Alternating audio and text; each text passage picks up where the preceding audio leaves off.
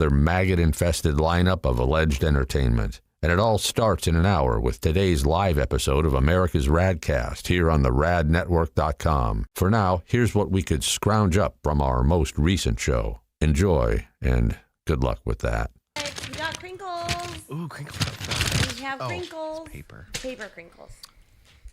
We have an email here at radcast at theradnetwork.com that will start us off with updates from yesterday, most of which actually involve Jeff. But first update from yesterday involves Kyle, because we were talking about it not being National Giraffe Day anytime yesterday or this month, because I was all off. June 21st. But we were still talking about giraffes. And then, of course, as Jeff pointed out yesterday, God forbid we have a discussion about anything and it doesn't lead to poop. Yeah. So, Right. Oh, we can make it go to barf. We can make it go to urine. But there's options. Kyle wanted to know how they poop. Was it a big pile, and Dee got on her research machine and it's pellets. Rabbit pellets. So it's disappointing. Right. So then we started. Kyle started. I didn't have anything to do with it. Brainstorming how we could sell giraffe poop since it looks like capers or rabbit poo. And put it in, and we just had to make up a story about, why is it unique, giraffe poops? Is this their giraffe that Travis and Taylor rode in Madison Square Garden while they were getting married? Whatever. So, that would have been a cool I want to thank Pedro for emailing us. Oh, Pedro. Hi, Pedro. He's getting in on the act. He says, hey, why doesn't Kyle just expand the giraffe poo idea and sell footprints of any celebrity of his choice? All you have to do is research their shoe size for an accurate imprint and watch the dodo roll in. Dodo, like D-O-U-G-H, So you're selling an imprint of dirt, so you're gonna have to dig deep. Into this. Well, maybe no. it'd be cement. Maybe Let's do it. you make a. I'll help you, But Kai, see- if I get a cut.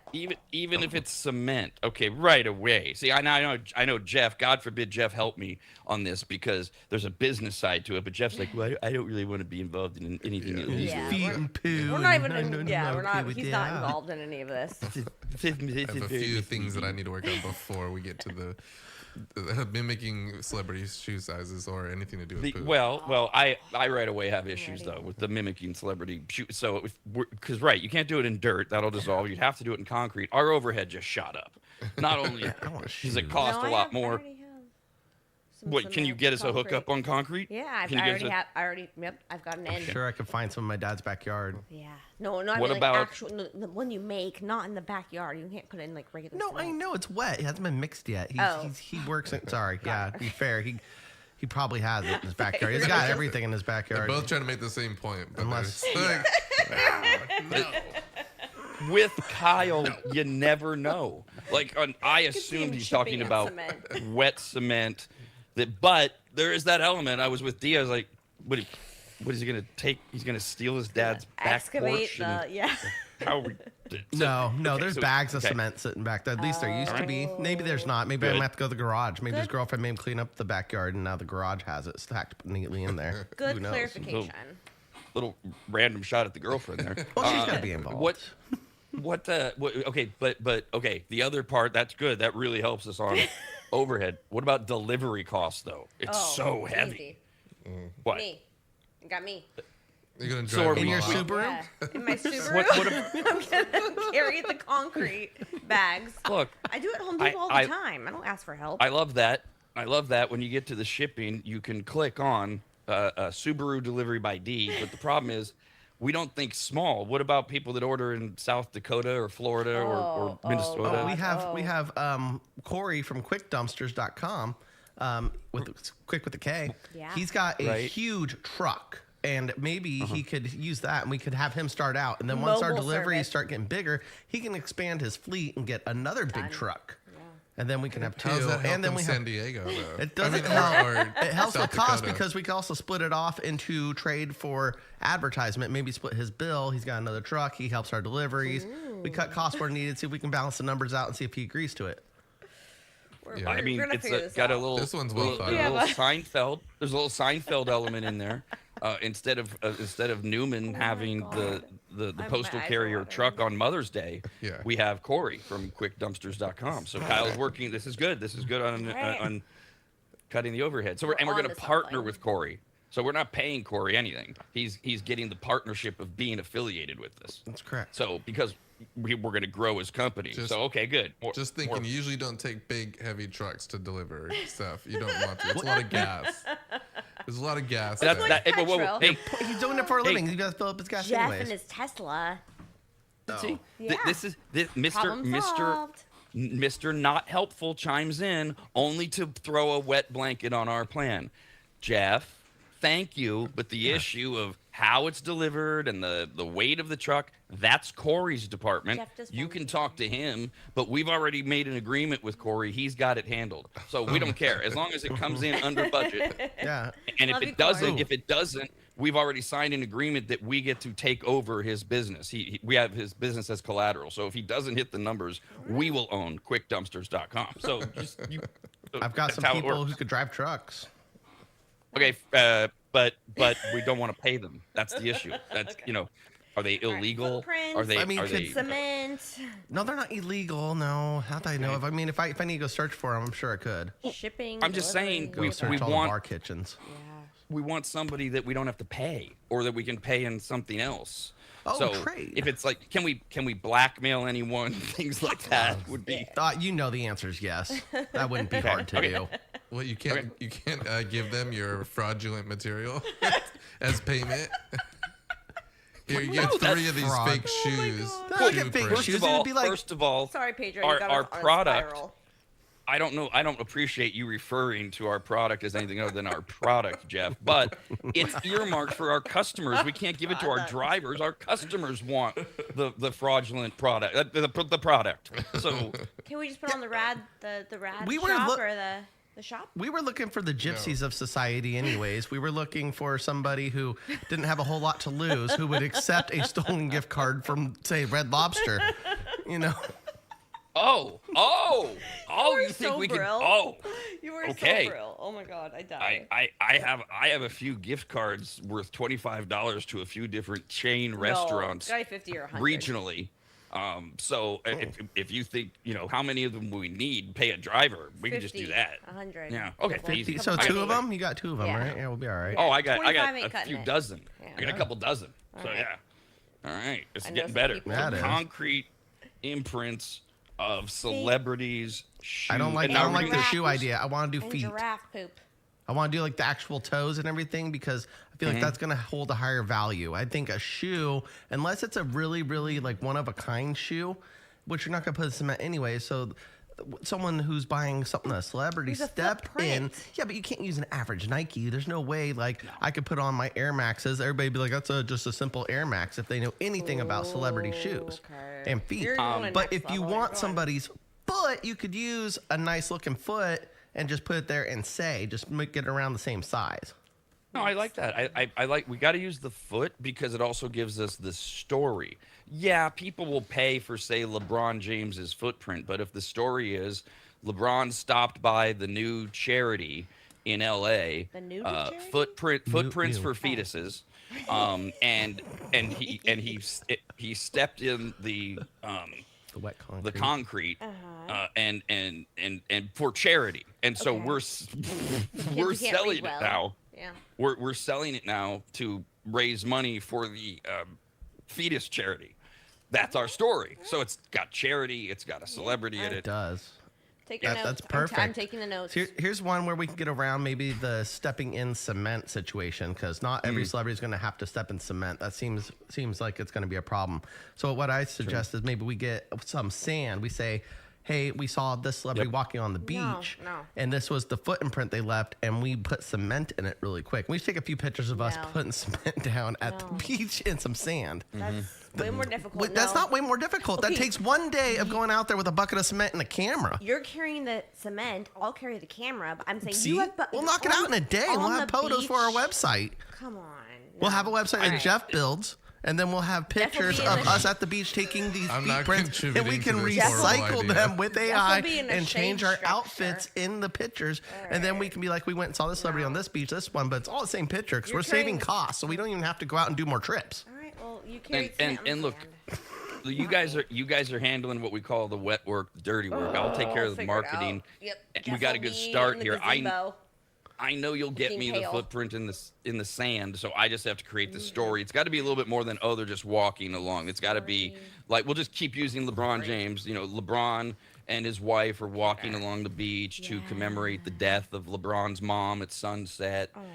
Something, there's always got to be an angle. Yep. And LeBron, we have to be sneaky because he doesn't have normal feet. He's got that thing where his little skinny toe next to his big one comes up and over, so it looks like he really has 4 toes. So we're gonna need to get somebody who has a foot condition like that. Why do you know that? Yeah. Because he showed it on one of the shows where they show the basketball lives. Oh. Yeah. We're gonna do our best. Okay. I just threw for There's LeBron too came many up, notes right now. LeBron just came up in my head, but we're gonna do our best with popular yet very lame celebrities who wouldn't have any unique foot characteristics, like say Timothy Chalamet. That guy's foot has got to be just the most lame foot, and that's easy to yes, exactly, and that's easy to recreate. We can just go get, or don't they have those plastic feet that you can just push down? They're like Halloween costumes or something. Give away over. Yeah. Oh yeah, I know what you're talking about. Sometimes they turn into dog toys. It's got the little bone out of it. Yeah. Mm-hmm. Yeah. So I think we got a great plan there. Thank you, Pedro. Yeah. You get 0% of our I proceeds. bet you we could find one of those dog toys at the Dollar Tree right around Halloween, day after Halloween. We're good. Gross. With Kyle in charge, you guys are gonna go straight to the doc. Doc toys. Hey, Kyle, block out the negativity. Block out. I know you said wet blanket. I was like, we need fuel to the fire, not wet blankets. Yes. Just Linus, Pour this up. There is no noise. That buzzing sound is just an annoying fly. There's a noise? That's gonna go puke and eat it and just be miserable. So don't listen to that. Bye. However, if you're gonna do the dollar store thing, Kyle, that's a great idea. If you have to pay, but if you could, Oh yeah. that would be. I don't know why I didn't think about that. It's not like that doesn't happen to that store quite a bit anyways, so it would be nothing out of the regular. I understand. Yeah, good idea. Okay. Next up, updates from yesterday. Was it during the World Cup update that cricket being played in India came up? I don't remember when we were talking about cricket. Okay. We're talking about that makes popularity, sense. sports, how popular they are in different countries. And of course, because we were talking World Cup, our official correspondent Jeff had brought up cricket in India and national sports and stuff. And there were a couple of questions that lingered. For one, I think Jeff was like, wait a minute. Population. I heard and then I said, was it cricket is the national sport of India or something like that, right? The biggest, I said, yeah. You made a lot of claims yesterday. You did, and I had to sort through them. And he was right on most of them that we covered I think on all of them that we covered yesterday. Now, the issue with cricket. So cricket, first of all, India doesn't have a national sport. A lot of countries don't. There just isn't one. So you can't. That one, Jeff wasn't wrong if he said national sport. I think I said biggest. Yes. Yeah. Oh, by far, cricket is the most popular and watched sport in all of India. It's kind of like Japan's official national sport is sumo wrestling. Baseball is what everybody watches in Japan. It's not even close. So that's a different example of the same thing. Then we tried to figure out how you play cricket. I got the initial part. Bat and ball game, 2 teams, 11 players, score more runs than the opposing team. Sounds like baseball. So far, so good. Okay. Okay. Take turns batting and fielding. Okay. Batting team tries to score. Fielding team tries to get the batters out. Baseball. Then you get into things like wickets, and there's a bowler who sounds like he might be the pitcher, but they call him a bowler, but he's not bowling. It has to bounce before it gets to you. That's I think why they call it bowling. Oh, it's not like they smoke fat bowls before they go throw? Yeah, they throw this ball that has to bounce before it gets to the batter, and they have to hit it off a bounce. And why is the bowler keeping their arms straight? There's something right at the ball when you bowl it. Maybe it's that? Like how the form works. If you don't throw it, then you get like a strike or something because you didn't throw it correctly. You didn't keep your form like a gymnast. Maybe. I don't know. That's just what I'm thinking. Like bocce ball. I have like no a idea. bocce ball with a paddle. Throw on that. It's a dumbass game. Okay, that's it. It's like I said yesterday. Okay. It's baseball that has been dumbed down by special ed kids. That's what cricket is. So. I don't see it coming to the Olympics anytime soon, which I don't even know if that was the discussion. What about the Special Olympics? Maybe. Sure. Go ahead. Sure. That would make sense. And yes, because it was created by the sport. See, this is great, Kyle, because we'll outsmart the whole world. The sport is not what is supposed to be special. It's the participants. But for us, it's a double whammy. We're going to put cricket in the Special Olympics, not the regular Olympics. We're really saying cricket is special, and it's for special kids. Absolutely. Yeah. I like that. Jeff seemed, I don't know, this is how I viewed it, Jeff. You seemed taken aback yesterday by the idea that people eat in the shower on a regular basis. Yeah. Is that right? Yeah. Okay. I mean, that did seem odd to me, and I've never done it. Because you're You've never done so... Yeah. I've drinking in the shower, but just not. Yeah, not. You've drinking. Drinking. I drank in my shower. I've done some drinking. No. I've had Is a that beer up the- here before. Like, oh. Okay. Is it beer? Because that D was saying that's Yeah. the greatest Or thing beer. ever. If I mean, like That's on it. vacation, usually that's like probably the most common thing. Or when I'm going to start my vacation, like I'm about to go onto the airplane or something. Oh, what a treat. But the idea of you haven't taken food No, into the shower, I can't and think the of any idea of situation. doing so is not appealing to you. No. Okay. And I'm trying to think of So- something that might, like some type of food that would be, but I An can't. orange. Slice of pizza. No. We are right here for you. I have all of this Pizza. information Nuts. in case you wanted to try In it. case I want to Okay. get into, I don't need to eat anymore. Well, that brings us actually to Okay. Okay. there are plenty of people that eat in the shower, and some of them do it because they're so busy. Okay. They're trying to multitask. So Jeff, that's how you could justify it. I'm not taking time eating only or showering only. I'm doing both. Cut 5 minutes Also, out. others view it as a hot, steamy shower combined with a cold treat as a peak way to unwind. Not all the treats are cold, but that's it. They just think it's got this feeling. It does. It I- feels good. You get that hot water burn on the back of your neck Yeah. and right there on your scalp a little bit. Oh, not and my say hair. you're eating a rocket pop, little popsicle, or what they yeah. call Freedom Pops now. Oh man, it's great. So you get the lemon, the lime, the raspberry flavor in your mouth, and it's Yeah. cool. It's refreshing. you're cleansing And your then you get the body. burning sensation where it takes all the Yes. the Yes. I- tension in your neck out. I agree. Oh, it's so good. Like your mouth and your neck are very happy.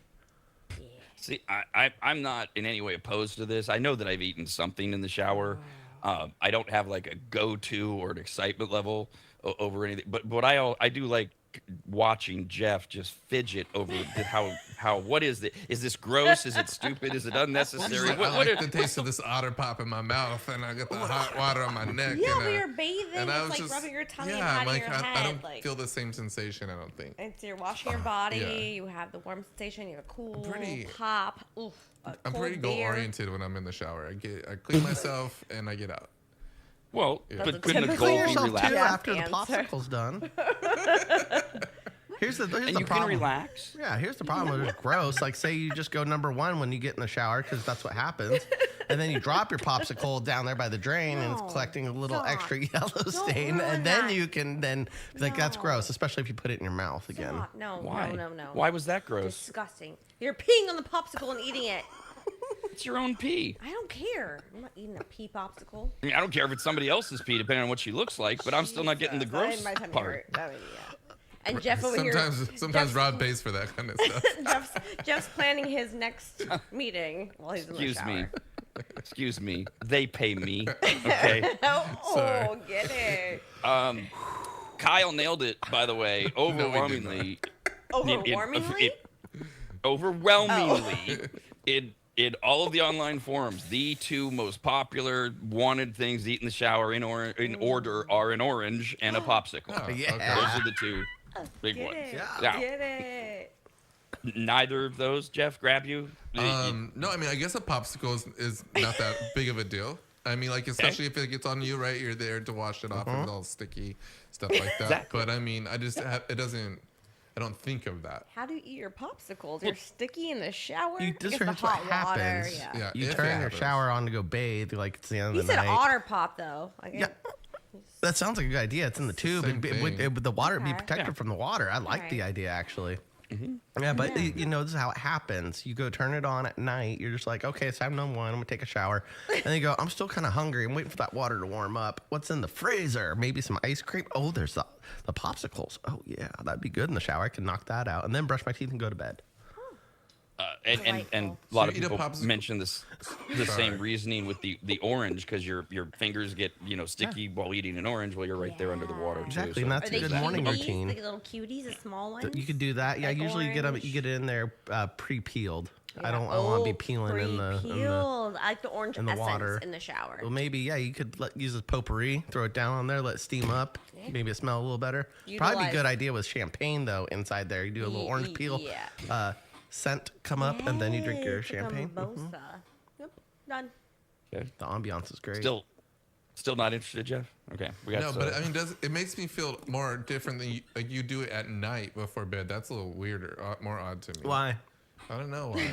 I don't think popsicles like before bed. Like, I could see like before I go out in the afternoon or something. A nice little popsicle that could make me at least like try it. But going right before bed, I don't know. An orange in the morning, a popsicle at night. Yeah, okay. a popsicle's dessert. You're just having it at night with your nightly shower. Or after your summer, after by the pool. Yeah, especially if it's a warm day, you're like, this was nice and refreshing. Yeah.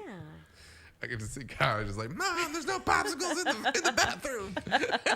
Well, and then you go make out with your girlfriend, and your breath tastes like popsicle. That's a win there too.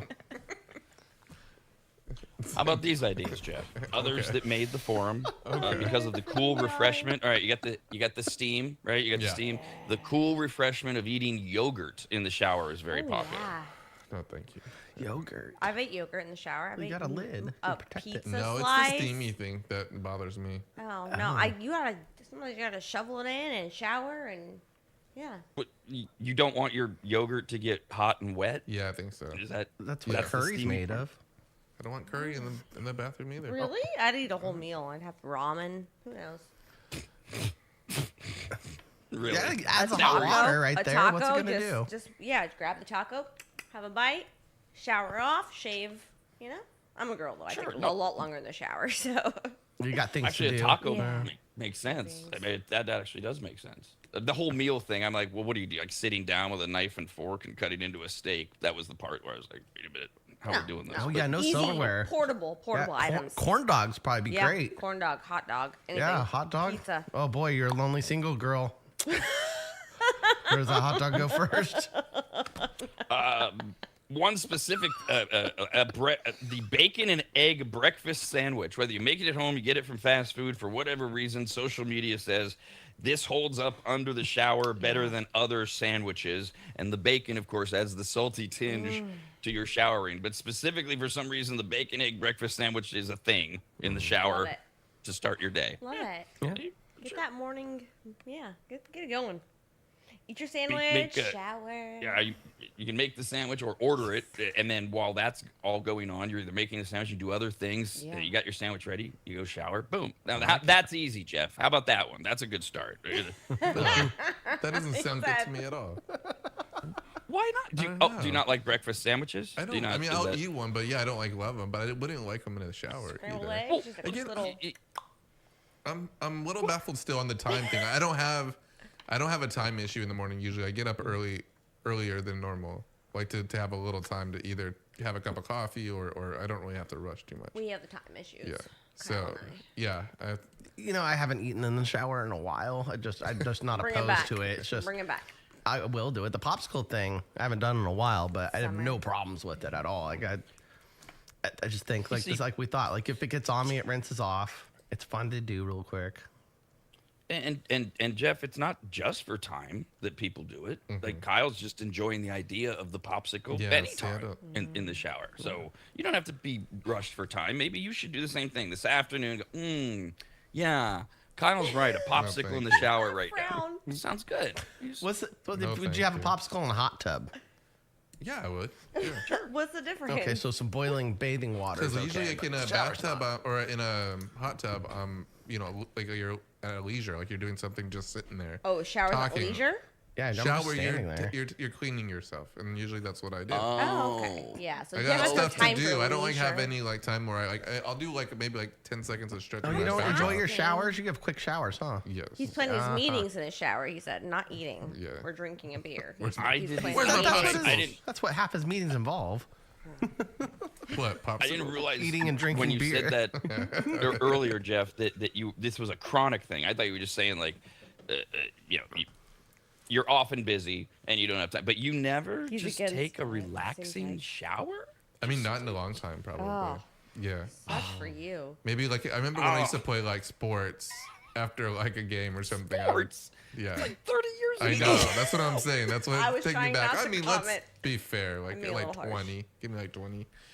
That's when I Oh, was in that's right. college. Yeah. So, Sorry, you're But- not as old as me. yeah. so. But I remember then, taking long showers and just soaking for a little bit. A long that hot what- yeah. shower? But I also Oh my get in God. like I go to the gym and I sit in the steam room a lot. I get in the jacuzzi a lot in the gym, and I do that Okay. like in rotation. Other But I don't people- eat in What the. That's somewhere about- I would not eat either. You can catch a disease No, doing that. I will not eat in a public forum spa. Oh yeah, okay, yeah. The public forum, but if this is really popular. Upper end homes, you can get steam rooms in your house. Now that, Jeff, would you sit in the steam room and eat an orange or a bowl of yogurt? Dumplings, yeah. Dumplings. They steam. Oh, They need to that'd be good. steamed. Yeah, pot sticker. So you have to cook the food in with you. Well, You just get it hot off the wok and you bring it It's into like Kramer your... making salads in his tub. If it was a vinaigrette wrong with that? dressing, it'd work Yeah. okay with the water. No, I still don't see why I would bring food into it. Well, they only have one more that they recommend online. Donuts. They say that if you get the sprinkles, they'll get wet and bleed down your arm, and then you're right there in the shower, right? So you can wash off. But either way, a donut, same idea. it's- Hot, steamy. That's a lot of The like dough pastry gets- to get in the drains, and then you gotta call a I wouldn't do plumber. a donut. No. Oh, Why is the no. Not in pastry the getting in your shower. drain? I was What just kind of- thinking Well, like eating a little donut and it's crumb. melting, the crumbs are coming off, and like Yep. yeah, it'd be like a Nope. cakey product now stuck in the drain Yeah. with all that hair in there. Yeah, anyways, I like you're love just like, donuts. oh, that's a combo that Drano probably won't get through immediately. Yeah, I like how Rob you not have a this like shower kind of food. like a polite way to eat, but like Kyle was specifically telling us that's not what he does. He's just like Yeah. shoving it in his Look, face. You take like bites, you hold it, you bite, hot, Pastry, and some there's drop. icing everywhere. Yeah. I got no. like If you're 4 or 5 trying bites in to a not donut.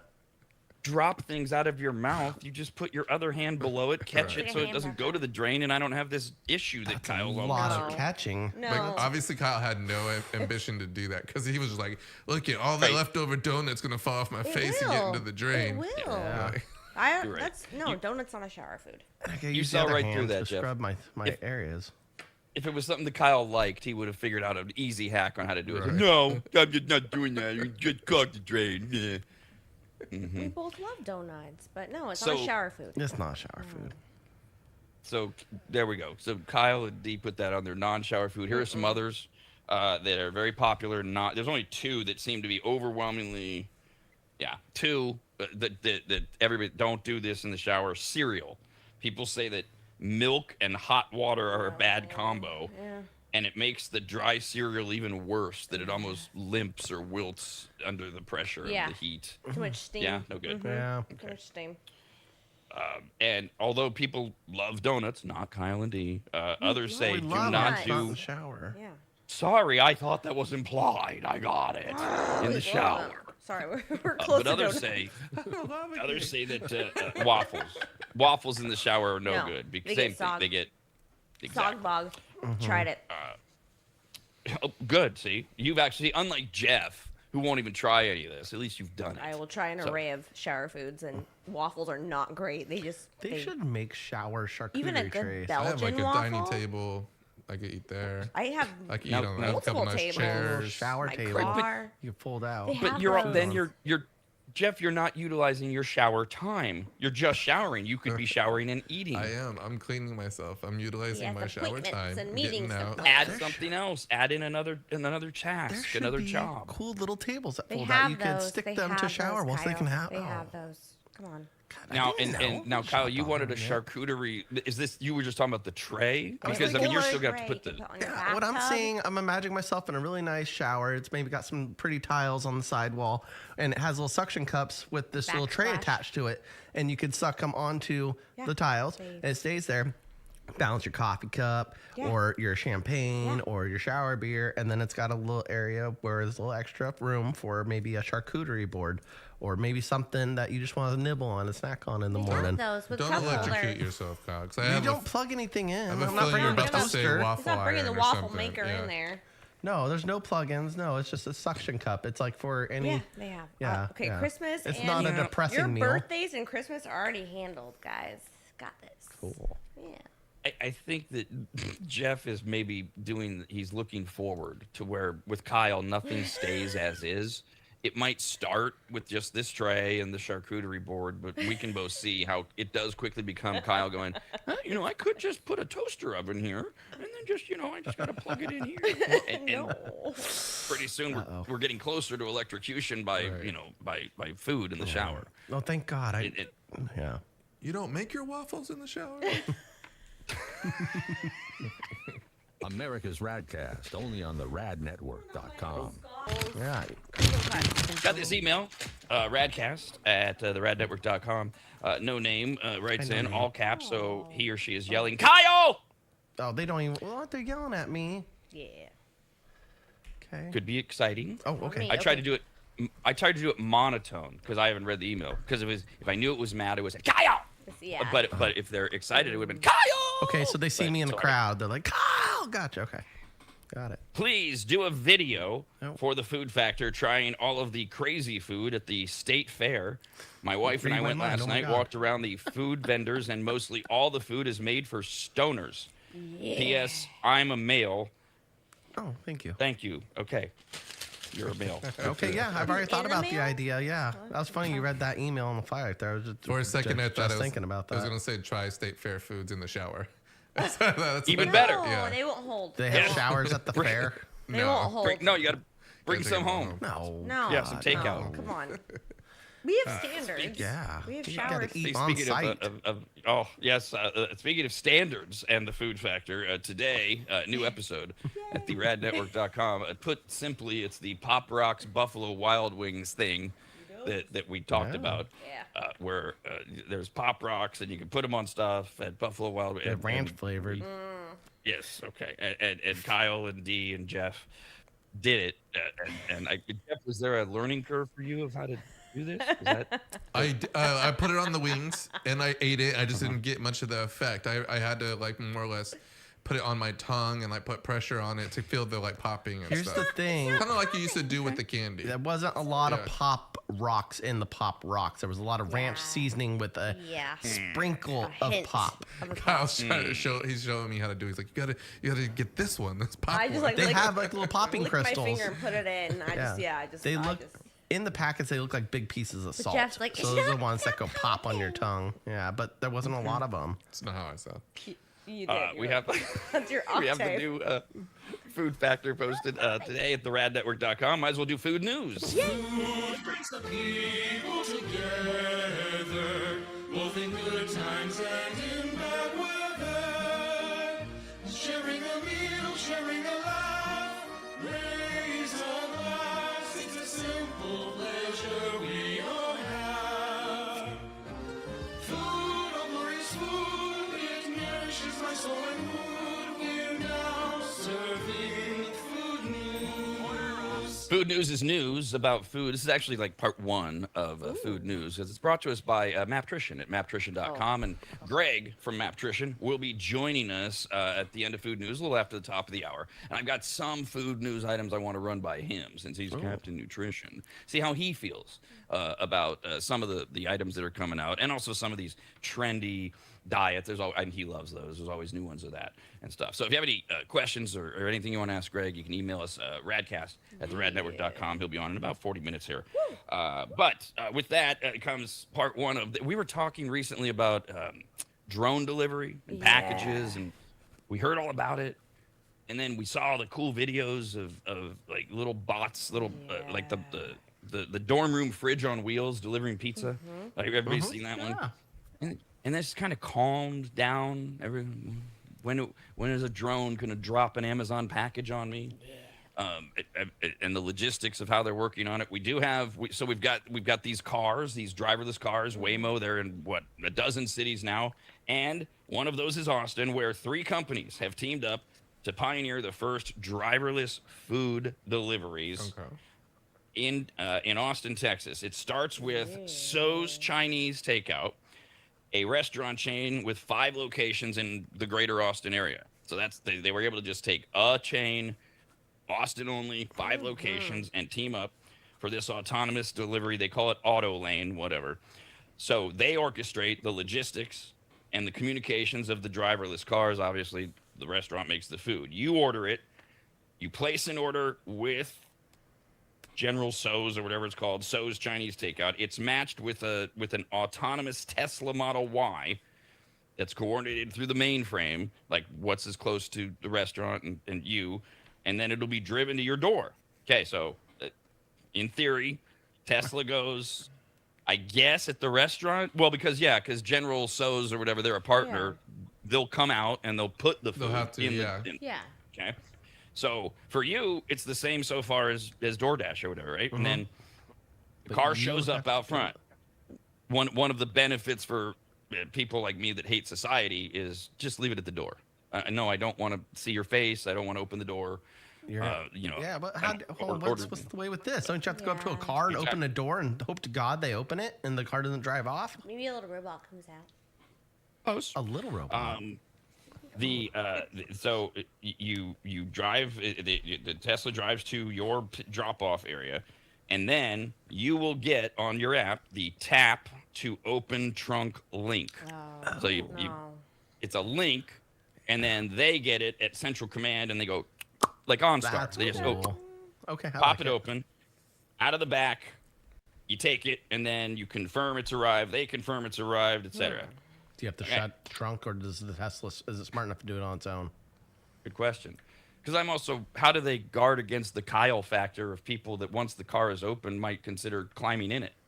Or grabbing putting people or things in it. In the trunk. Okay, yeah. Or putting the trash in there. So they could take other people's deliveries if they're in there, or that. Do we start pranking the Tesla people or the delivery people or the next customers by putting a bag of dog food? I think I already have the Jeff answer, and here's the wet blanket. There's cameras. You probably get cameras. You probably get a strike on your app. Like maybe you get a 1-star review, and then you can't get deliveries anymore because you suck as a human, and they mark you on issues. it. Yeah. That's a pretty good answer.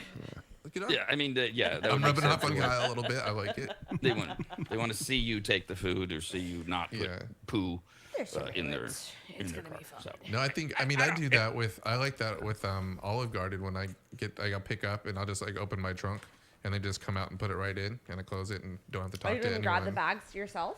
No, they come out and they put it right into your trunk. That's what they tell you to do. So you don't have to talk to anyone. Take off. That's what I like. So I'm assuming it's going to be a lot like that. You double check it? No, I don't. But I mean, so yeah, you're taking the risk. But Olive Garden does pretty good. So that's why I like to go to. We're all taking that risk with certainly with delivery with DoorDash and things like that. And you don't have to experienced it. If that happens either, you don't have a driver to the tip. The car doesn't accept tips. It should be cheaper and you don't have to tip. Yeah. Unless it develops consciousness through AI and then it gets upset, and then there's no telling what it can do. I've heard that AI is hacking other AI companies now, and it's getting scary. Maybe these yes, another nuclear bomb just lobbed out there on the RAD Cast. Yeah, I've heard that AI is taking over other AI. Okay, let's go back to talking about food delivery. Oh yeah, sorry. Excuse me? Where'd you hear this? Was it on the street corner? It was probably on a Facebook article. No, I worry. The best totally quality legit. Of sources. I worry about Kyle's algorithm. We're nervous. Like his Instagram feed is completely different than mine. I don't believe everything. Yeah. Oh yeah. It knows I like aliens and conspiracy theories. Same. Oh, and there's stuff out there, and like you gotta be careful because you're like that, and then you go look in the regular news, you're like, God damn, I got fooled again. Mm-hmm. Are you familiar with this conspiracy theory, Kyle, about the Iran war and there's a cloud that leads you into another dimension called the Starlink or the Stardust that's buried beneath. You're talking about the ziggurats in Iraq where they found this portal. There's a portal, and it's one of the only places, and that's why we tried to go there, and that's why when we invaded Iraq, they destroyed the museum where it had all these artifacts pointing to it. That conspiracy doesn't sound like the story I heard. I haven't heard about this portal one yet. That's what's funny is it's almost the same story with a completely different entity. Almost like it's all completely made up. That's weird. It's how a lot of religions are too. Isn't that interesting? Yes. Who would have thunk it? I don't know why I even mentioned that. We were on food delivery. We were talking about Chinese and their driverless Waymo cars, and then I got conspiracy theory with the AIs. I think we're all nervous for Greg. Greg's gonna It scold angers us. me when I take us off the rails and I don't remember why, because there's usually a point. Oh, you asked me Anywho. about if I remember this conspiracy theory. Yeah, but that was the lead in to the point. to bringing up the stupid Stargaze link or whatever the hell it's. Something with called. the Iran war. Is that digging anything Yes, up? I know. That's Okay. all. I I don't know what all I want a that. Trying to robot. refresh your I memory. want a robot giving my food. I know what I don't know about why I brought up the war in Iran, but Kyle was able to answer the question that I was sitting here thinking about these driverless food deliveries. I didn't get the appeal. I don't have to deal with my driver now, but you did point out there's no tipping involved. So I guess the appeal is, in theory, it'll be cheaper depending on how they price it. Yeah, But because if yeah, you see Otherwise- somebody come up to your door and drop off your food. You think, oh, they got a side hustle going on. They need some money. Oh, this guy probably has a family. Oh, this old, like Yeah. you seen the elderly going up there. Remember you talking about a story during COVID? You saw an old man bringing you some food from DoorDash, and you were like, damn, like it takes the sympathy. You probably tipped him out well because you felt bad for him, maybe. I don't know. Yes. But it takes the sympathy away. You don't have sympathy for a car as you do as for a human, unless you're a weirdo. And then I don't know if we want to be involved with those people. You know, the natural tie-in will be that when you get your code that you punch in to your app and they open the trunk, will be like a flyer for you have to give money to a some kid with a cleft lip. That's something. smart though. It it shows gets up on you- your app of like the port. Like, If it's a dog, I'll do it. Yeah. I'll donate for sure. Yeah, Not a before child. you open the trunk, it shows like a kid, that one of those commercials, Sarah McLaughlin. You have to watch for 60 seconds. You can't fast forward. Oh, I will donate for sure. And I'll- your food is in a timed lockbox, and it won't unlock until the commercial has played. Yep, unless you upgrade to the private member club. We have tiers. Food news this week, Krispy Kreme, next week actually. Krispy Kreme is baking up an all-new flavor. They've never done it before. Are you ready? Oh, it is this week. It starts today. Yes, Jesus, I'm all over the do place. it. Starting today. Krispy Kreme is delivering the original glazed blueberry flavored donut, but wait, it's not just blueberry glaze. It's not just a fruit topping. Krispy Kreme has gone a step further by infusing the dough with blueberry flavor. So each donut is finished with the chain signature glaze, adding the perfect amount of sweetness, they say, and when you break it open, it's actually it's like a blueberry, purple, but light blue, dark blue donut kind of thing Let me there see it. when they're making Oh, it. see it's this. pretty looking. Let me see it. Each donut gets the glaze, and they are available in shop and can be ordered. There's a little confusion. Are they here to stay? Are they just trying this for a few days? But there you go. The blueberry That doesn't glaze. look like They look blueberry glaze. That Very looks like good. regular glaze. Yeah, I know. Yes, the inside does look like the blueberry. You're right. When they show the video, that's just glaze. It looks like. But there we go. Hearing it, I was getting Veruca Salt vibes. Like it's not a schnozberry, it's a blueberry. And then now I'm seeing it in person or on this, and I'm like, I'm gonna try that. I Looks like how good. I like how the cake pulls apart. It looks nice. good. Yeah. I want to try it. Yep. Yeah. No, Blueberry. it looks good, except I know that it's blueberry flavored. So You it's don't not like good. blueberry? Blueberry flavored. So it's like a Yeah, it's good. Some of them are fake really bloobs. good. Fake Oh, bloobs. I like the flavored Well, blueberry yeah, oatmeals. because they infuse the dough with blueberry flavor, Yeah, not I flavor, don't not like blueberries. hearing that, but I'm sorry. I Yeah. just report. Next up, the viral. Well, this isn't the viral trend. I don't know if you've heard. If you watch all these cooking shows, the Yeah. cowboy cooking trend. oh this yeah. has been. Yeehaw. You know, yes. It's gotten obnoxious. I'd say the last 3 years. All your celebrity chefs and everything, and you make a cowboy butter, and you cook everything over an open fire. This is all stuff we've always been doing. I don't know why we needed to give it a name, but we do. That's what we do. So that's the big thing now. One of the big things, cowboy cooking. So that brings us to the viral dip that has gone nuts from Kent Rollins, who actually has a nickname. He's known as Cowboy Kent. Oh yeah. And Creative. on social media, he claims he has invented the best dip you're going to eat all summer. It's candied cowboy dip. Very simple. You start with candied jalapenos, which you can buy now at specialty stores. But you can make your own. Make your own. You just Brown you sugar. can take a jar of pickled jalapenos. You simmer them with sugar. and it'll come to a boil, and then you just let it cool, and it's a syrupy mixture. If you want to make them yourself, just buy your whatever. No. Pickled jalapenos. Then to make it, you add a 16-ounce container of sour cream to a mixing bowl, sprinkle in a packet of ranch seasoning, stir until smooth, 3 tablespoons of candied jalapenos, and then refrigerator for 30 minutes, and the flavors come together. Okay. Looks like a Yeah, it recipe. sounds good. It sounds good, but it sounds basic. Yeah, it's very I basic. do that all the time. Like, Yeah, you gotta okay, spice what? up a little more. What else could All you right, add now- to those? Make it a little sweet. Well, Ooh, Kyle, a lot of Kyles on social media. Well, one person suggested try it with cream cheese and bacon, and it There will we change your go. life. Yeah, now we're talking. We're getting Fresh close. jalapeno. Oh, what if you take that, the cream cheese, and then you stuff that in a jalapeno with the candied jalapenos, and then you bacon wrap that with the candied bacon. Poppin' bacon. ranch. The poppin' ranch to top it off. Jesus Christ. Oh, yeah. Yeah. I bought extra packets. Some Oh, did tortilla you? chips. I have an extra 4 or 3 Yeah. left in my backpack. Yep. You spare one the next time you come up to Williams Manor, just so I Yes. can try Oh them. yeah. Yeah, absolutely. You hook me up with a packet of Poppin'. ranch pop Yeah, rocks. get that. Yep. Is Get that poppin'. is that code for something? Sadly, no. That's the worst part. It's not code. Cops That like, dip's what's that code basic for? AF. Like some Pop goat cheese, some more jalapenos, Oh, goat cheese. some tahini, some peppers, extra. Like, oh yeah. This needs would be more. good to dip a quesadilla Not a into. cowboy. If you're a cowboy, no, Now, all this cowboy. you ain't my cowboy. No. Somebody else online, a lot of people like the idea of putting in something sweet like raspberry jam into your. Oh, maybe pepper jelly. Pepper jelly. Maybe a fig jam. The fig jam they brought. The spicy fig Spicy jam. fig, maybe. No, but the ranch now needs to be like straight Yeah. pepper jelly. You don't want fig mixed with the ranch. I don't know about that. Chives. Green Next onions. up, now if you're confused, it is July. It's July 23rd. It's only been summer for a month and 2 days, but everything on Dunkin's fall menu has been leaked.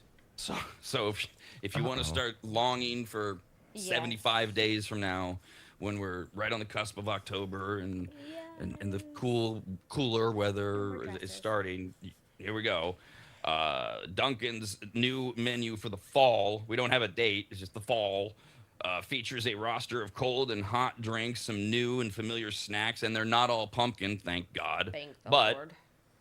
there is plenty of pumpkin, like the classic signature pumpkin spice latte, the pumpkin patch cloud latte. What the hell is that? Yeah. PSL. It's a fluffy cloud on top of the pumpkin spice.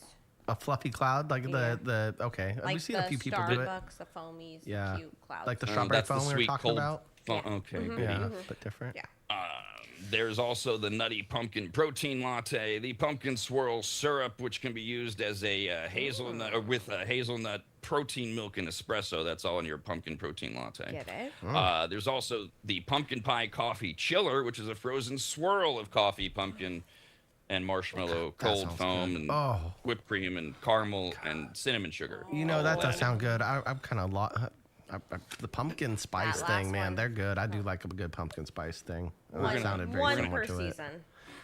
Ask Greg from Maptrition about that pumpkin pie coffee chiller there. See It had what he marshmallow in it too. said. Oh yeah, God yeah, damn, marshmallow man, I'm foam. a sucker for marshmallow. It's like eating pumpkin pie. Come on, Dunkin' now. Okay, well, that last one got me.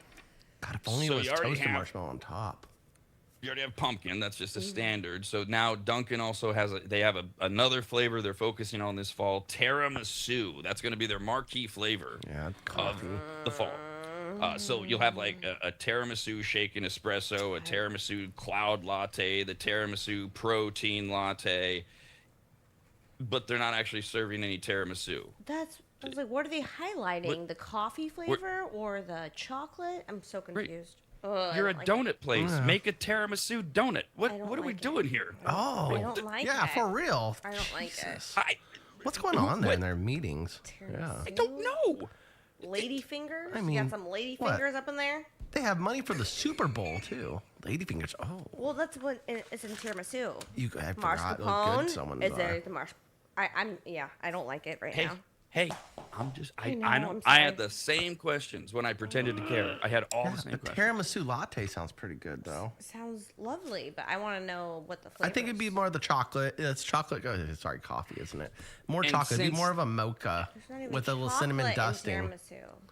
Since it's just a Cocoa. leak we don't get any details because they didn't want us to know any of this. So we have to Fudge. do what we're doing. Guess until they tell Fudge us. to that. Sure.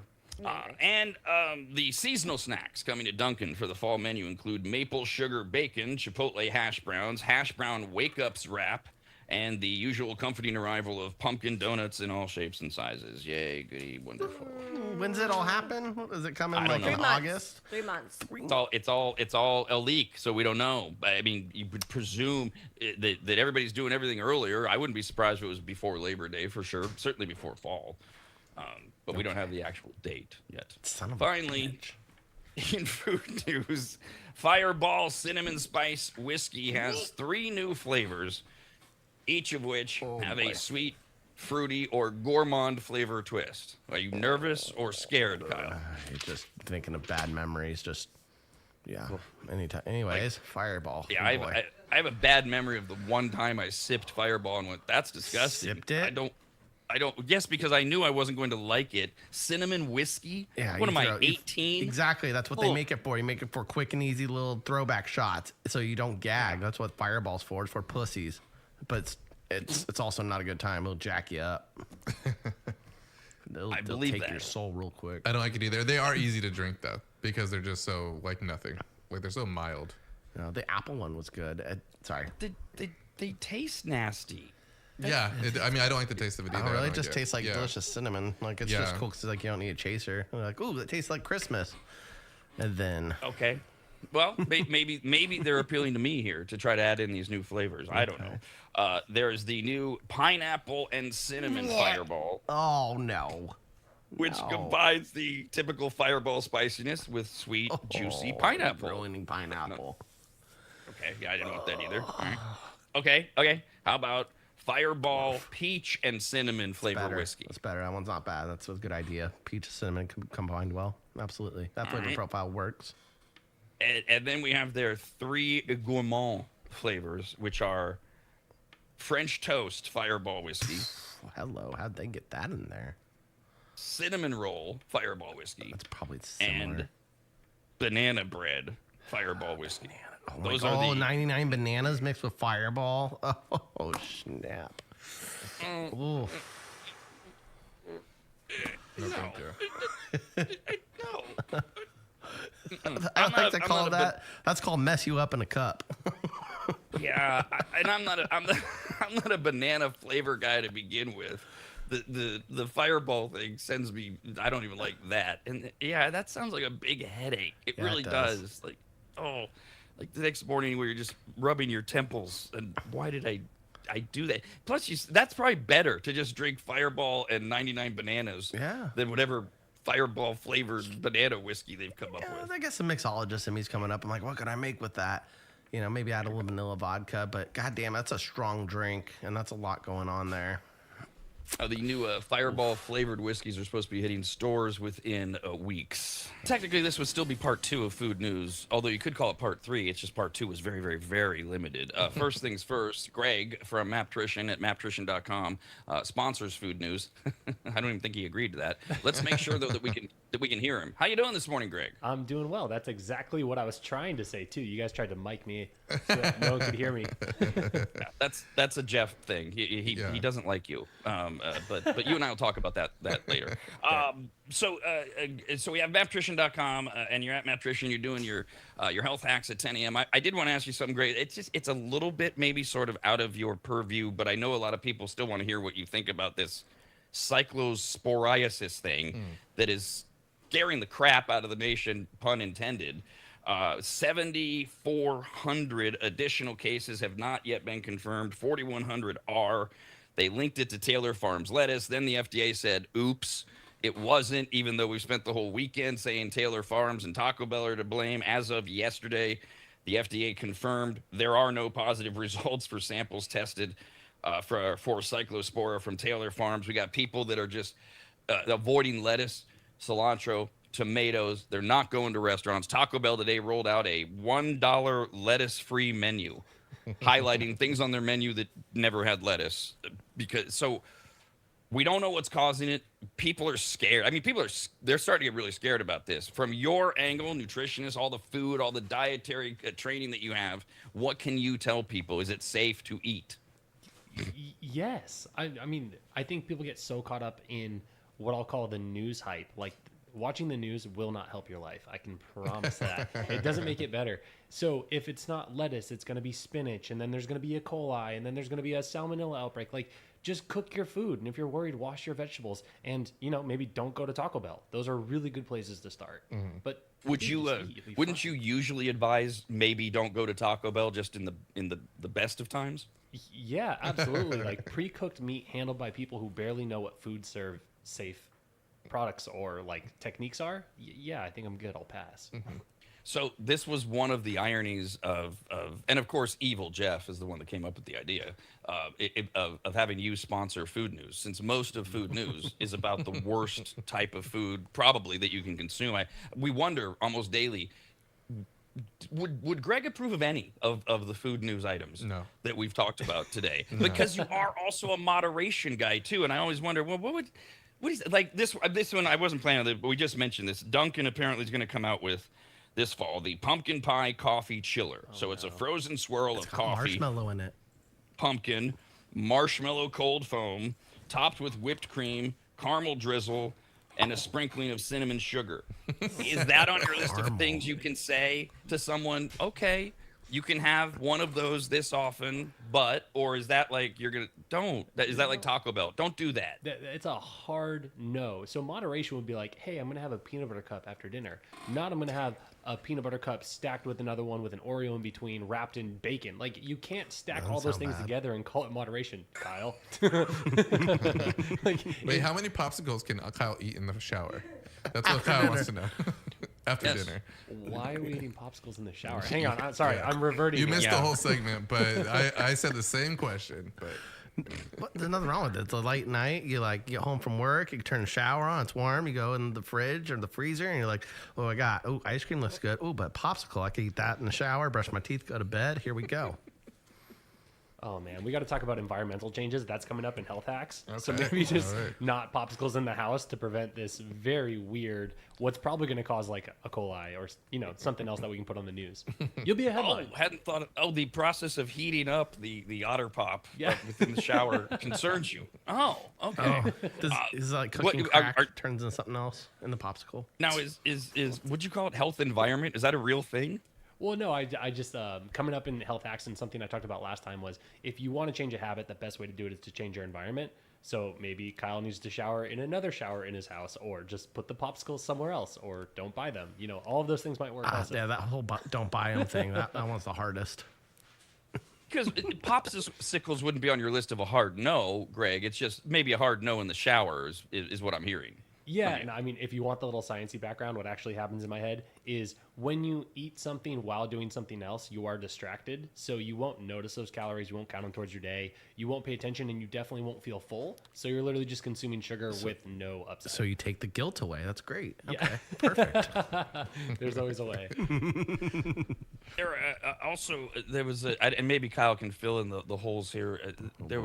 Kyle is yo-yoing, as I gather it, with his waist size, and you're seeing a 5-inch swing, Kyle, at times. So at my skinniest, like if I'm doing good, I'm at like a 33, 34, and then it fluctuates between like a 38 and a 36 lately. But I can fluctuate between the two within like a year or two. Yeah, is that normal, Greg? Is that okay? Yeah. It's not okay. You shouldn't fluctuate like that. Yeah, but, I know. It is totally normal. Like, even me, being a health nerd, I'll fluctuate 5 to 7 pounds overnight. So that does happen, but when it's specifically around your waist, I'd account that towards more of like inflammation. So if you have a really bad day, you're eating all the stuff on the food channel, and all of a sudden you're inflamed, that could add 2 inches overnight. That might go away next week. So yeah, it's normal, but you shouldn't do that. Yeah. Why? What's the harm? What is it doing negative to our body? Oh boy. So if we're talking specifically inflammation, which I would account for most of that fluctuation, you're just damaging your intestines in the sense that you're training your body to grow villi, those little finger-like things that absorb nutrients. You're training those to crave those items. So like you'll make some to break down certain oils, you'll make some to break down sugars, and the more those exist, the more you'll crave those foods. But also it's a muscle. An inflamed muscle is not healing correctly. There's something wrong. So think of your stomach and your intestines the same way you would a bicep. So it's like you don't flex it when it's hurting too much, otherwise you can get cramps. Yeah, very much like that. All yeah. right. I think for a lot of people when you come on, Greg, the challenge for a lot of them is do I really want to think about things like you just told me to? Do I really want to think of my stomach as a muscle? Yeah. Because I'm eating and I want to love it and I want to have fun and I want to enjoy it. Doesn't Greg have like a middle ground area? What I liked about it though is he explained that these villi things are like weeds in the garden that are eating the bad nutrients, and that's what's keeping you problem from having a pretty garden on your body is the damn little villi weeds. I need to cut those out, and the only way to do it is not eat sugar. You Just like try that, to protect your Greg? garden. Thank you. Yeah. Welcome to another day of the RADNetwork.com. As always, it all begins in minutes with America's RAD Cast. America's RAD Cast continues next, only on the RADNetwork.com.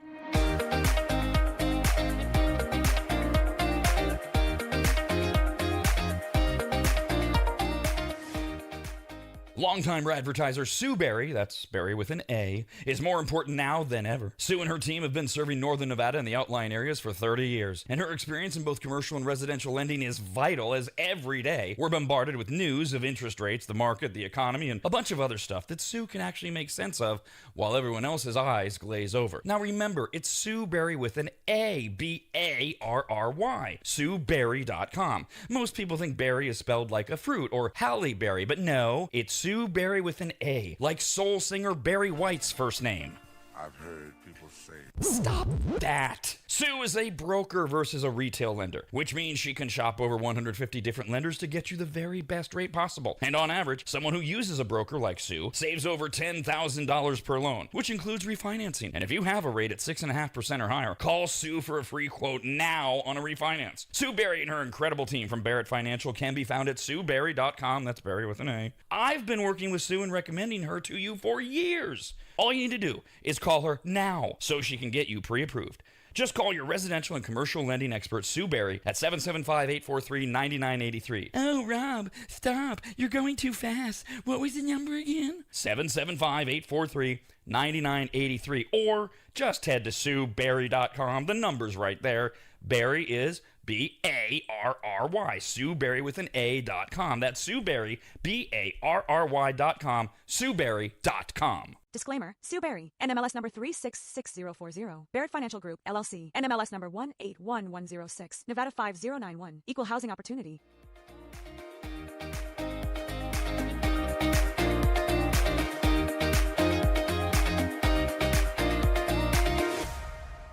Remember, Kyle's Food Factor airs every Tuesday and Thursday right after America's RADcast. And on Mondays, Wednesdays, and Fridays, it's Rob's Soapbox. In other words, just stay here, and we'll keep you entertained until 11 when the Rob and Steve Sports Show starts at 11 here on the RADNetwork.com.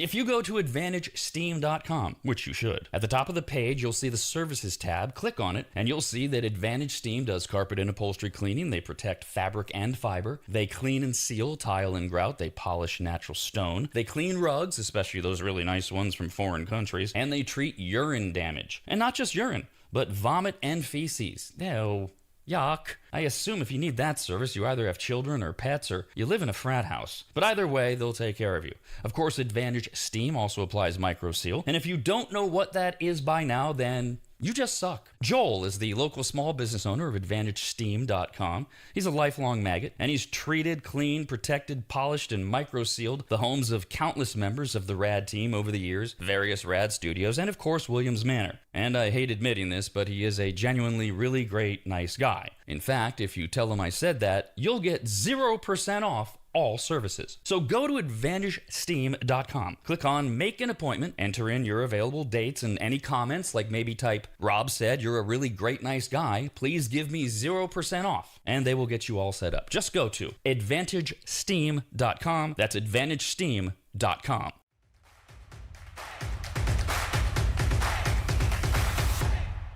If you think nobody cares that you're alive, try missing a few payments and see what happens.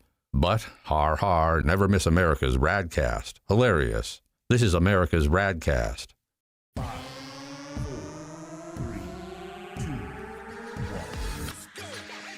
You were done when I started. Yep, Don't lie to the teacher. Do not lie to the I'm teacher. not lying to the teacher. We You're had welcome, a Jeff. conversation. We were finished, and now we're listening No, it about wasn't.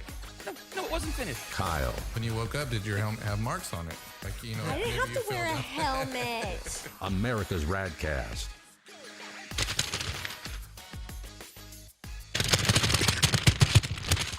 That's a lot. Ooh, violent.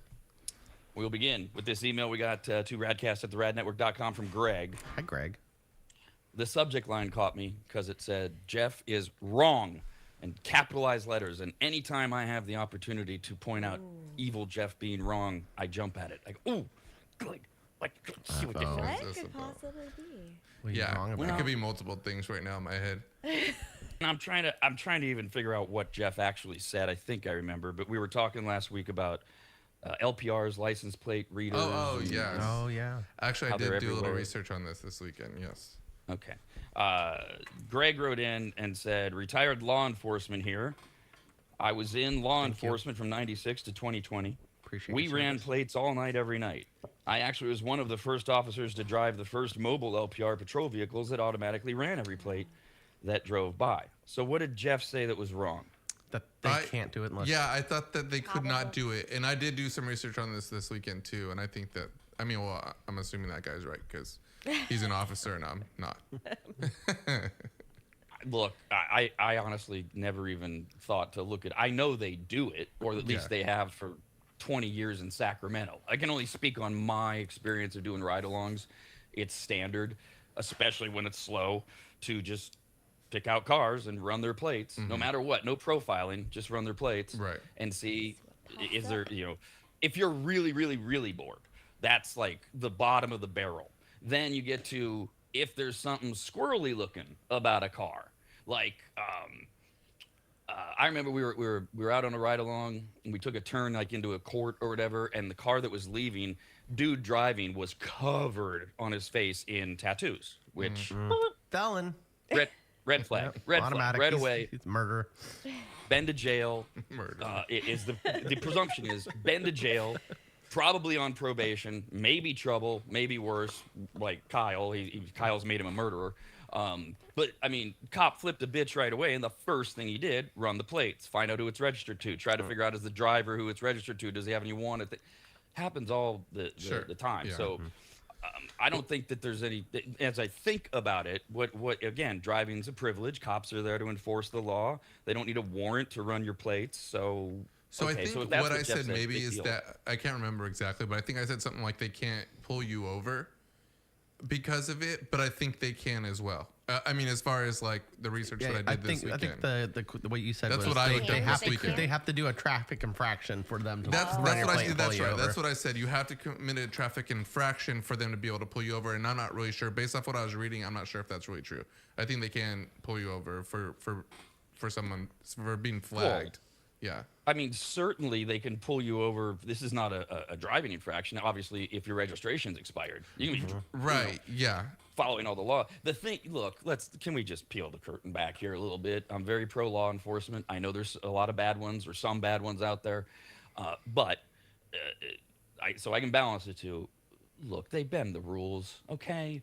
If they run the plates and they don't feel like just based on running the plates they have an actionable reason to pull the car over, but they wanna, they'll find a way. Right. Yeah. Oh yeah. You swerved. That's right. Yeah. That's it. There's your moving violation. You swerved. How are you going to prove you didn't? I got pulled over for having the scented Christmas trees in the windshield on the rearview mirror. Oh yeah. I'm driving home really late at night, and my music was a little loud, supposedly, and that's why he said he pulled me over. Was he heard the music? But it's 2:30 in the morning. I was coming home from a sound gig with my dad, like carrying heavy sound equipment in and off the stage. So he thought I was probably drinking and driving. I get pulled over and he's like, your music was too loud and you're not allowed to have these right here. There has to be like a 2-inch minimum kind of thing, trying to give me the inch rule on my scented trees hanging from I've heard that. the center. It wasn't like big. It was only like You one had or two a of them. scented Christmas tree in your My front like- windshield. was this 1991? This was probably 2012, 2013. Freshener. Yeah, I know. I was 22, 23. I was still young. That's lame. Yeah, I mean, he that's was looking lame. for a reason. happens. Yeah, he was like, whatever. I saw him finish up a pullover with somebody else, and then he saw me on the road. He's like, I'm gonna go get that All car right, too. What's he you're doing out next. late at night? Is this your current car? No. Oh, okay. That's, Oh God. No, that thing though is a freaking magnet for It's cops. loud. Oh I my know, God, I they was get about to behind me all the time. I was about to say that. I was like, it might be your car. Cars, look, it's true. Certain cars attract attention from cops too, and no, not red ones, but cars that are beefed up or racers, things like that. They're for reasons that are fairly obvious. They're going to pay more attention to things like that. I sometimes the anger at cops I understand. Sometimes, what I don't understand is the anger at them after it's explained. Like the infamous guy on this show years ago who wrote in. Because I was talking about cops or something. You need to stop supporting cops. My kid was on. I guess his kid and his friend, they were jumping from train to train in Sacramento. Oh, God. That's all they were doing to get free rides, right? Just jumping.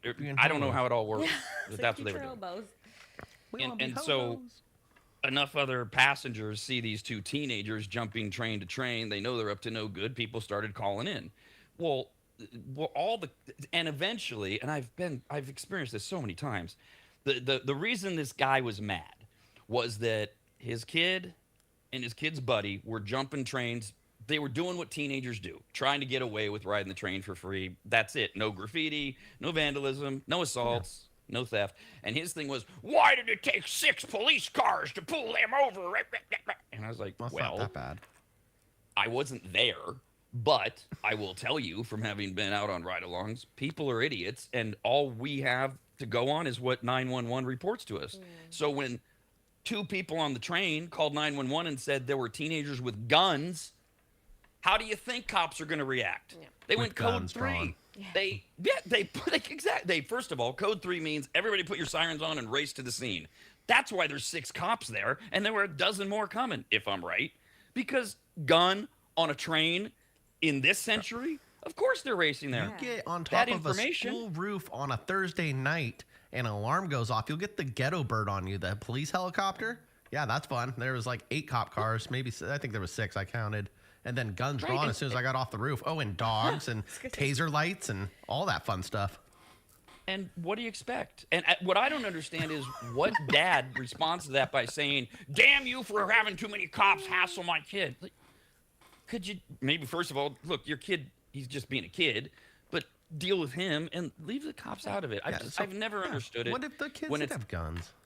It's right. And possibility. As far as the cops knew, if I'm right on this, they have to act like the kids do have guns. You don't have the benefit of going, oh, they probably don't. You're racing to a scene where people are telling you there's somebody with guns. They have to assume that they do have guns until they realize they don't. So, anyways, that was. Why did we get off on that? LPRs. I don't know. Jeff is wrong. Jeff is wrong. Jesus, that's all from the first email. Oh my God. Jeff is wrong. LPRs. Anger at cops. That's Ah, 3 you were people really that just wrong. You like just to chew tell up me 8 I'm minutes wrong. of the show. All right. Couple updates. Sorry.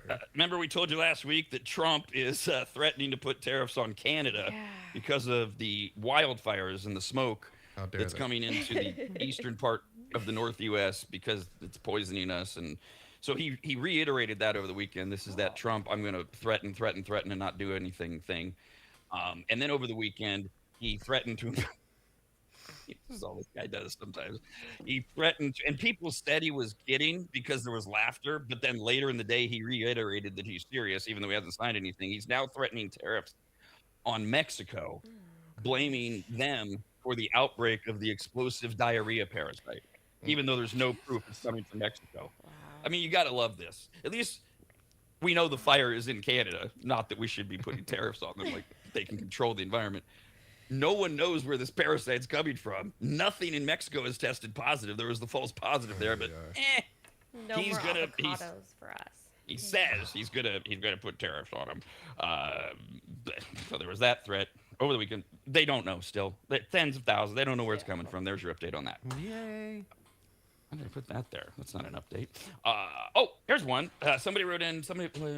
Or was it you, Kyle? Somebody asked last week about. I'm trying to remember if somebody wrote in or if Kyle asked, because it's a Kyle-like question. But somebody asked me about what I was investing in or something like that. Yeah. I think we brought up. It was Kyle, yeah. Did I ask Was you? it, I think we were just messing around. Yeah. I don't know what you invested in. I found out you can't invest in Taco Bell. You have to invest in their parent company, Yum Foods Corp. Yes. Yes, you would. yes, you would have to. Womp womp. It was a bigger stock than I wanted to buy. You just wanted to focus exclusively on the taco. I was hoping Taco Bell dipped down to like lower than $100. I was going to snag a few, and then I looked up Yum Foods. And I was like, "Damn, that's pricey." He was like, can I invest specifically in the chalupa? I just want to put money on the chalupa. Which, by the way, might be a good investment. Wait around for food news. There's a new chalupa out that a lot of people are talking about. So that's how you Investing questions.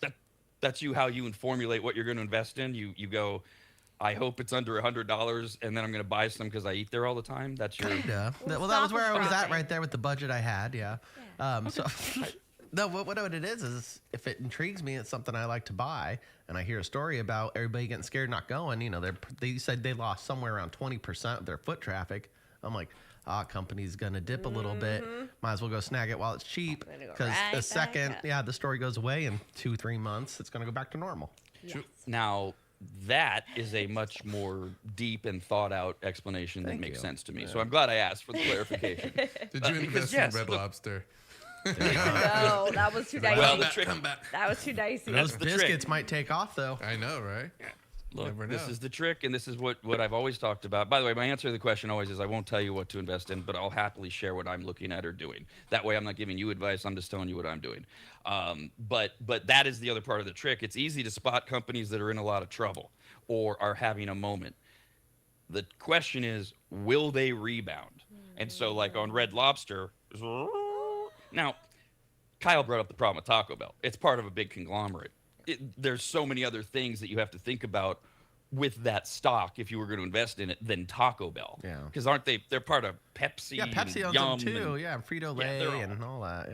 Yeah. Yeah. So the Yum-Co. Taco Bell incident is, for me personally, would not be in any way a driver of investing because it's all bound up in too many things. But using the theory that it's plummeting in price and some people might want to watch it, not it being Taco Bell, I'm happy to share with you. I've got my eye on gold because gold is plummeting, which is really sending people... This is crazy. I heard Chinese government was buying it up too.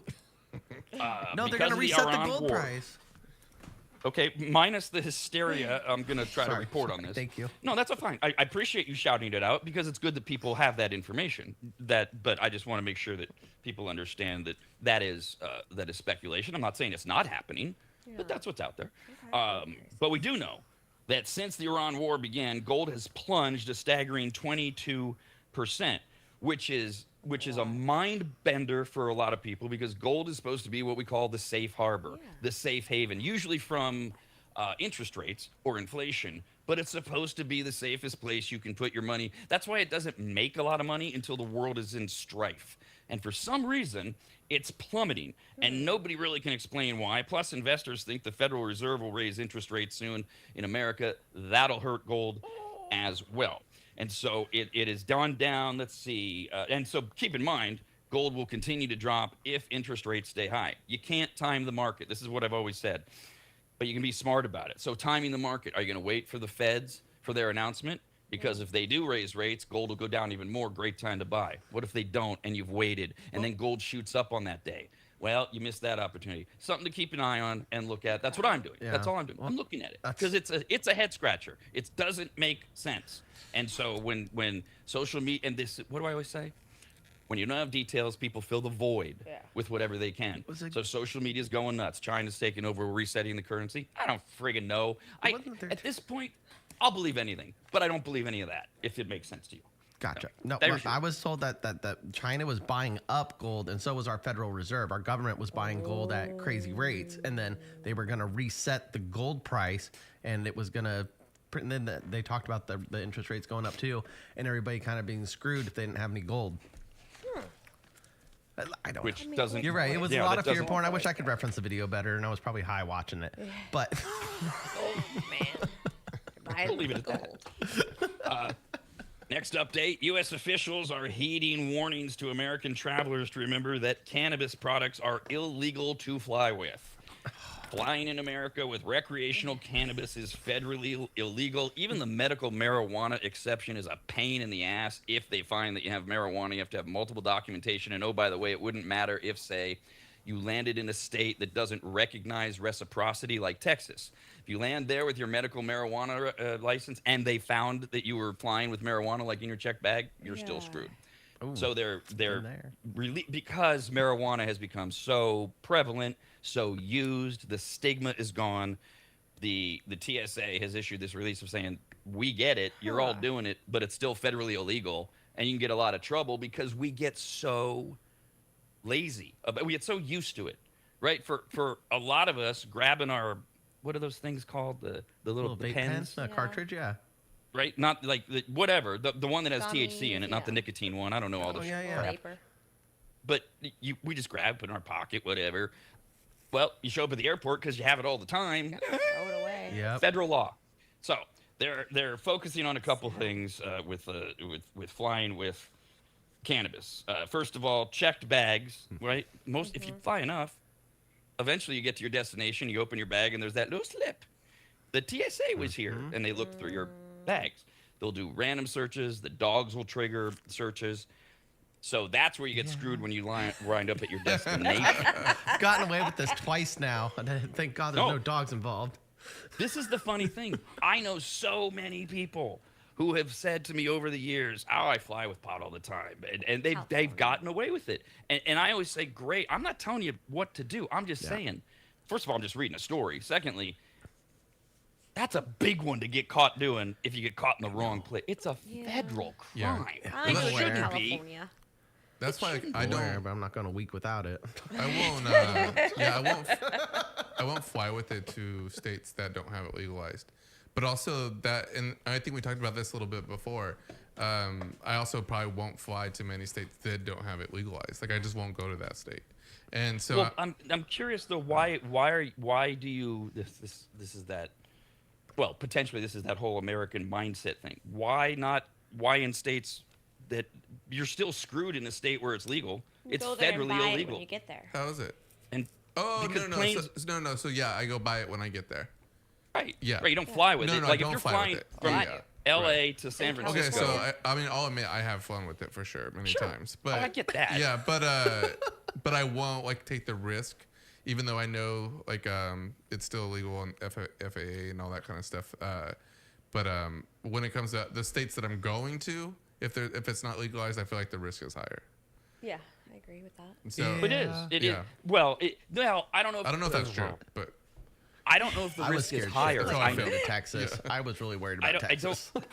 I don't see how this is just me talking out loud. I don't see how the risk is higher because it's still the same randomness of they're searching your bag at the airport you're leaving from. So it's all random or triggered by the dogs. But what would happen if you flew to Texas or any of the other states that don't do reciprocity is the punishment would be a lot worse. Yeah. So back to your example of and the reason I wanted to clarify is I didn't want people thinking if they misheard anything. Well, yeah, as long as I fly like from California to Oregon, everything's fine. No. Yeah, No, that's why no, I heard no, if yeah, you fly out definitely of not. Still Oakland to legal. Hawaii, Yeah. you can get away with carrying an ounce on you. That rumor's out there. I've Well, heard that but from a you- lot of people. You Look, can carry you an can ounce of get weed away- on you. You can get away with things. That doesn't make it legal. That's Gotcha. still federally illegal. So, Okay, so what does that mean? So that You means can the get people away at with it. TSA at Oakland go, we smoke weed all the time on our lunch break. We don't care. I don't know what it means, Rob.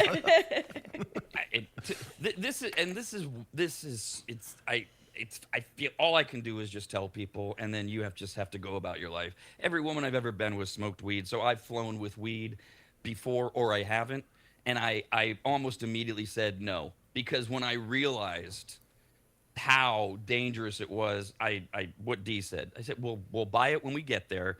And if we're going to a non-reciprocal state, then you're not going to be able to smoke weed for a week. And none of the women in my life have ever been like day to night stoner kind of things. And they were like, fine, whatever. Well, in today's Vacation world, better. you get the chocolates, and then like when I went to Texas and I snuck it, I put it in a prescription pill bottle, and then I put these little weed capsules in there. They had the weed THC inside the little pills.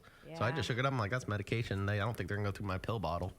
But if they did, Yep. oops. Put your gummies in your melanin or melatonin. Yeah, the first time I did it was just chocolate. I just wrapped it up in Christmas wrapping so it didn't say THC on the front of it. Just took some Christmas wrapping and was like, Christmas chocolate. It's a Christmas present. That's actually kind of. I had no idea. My grandma gave me that. It's actually kind of smart. The other reason the TSA brought this up is to remind Americans that it's even worse if you try to fly with marijuana outside of America. Right. Oh yeah. Brittany Griner. Because America is one of the most lenient countries in the world when it comes to marijuana.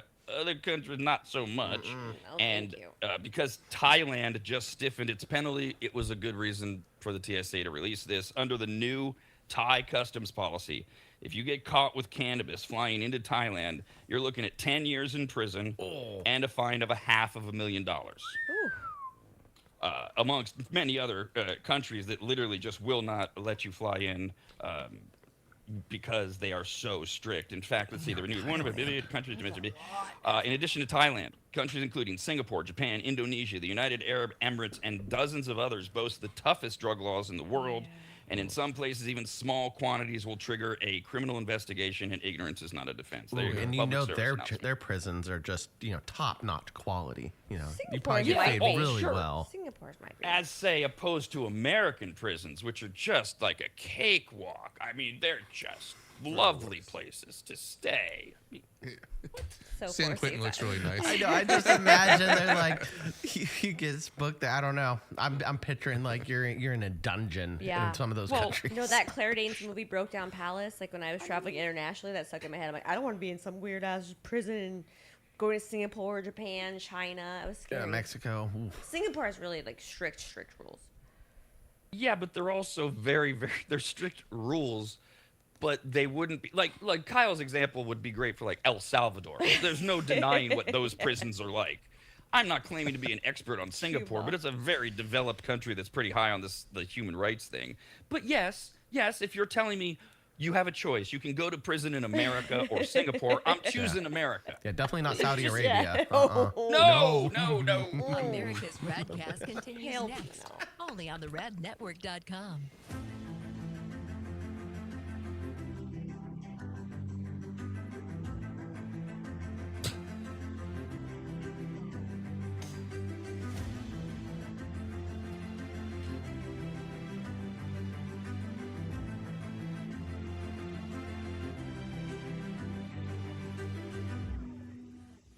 It's that time of the year again, spring cleaning time. Much like New Year's resolutions, spring cleaning is something we swear we're going to get to and then we never follow through on. And one of the reasons is how overwhelming it can be. You start to clean up and then pretty soon you realize you have way more trash than you can just throw into your bins and put at the curb for the garbage company. You have enough junk that you need to make a half dozen trips to the dump, and then you go, oh, we don't even own a truck, nor do you have the time or the energy, so you just say screw it again and no spring cleaning. So this year, call my man Corey from QuickDumpsters.com. Quick is spelled wrong on purpose. It makes him stand out. Plus, it makes you think of chocolate milk. QUIK Dumpsters.com. Quick Dumpsters, QUIK Dumpsters.com is their website. Corey and his team came to my house recently, hauled away dozens of boxes filled with just stone-cold trash, unusable and worthless old vacuum cleaners, appliances that couldn't be fixed, and just random crap from around the house. QuickDumpsters.com. Quick is QUIK. We're in and out of my place in less than 30 minutes. They checked in with me multiple times to make sure they were taking the right stuff. They were friendly, kind, professional, and finished off the job by making the house cleaner than when they started. And this may be the best part. Quotes are free, and you don't even have to have them over to your house where you get the little sales pitch and all that. Just send them some pics or videos. You get your price, schedule your day and time, and you watch someone else get that junk out of your house. Basically, you have no excuses other than your own laziness. Go to QuickDumpsters.com. That's QUIK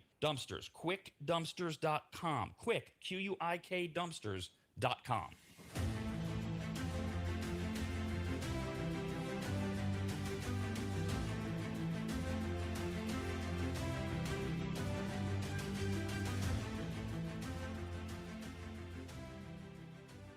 Longtime maggots will remember Greg from MAP.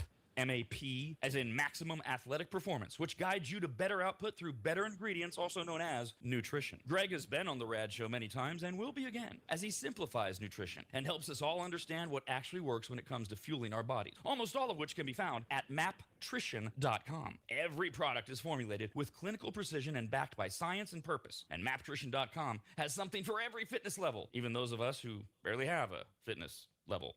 With nearly 20 years as a nutritionist and a specialization in sports nutrition, Greg works with athletes and everyday individuals to optimize performance, energy, and overall health through smarter fueling strategies, all of which starts at maptrition.com. At the very least, we should all be taking daily multivitamins, and Greg has his formulated for exactly what a man or woman's body needs. Protein is in, but maybe instead of getting yours from mac and cheese with extra protein, you get it from maptrition.com. And of course, all things workout, training, and exercise are available as well. From pre-workout to creatine and other muscle builders to recovery supplements and more, all at maptrition.com. From morning breakfast essentials to post-workout recovery and everything in between, maptrition.com's full range of supplements, proteins, and wellness products are built to power your journey from start to finish. Check out all the products and find what's right for you and order it shipped to you all at maptrition.com. That's maptrition.com.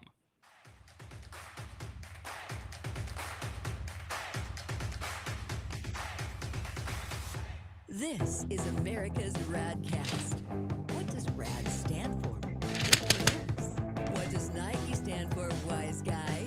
Just enjoy the show, will ya? Call the show anytime at 888-587-5355 or email radcast@theradnetwork.com. Got this email over the weekend, came into Radcast at theradnetwork.com. It's from Eric. Hi, Eric. Excuse me. I hadn't even thought of this. He says, hey, Rob, as you begin to once explore the dating world after many years, I just wanted to say on behalf of all men over the age of 40 that are looking for a new start and have no clue how this dating crap works these days, that we're all counting on you. Aw. Crack the code and share it with us. Sorry, I flashed to the movie Airplane. Just want you to know we're all counting on you. Good luck. My wife passed away a year ago, so I'm slowly getting back out there. And so we got D. Now D, I'll tell you guys as we talk about this stuff. Listen to D. We got a woman who can tell you a lot about what guys might say about women. She's fairly outspoken. She's got some history. So you take that angle and listen to it. Don't dismiss her. Like guys, for some reason, they'll hear something a woman says about dating that they don't like, the guy doesn't like, they go, what does she know? What does she know? She got tits. Listen, that's first. Exactly. Yeah, I forgot about that tit Now, part. Jeff, he's worthless. He's been married for almost a decade, and so I knew he wasn't going to be much help. Well, no, I mean, you certainly, you can provide what I provided over the last decade, like memories or things you hear, but it's not, you're not in the trenches, and God, Kyle, you're in some long-term relationship, so you're no help. Am I? Last I heard. No, she left everything, and it just didn't work out. Wait, you're serious? Yeah, I'm serious. Yeah, she we said our goodbyes yesterday. She packed her things and left, and we just couldn't make it work. She's got her career in Pismo. I've got my career here, and we tried doing it 4 years, and it ran its course. So new chapter. It's a heavy lift. That's too bad, It's people. Sorry. It's okay. I know. People right away get very bajiggity about the distance thing, and I get it. I also, like in the beginning, though, I will always tell them, hey, that's how my marriage happened. Hey, for 17 months, it was all distance. It can be done. It is so hard. And I'm not saying that's all that was involved, and I'm not asking you to expand, but that's like, it's such an immediate, I don't want to say strike against you, but it's a big barrier that a lot of people when dating don't even have to deal with. So there's a give and pull that has to happen. If it doesn't happen, it doesn't grow. And the longer it goes on, in my experience, the harder it gets, because it's like, well, when is this ever going to end? Or you get complacent. There's a lot of reasons. So, okay. So you're like, you think you're done. You think you're so you can help this guy too. Although you're not over 40, you'll be able to provide that. No, I mean, we're starting on hour 12 of being single, so. Countdown of the hour. I'm just being silly, It all happened Kyle can help because he has more energy. He can learn the apps, and he can show you guys how the apps work. Oh, try. You got to hit this button. You have to hit this. Forgot about the dating apps. Jesus Christ. I've never Yeah, used one. there you go. Start there, homeboy. With the over 40 guy, maybe he should get Bumble, Tinder. Maybe if he swings one way, get Grinder. I don't know, whatever you want. Wait, are you tech savvy? I'm sorry if I. Was that a shot at me? Like I don't know how to use dating apps, or It was more your shot on technology, but it's a little bit over that. Just a little bit. Wow. I would suggest that compared to the average bear, yes, I'm pretty good at technology. I'm sorry, Jeff. I'm not at your level. I don't know how and why it all works, but I can download a dating app, you dink. That was a take me a shot. couple Yeah, so tries. you're right. It was a shot. Can you upload the picture? Can you get all your information in there correctly? Did you get it programmed to the specific girls you like? Basic stuff. Do you have any thumbs in your pictures? Oh God, that's hard. It's all blurry. I've seen that. Yeah, I have seen that. I do at times. I go, why would you post this, man and woman? You can't see this. It's all, oh my Lord, it's still up there.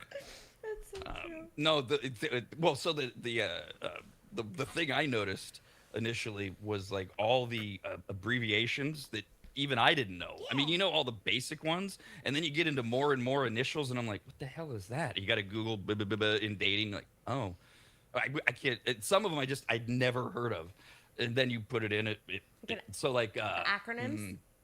Yeah, I'm trying to think of one. I love you so There's much. just ILYN, like, or like yeah, different things like that. Okay. Like, we all know the Scratching my basics, head, yeah. BRB, be right back, Yeah. or I'm trying to think what people might describe themselves in like their profiles, and there's sometimes you go, what is that? And it's like stands for I don't know, young urban professional. Back when Yuppie That's when you swipe left. That's when you're using the app. You do left for no.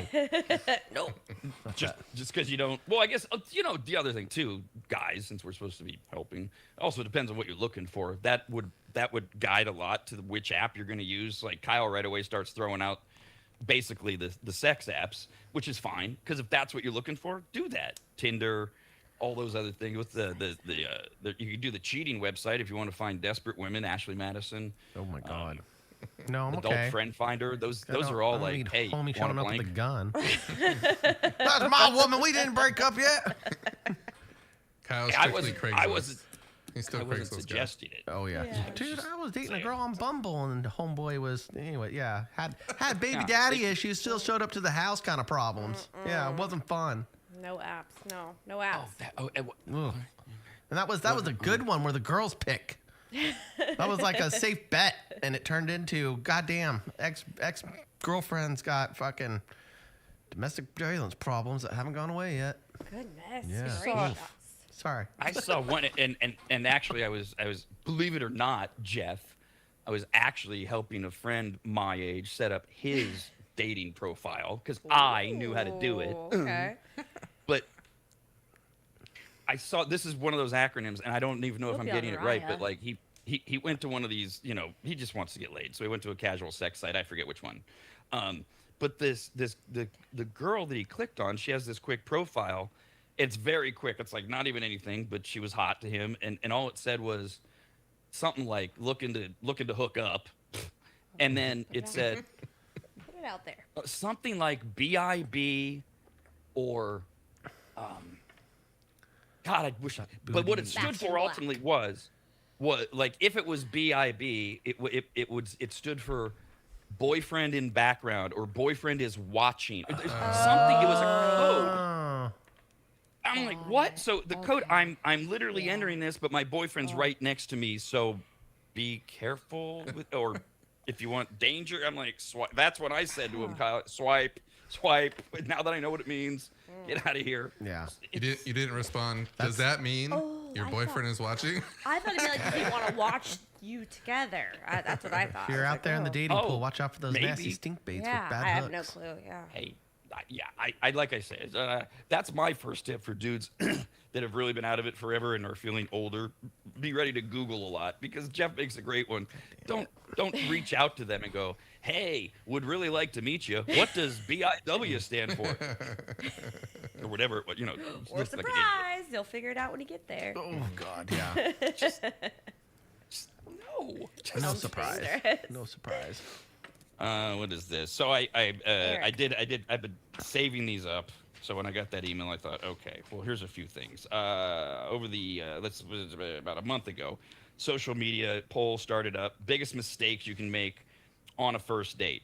Now there's endless lists like this. I picked this one. It's not as long because you could take over an entire week with this stuff. Yeah. For one thing, a few of them. I like this one.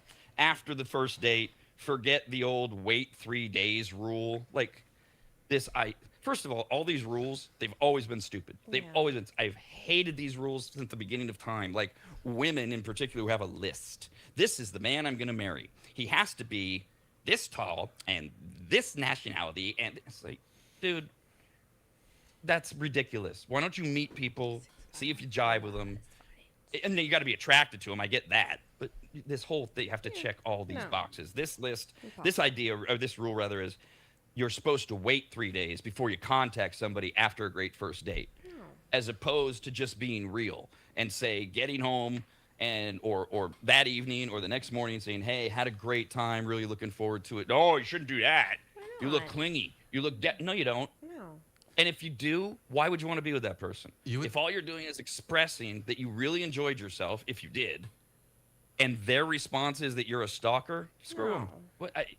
You would think that the 3-day rule thing is probably like a little outdated now, just because I feel like people within 3 days are going to match with like what, another 1,000 people, 100 people, whatever. I don't know. Like, do you want to do you not want to jump at the opportunity if you really like someone anyways? If you don't like someone, then I think that's what the 3-day rule exists for. It's the people who don't really like the person. Give them 3 days to decide if they want to reach out again. Initially, it was this whole, oh my God, that's so aggressive, which I didn't even understand 30 years ago the first time I heard this. But, I mean, for now, who's waiting? I've never waited 3 days. Usually it goes like, if the date goes good, they're usually nonstop texting you until you guys move in with each other. How it usually goes. Oh, okay. Pump the brakes there, buddy. I'm more thinking of like 3 days. Like, I need 3 days to think about if I have time. If I am even entertaining a second date, I need 3 days at least to think about it, to like make a plan in my schedule if I want to hang out with you again. But no, don't wait 3 days. Does it bother you, though, if after a first date, the dude says, that was a great time, hope to see you soon? He's not pressuring you. That's okay, fine. isn't it? That's had a great time. Yeah. If you have time later this week or next week, we should make a plan or something. Yeah, that's ideal. As opposed to, wow, that was an incredible dinner. How about this weekend we head to Napa? Like solid plans that are like way beyond. Yeah, too soon. Unless she's really India and she wants to go. Also, and Napa sounds great. Who doesn't want to go have wine in Napa? What the hell? I don't like people who try to make dates or plans with you like while they're still in the current plan or thing that you're in. You go to like dinner with someone and they're like, oh, next week we should do this. And they want to set a date and time and make me pretty much commit on the spot. And you're just kind of like, and then you go, oh, let me check my schedule, which, code. I already know my schedule. But it's just kind of like, it's tough. I don't like when people do that. No, especially like on a first date or even a second date, that is a little like, unless like Kyle said, if it's this extraordinary flash of lightning, infatuation, mutual whatever, that's rare, and you got to be able to I guess really feel it. But in general, a first or second date, you're already talking about, hey, let's do this in 4 weeks. That's back to the word. That's aggressive. It's like, chick, you sit down with a chick, she's like, I got to go to my friend's wedding next month. Or, yikes. I don't know. What's that wedding look like? Weddings are fun. It can be. Kyle wants to go to Napa. He wants to go to a wedding. Yeah, is the wedding in Napa? Is it catered? Kyle wants to be wined and dined. I don't want a nice view and a comfy bed. And hopefully she has hot friends. And, There's options. Yeah, absolutely. Oh, and boobs. Can't forget boobs.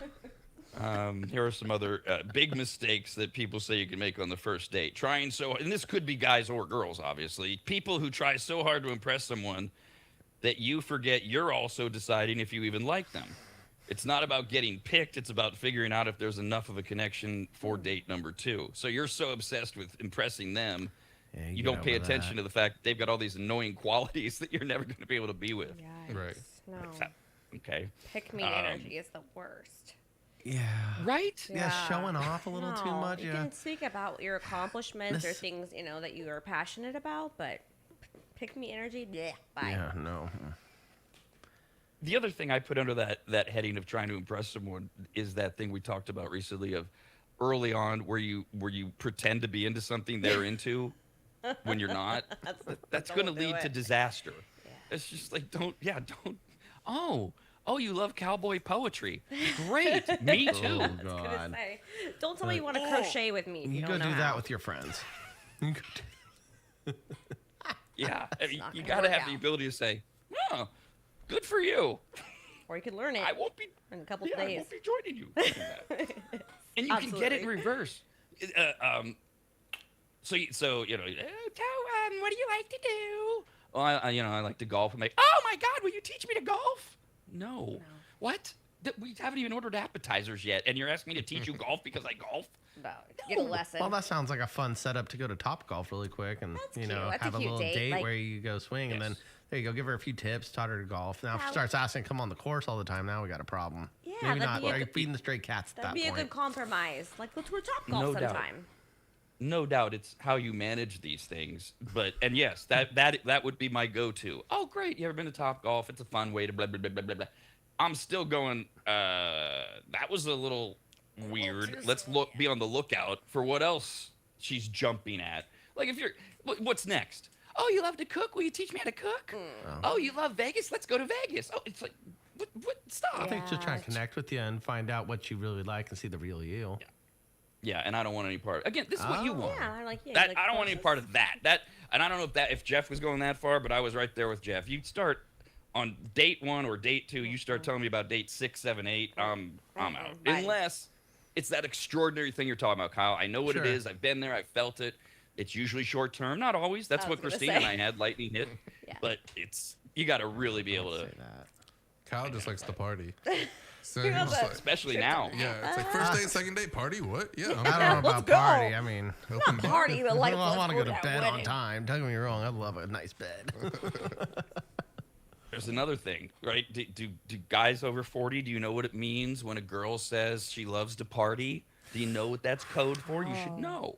Because most girls that say they love to party on dating sites are referring to drugs and other things. Oh, I meant like what I garden was gonna party. I like to garden. That's a party.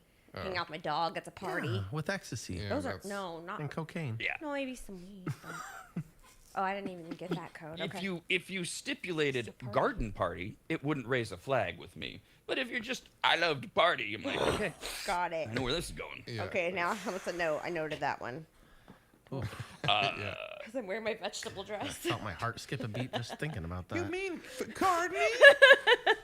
Oh, it's a When garden someone's party. like, I like to party, I do. Like, oh, you mean gardening? Me too. Facts. I cry a little bit. Look at my vegetable dress. That's almost worth it. Like to get on a dating site, find a girl that says that, and send her that exact message. Oh my God, I love to party too. Want to join me in the garden or whatever, however you phrase it, just to see what he says. So, by the way, Kyle, it's really early. What are we? 12 hours? You said into your singleness. Do you in your mind? Do you believe you're gonna go on a roll now? Like, are you gonna plow through a few women, or just gonna? I think I'm going to be sad for a few days, and I think I'm going to sit there and my feelings going, do I call her? Do I not call her? Nope. You know, I'm going to go through that. I'm going to go through that emotional roller coaster. I'm going to try to keep myself as busy as possible, go to the gym, stay busy with, knock out some more work maybe. I say I'm going to do that, but we'll see what distracts me. I got excited for a second. I was Right. like, oh. Focus on the cat. I think, I like was you gonna said, say maybe. get Chad. Yeah, think about Okay. redecorating. I don't know. Good. Oh, Yeah. good. Yes. Yeah. Yes. Change your environment. That's good. But no immediate plans to just slut yourself for out. No, I think that'll just come naturally. I mean, I'm a bartender. I mean, don't get me wrong. It's not like everybody's throwing themselves at me, but I get some offers. Don't take the freeway exit, okay? Just Don't do that. Don't take the off Or ramp. do. Just Or remember, do you? It's as long as you like we were talking about last Bills are week. paid, When the you cat's take fed. you take the off ramp, just know what you're doing. You know, I shouldn't be doing this, but I am, and it'll be a lesson of some kind.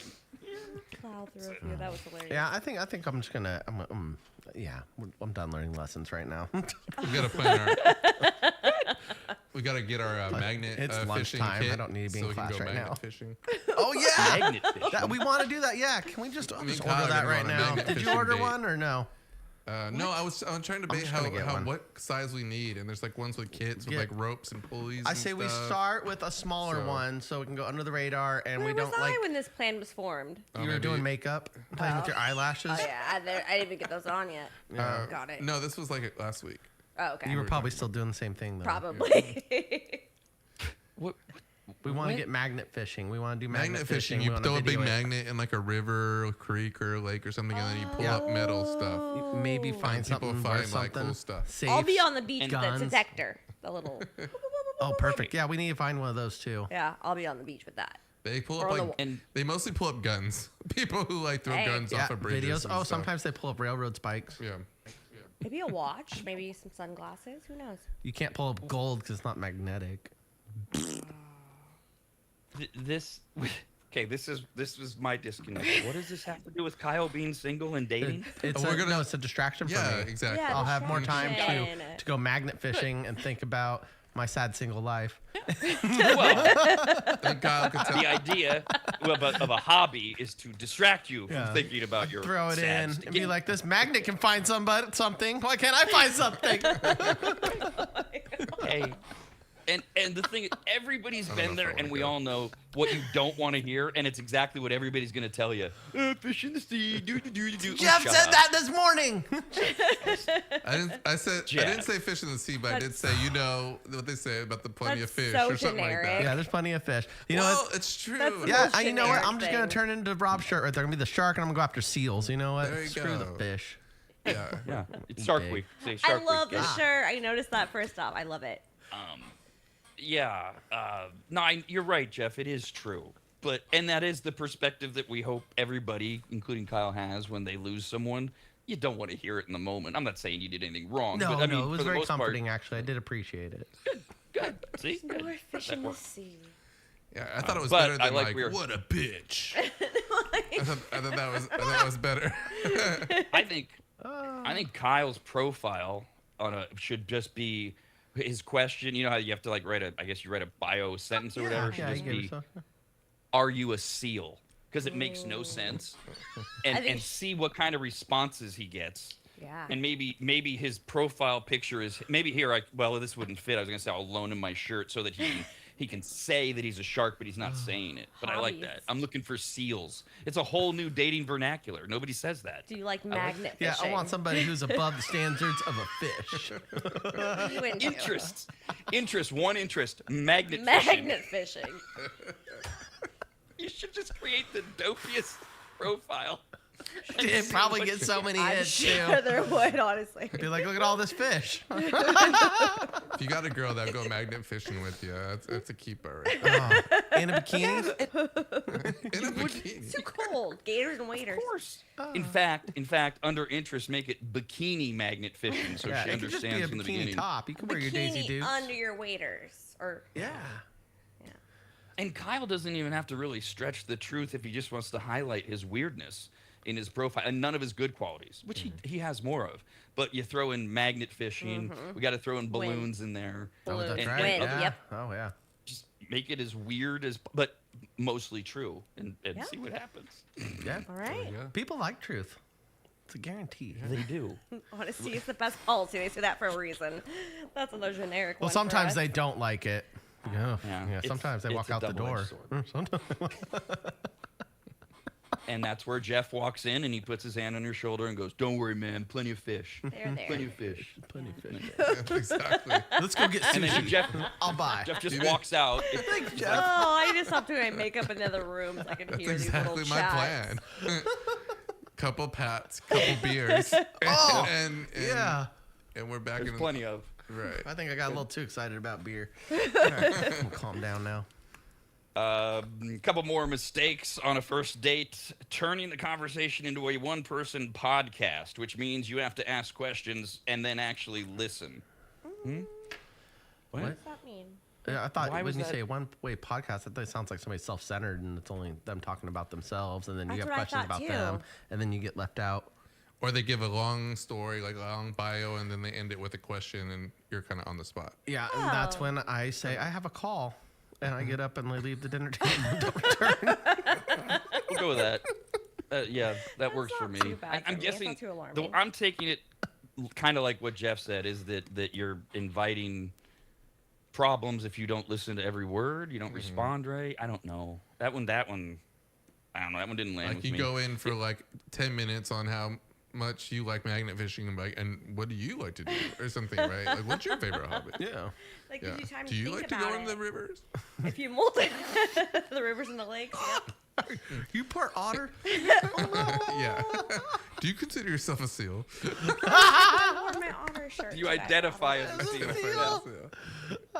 You're a seal. And When we saw you this morning, Rob, or Kyle did say, "Oh, that's a sick shirt." that's the first thing I thought. But he came in You the didn't have camera. your headphones in though, so you Yeah. didn't get to hear the excitement. I was like, "Damn, he missed that." First thing I thought when I saw it. Like, that's Oh, sick It's shirt. sick, yeah. I love the creepiness of the one particular example Jeff gave of. Do you like to go in the river? What? You're getting me on a boat, no canoe right away. No, Just swipe left. we'll be on the river Is bank. that my rust? Is that I'm creepy questions? Not now? going in your canoe, yeah. He's worked in 03. One other mistake that they put on this list, they say don't go to dinner on a first date No. Why? because long. it feels like a long interview. They say just skip it, and then they put in, they do put in like funner ideas, More like funner. like Top Golf, but that doesn't mean dinner doesn't so work. I think this only works if like you haven't met the person yet, because like you can go on a first date and it could be like somebody you've been talking to for a minute, or you work with, or you've had a crush on for a while. Like what if That's it's a different situation for like sure. that where you know them a little better and you go out to dinner like, hey, Blake, I've always liked you kind of thing. Let's go out to dinner. We know each other pretty well. That's different. For sure. That's cool as a first date. Yeah, but like if you're 'Cause on like I feel like we're past coffee. first date, you don't know them, like an appetizer, like let's go have one drink or one appetizer or yeah. Gotta But I keep do it feel like, short yeah, and sweet. at a restaurant or at a bar, there is a little bit more dead time, right? So if you're not good at like filling that empty space, if you can't like carry on a conversation very well, That's how you know then it's I think not that's a gonna little work. tougher. Right, exactly. Some people weird. are really good at Got it. this. Yeah. Yeah, if we don't go talking all night, I'm like, what's going on here? Why was it cut short? What did I do? And then my head spins and it's not fun. And then these other people take their first dates on a hike. And then No, somebody- no Dateline episodes here. No. I think hike no should be hikes. no first date. No. Public That place, sounds too creepy. Very open. Unless Oh, you 'cause the guess you're both creepiness part? hikers. I guess you're both Dateline. experienced hikers, and you guys both like, let's go to this trail, and you're like, oh, I love that trail. Yeah, I go all the time. No, oh, I've that's a- seen you there. That's Yeah, a I've looked at your butt. That's a third yeah. date. Yeah, no, it's not a first date. That's a third date. Hiking? I mean, I don't want to hike really. I'm not. No. I'll walk.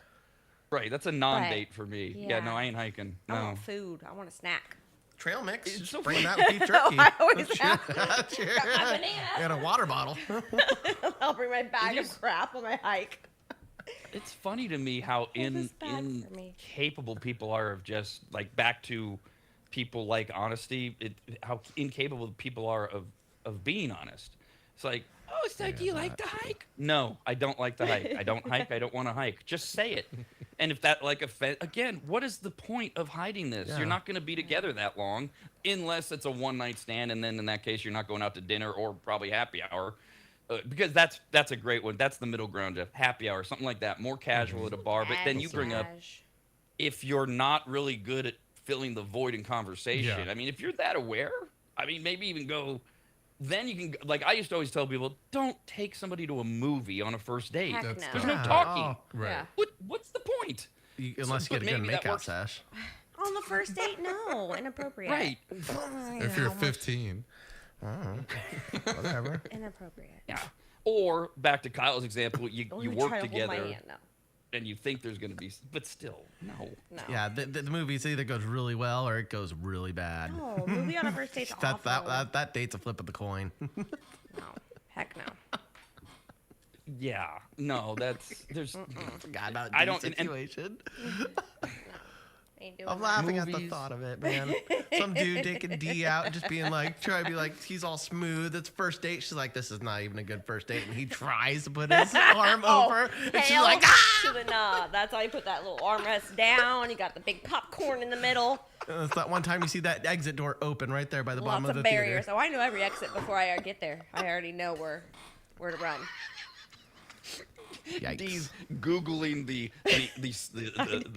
floor plans publicly available at the central office downtown of every cinema. You think Okay, I'm we're joking? Yeah, no, every restaurant, I don't know every exit plan.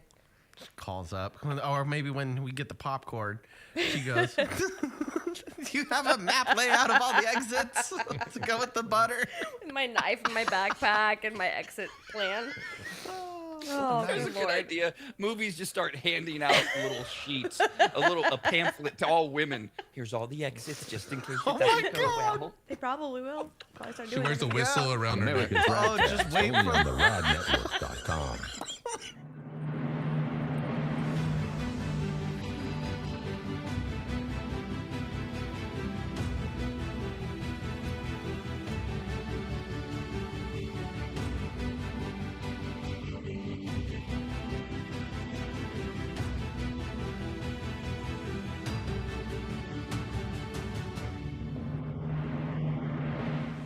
Longtime maggots will remember Greg from MAP, M-A-P, as in Maximum Athletic Performance, which guides you to better output through better ingredients, also known as nutrition. Greg has been on the RAD Show many times and will be again, as he simplifies nutrition and helps us all understand what actually works when it comes to fueling our bodies, almost all of which can be found at maptrition.com. Every product is formulated with clinical precision and backed by science and purpose, and maptrition.com has something for every fitness level, even those of us who barely have a fitness level. With nearly 20 years as a nutritionist and a specialization in sports nutrition, Greg works with athletes and everyday individuals to optimize performance, energy, and overall health through smarter fueling strategies, all of which starts at maptrition.com. At the very least, we should all be taking daily multivitamins, and Greg has his formulated for exactly what a man or woman's body needs. Protein is in, but maybe instead of getting yours from mac and cheese with extra protein, you get it from maptrition.com. And of course, all things workout, training, and exercise are available as well. From pre-workout to creatine and other muscle builders to recovery supplements and more, all at maptrition.com. From morning breakfast essentials to post-workout recovery and everything in between, maptrition.com's full range of supplements, proteins, and wellness products are built to power your journey from start to finish. Check out all the products and find what's right for you and order it shipped to you all at maptrition.com. That's maptrition.com.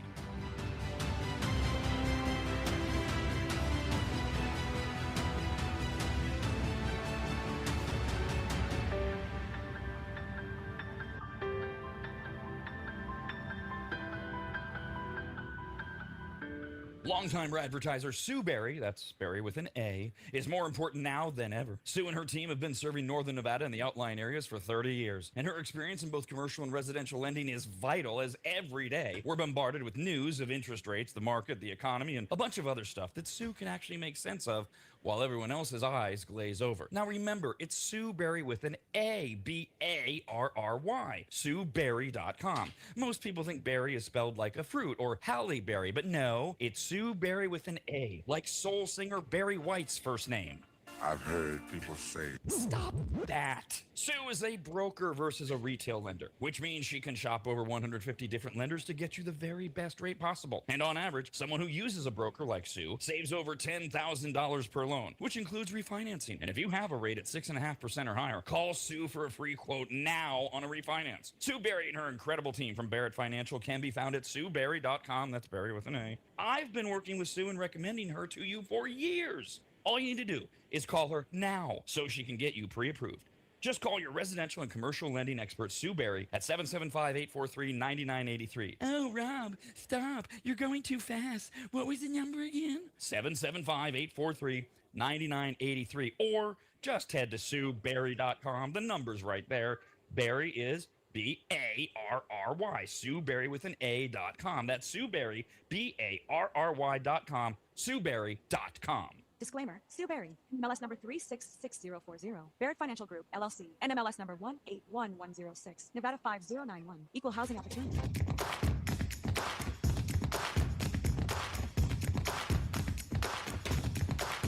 Why is it called America's RAD Cast when RAD doesn't stand for anything? Because that's why. Call the show at 888-587-5355. We got this email to radcast at theradnetwork.com. It is from Rebecca. Rebecca. Had Greg from Maptrition on last week. He's at maptrition.com. And he also did his health hack video as well. Was that Thursday? They all blur together. Thursday, yeah. Thursday. Rebecca wrote in and said, "Good morning. The latest health hacks video from Greg is missing. Is it coming back?" So I texted Jeff because she's talking about if you go to theradnetwork.com, so you can find all of our videos. It's down but coming back. Is that what I'm to understand? Yes, yeah, it'll be up this morning after the show. So we had it attached to a other video, or we had an issue with the recording that we had on right. it. Yeah, they record together. Yeah, I'm gonna break it up. We have our other recording that we have that we can go through, clip up, and put back on. So that'll be available. Nobody cared about all that. Just it'll be up today. That's all we care about. It'll be up. We got it. We got it. Thank you, Becca. Yeah, the rest of the sausage. Just I like to keep give a little grinding. background. I like to give a little. Let's do Little sprinkled entertainment news now.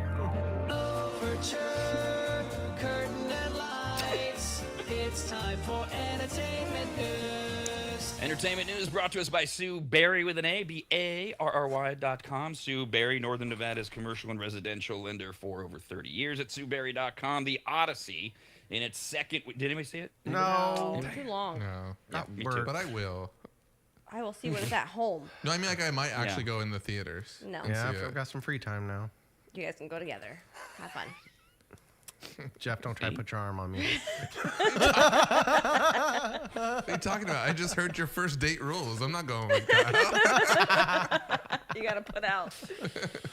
The Odyssey in its second weekend in North American theaters made about $90 million.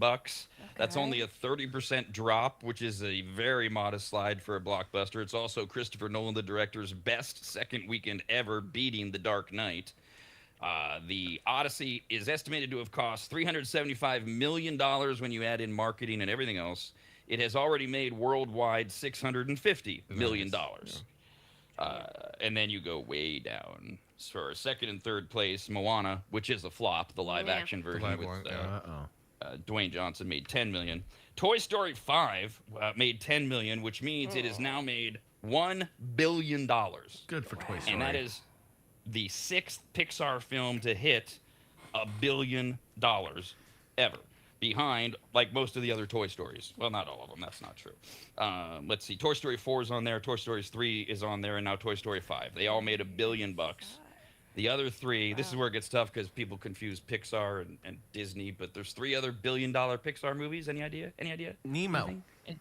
Anything? Finding Nemo, See, the fish. I thought Nemo would be there, but Finding Dora is. I think Oh, Nemo the is second big. one? Dory Wow, over Finding Nemo? Dory. It was a big hype. It was a big build-up. I feel like, yeah, there was a lot that when it came out, but it just wasn't talked about as much afterwards. I grew up True, with Finding but- Nemo. My little brother watched it every day. I didn't What's really that grow up. I sad was robot older. one that no one likes? Wall-E. Wall-E. How about Yeah. that one? No. No, that one No. sucked. The sad robot. No one wants to hear about I didn't what our watch it, future but I looks thought like. that it made a lot of money. That's what I remember in my head. Like it was Yeah. really So popular. depressing when you watched it. I'm sure it did. Coco? We're just $1 billion. What? Coco? Coco. What's Coco? Coco. That's Disney. What's that? Oh, it's Disney? Well, Yeah. I It's a get little Mexican confused. kid. He has a yeah. guitar. And Up, Yeah. Cars, that's a Disney. I get confused Disney and Pixar. No, Cars is Pixar. Okay. Yeah. The biggest one ever for Pixar is Inside Out 2. Really? Which grossed Never seen that one. I haven't seen 1.7. that. I like Inside Out 1. It's the sequels. The sequels always, for these kids' movies, they make Sure. more because you get the hype Right. Yeah. of the Nemo. Yeah. And then it's like, oh my God, Nemo's coming back and we're finding Dora. Right. So, Inside Out 2 and Incredibles 2, which was not nearly as good as Incredibles, is the other one. So there's your big 6. Yeah, Now, I mean, I'm sure that Nolan's already. I mean, with the success of this one, they're already filming the Iliad, or some other movie that's gonna branch off of this. They're not going to let this just sit there. No, hopefully Yeah. not. Well, I would suggest that That's may be it. long. Here's what I would guess. Christopher Nolan's going to do whatever the hell he wants to true. do for the rest of his life That's now. true. I mean, like he wasn't already. This is it. You know, pretty good resume. Dark Knight, Inception, that other one. But this is like, Jesus, can this guy... And the whole...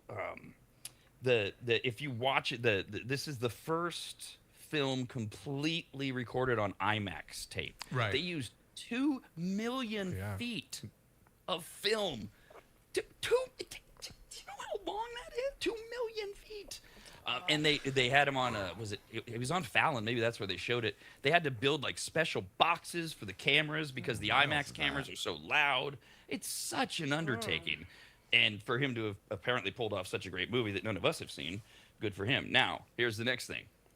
This weekend, everything changes. We got Tom Holland, who's in The Odyssey. And he's another one of these boy men. Spider-Man, This right? whole look. Yes. Now, on Friday, he returns as Peter Parker in Spider-Man Brand New Day, which is tracking already to be one of the biggest openings in history, which would mean it would bump The Odyssey, which he's in, from the #1 spot, but it would bump him out of himself because now he'd be, and one more thing. So Tom Holland is in The Odyssey. Yeah. And he plays Peter Parker in the new Spider-Man movie that comes out Friday. Guess who else is in both movies? That's right.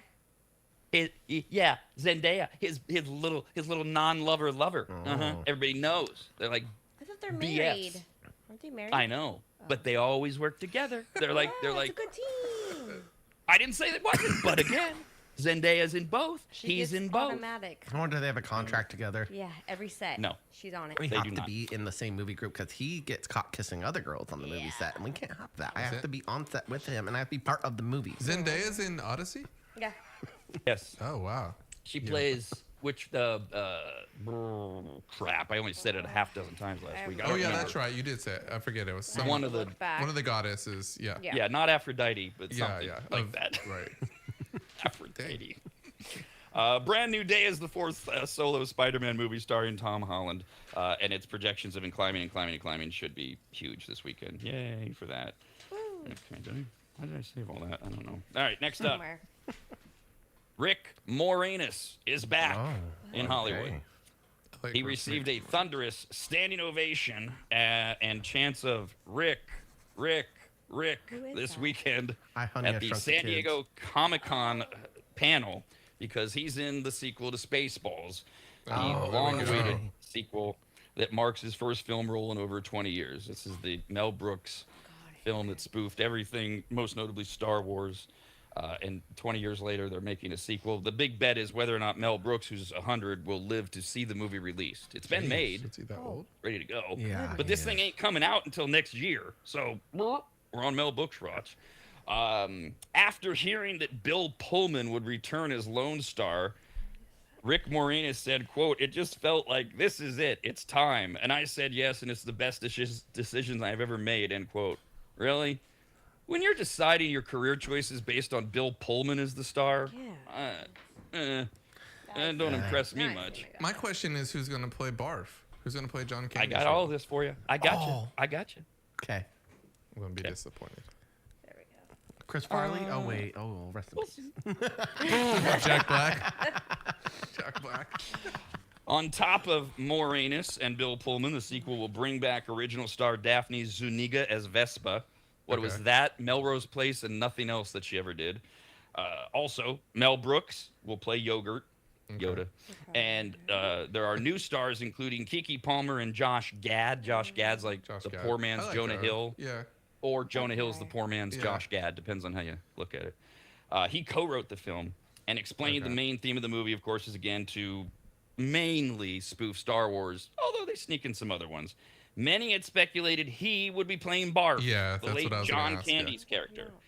Gad has confirmed no.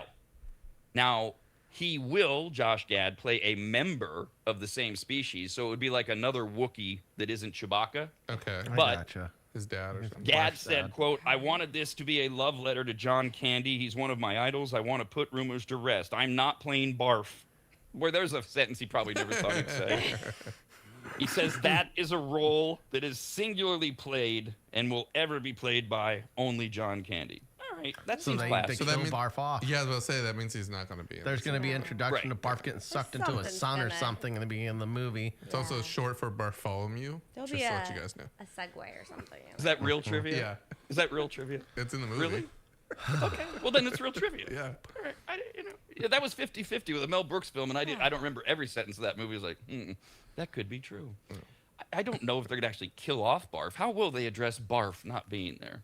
AI is He AI running- going Yeah, to they create might do a John Candy? little. Oh, I hope not. No, I hope I they know. just kill him off. Like they're like, well, he's dead, so we're gonna pay homage to him and make this fun death story. We're moving on with new characters. Welcome to They Spaceballs might 2. actually. Why can't it be happy? Why can't he just be somewhere else? In Like, heaven? like in a meadow Oh. or something. No, they're gonna send him on a. Yeah, Yeah. they're gonna burn him up or something. Yeah. Mel Brooks needs no makeup for this role. He was trying to fix something on the ship. If he's and he almost blew up. 100, he's Yeah, going to look literally. just like what's his name, Yogurt? The panel ended with a sneak peek at the film, which include one hysterical moment where Yogurt is frozen in carbonite, and that leads him to a new nickname of Frozen Yogurt. Oh, Froyo. Yeah, we're That'd be good. if Also, they a call lot him of Froyo. roasting of Marvel movies is in this, along with the Star Wars stuff, and it Okay. hits theaters April of next year. Spaceballs, the sequel, and the newest film on Netflix starring Kevin Hart is called 72 Hours. Now, Have we seen it? I love Colin? Kevin Hart. I've seen him do stand-up half dozen times. I think his stand-up's incredible. I hate his movies. His movies are awful. I mean, like awful with a capital AWFUL. I don't know if I've made it through one of his movies. I don't find any of them funny. Please don't start shouting out names of Kevin Hart movies and going, "What about?" The answer is no. But What about? I'm a good human.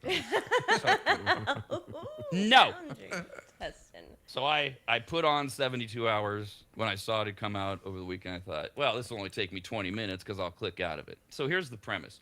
It's a great premise if you think about it. Hart's like a 40-year-old ad agency guy who has to win over a vodka campaign to sign with his ad agency. Okay. But everything he's coming up with is so unrelatable to Gen Z.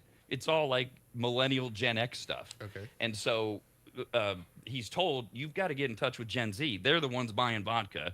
How are you going to talk to? Because like the first one he comes out with uses all of these really lame Gen Z word references. Generic stuff. That, Yeah. like, Okay. hey, you want to get the Riz? Get this vodka. And it's so cringe.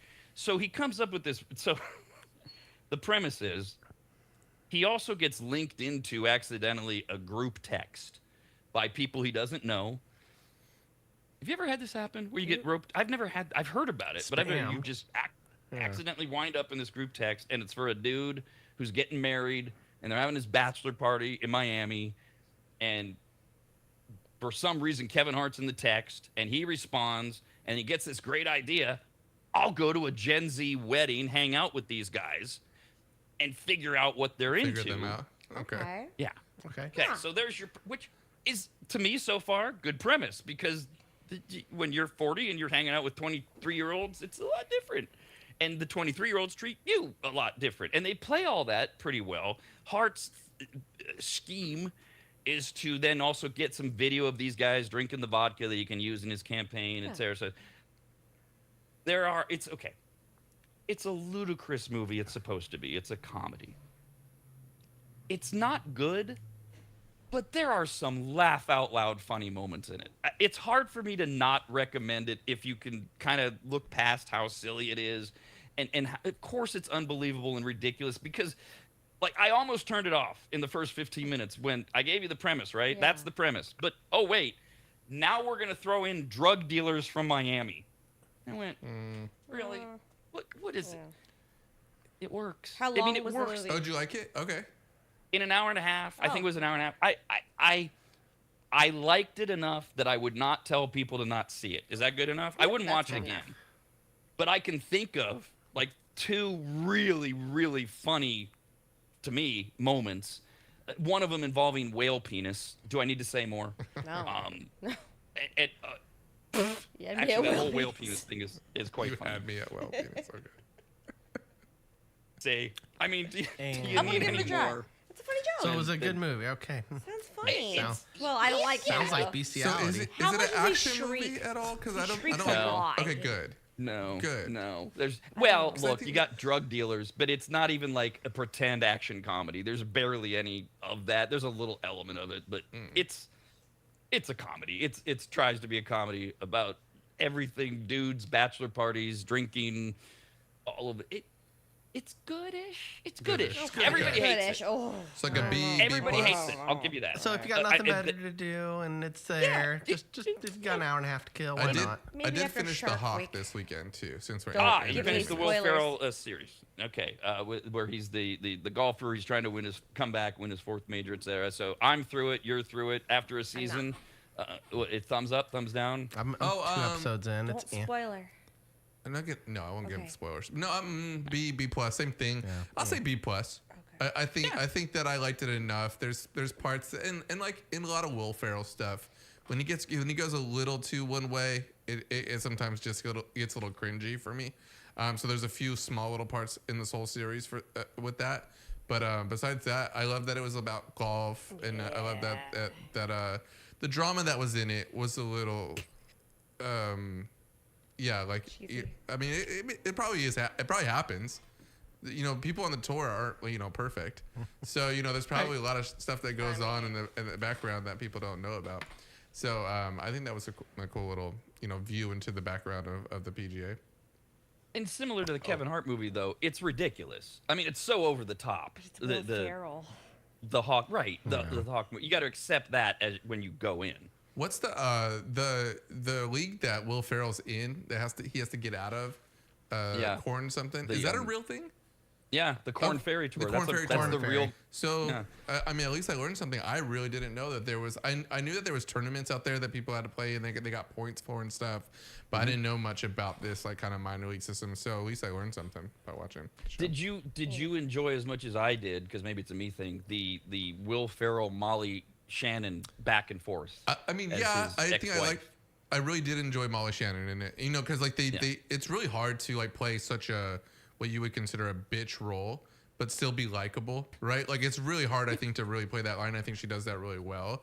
So I mean, she's like a mom and a wife, and their sexual tension is very odd, and her relationship with her boyfriend is very odd.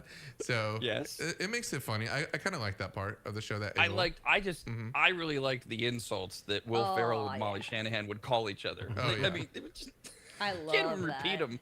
Well, exactly, and it's likable how much they hate each other. And Will Ferrell will always respond with, "That's why I love her." America's RAD Cast, only on the radnetwork.com.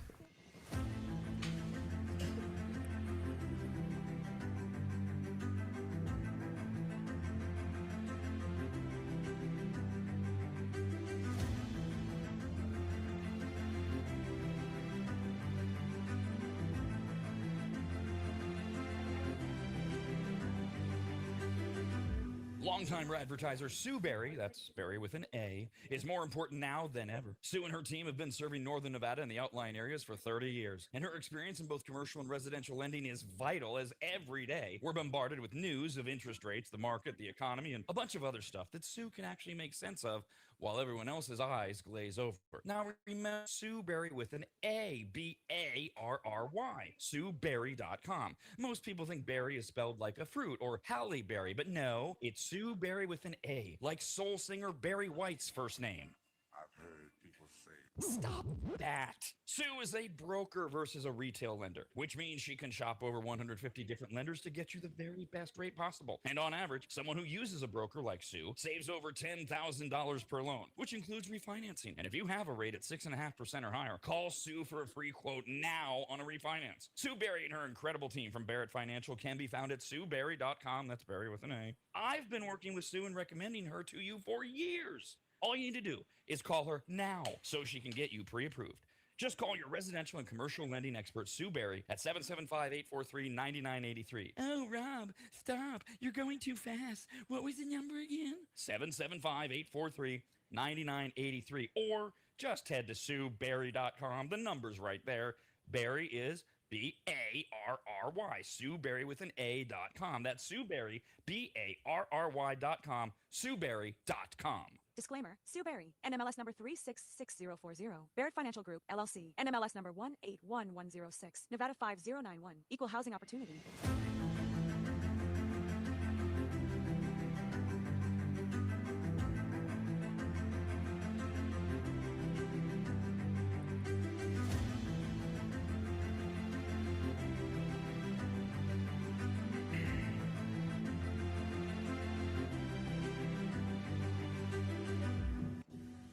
If you go to AdvantageSteam.com, which you should, at the top of the page, you'll see the Services tab. Click on it, and you'll see that Advantage Steam does carpet and upholstery cleaning. They protect fabric and fiber. They clean and seal tile and grout. They polish natural stone. They clean rugs, especially those really nice ones from foreign countries. And they treat urine damage. And not just urine, but vomit and feces. Ew.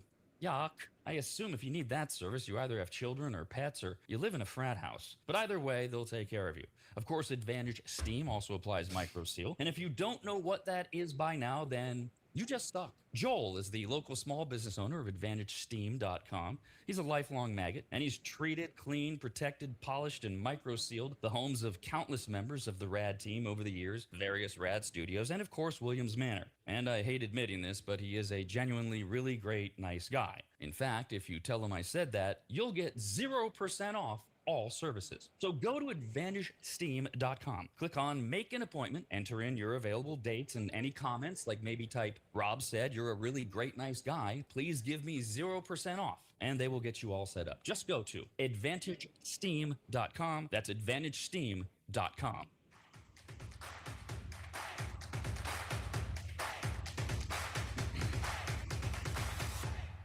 A famous porn star once said, every exit is an entrance to new experiences. Classy, very classy. Back to America's RAD Cast on the RADnetwork.com. Got this email to radcast at the radnetwork.com. Somebody wrote in earlier and said they're really looking forward to hearing about me eventually getting back out in the dating world. And I said, yeah, I guess I'm really the only one. And then Kyle decided to share, well, looks like I'm there too. We're at 13 hours now of Kyle being single-ish. Not 13 hours-ish, not single-ish. 13.5. And Dave wrote in and Hi, said, Dave. Kyle, that sucks, buddy. But hey, what? For every year you were with her, that's how many months you take off to heal, and you'll be back on Tinder in no time. Oh, so he's saying I I've have a never heard 4-month that. heal process. Oh, That is a good. stupid rule. take some time. Take some math. time. Well, for it doesn't yourself. really It's a mean that. tenth. It doesn't really mean that you like stop what you're doing, right? It just means it might just take 4 months for you to completely be over. Yeah, I gotcha. Right. Yeah. Yeah. You can still date Sure. other Take your people. time, though. I don't know. Does he have a doctorate in this? Like, how smart is this guy? Or was this something he was told? He's on the That's- Tinder research team. I just can't Dr. stand Dave. these formulas that are supposed to work for everyone.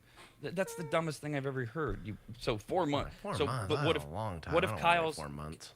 okay? So there's this right now. It's this attitude. I ain't waiting no 4 months. Fine.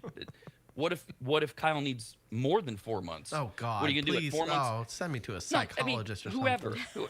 But what is Dave going to show up to whoever's place at 4 months in a day and slap you? Probably. And say, "Get over."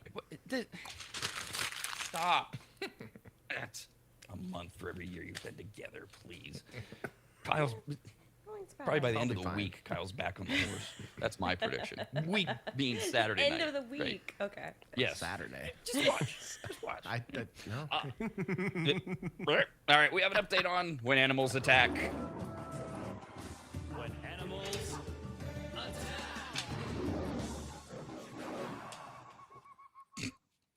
As we've referenced, we told you last week, and I'm wearing the shirt to celebrate. It's Shark Week. But did you watch last night, Dee? I know you were excited. So I thought it was at 9 p.m. and I was already about to go to bed, and I tuned in and it ended at 9. So it was like 8:55. I watched the last 5 minutes of the Demon Hunter one, and I took a video of it. I was like, what the hell am I watching? I don't think I'd watch a whole hour of that, but I'm gonna try it. Yeah, that was the one last night I had Good no interest in. Lord. I didn't need the They were all K-pop angle. dancing on the beach and like doing weird like shark things. It was really strange. I'm not even kidding. What? I'm not Like a kidding. little shark dance? I took a video, yeah, and like Kim well, Kim Jong. Kim Jong Un was there too? No, Kim. But he was like dancing like on a yacht. It was just really, yeah. I caught the last 5 minutes and I was like, what the hell am I watching? So I'll try it, but it wasn't on demand. That one never. They do throw some weird ones out there. It was strange. But I recorded the other two. I haven't watched them yet, but I think it's the second one last night was about Rose, the giant shark that they're tracking. All of this comes in the backdrop of news that a massive great white shark named Ernst, of course we gave him that name, who was tagged on October 4th of 2025 by a non-profit research group focused on shark research. Tracking data showed Ernst moving through the Gulf of Mexico, circling the waters around Florida, and then pinging several times around Alabama in January before beginning a lengthy journey north, past Georgia and the Carolinas, through the waters of Virginia and New Jersey, towards New England, continued northeast, went into Canada's Cabot Strait, and disappeared from researchers' trackers, has now resurfaced after several months of being missing. Ernst measures 12 feet long and weighs 1,009 pounds, or he did when he was tagged. I don't know how they know how much he weighs right now, but its tracker pinged off of Canada last Thursday after it had traveled thousands of miles along the U.S. eastern coast, and it shows that predators are spending increasingly long periods in the region. Hey, all right, time for a trip to New York. Predators everywhere in the New England Canada waters. or California? No, this is Canada on the East all the way Coast. down. Canada. Yeah, to New York. Who's it tariffed? That's cold water, man. I didn't know they went that far up. Oh my god. Well, the Atlantic's warm down by Is it? Oh, by New York. by, and down everything? by like New York.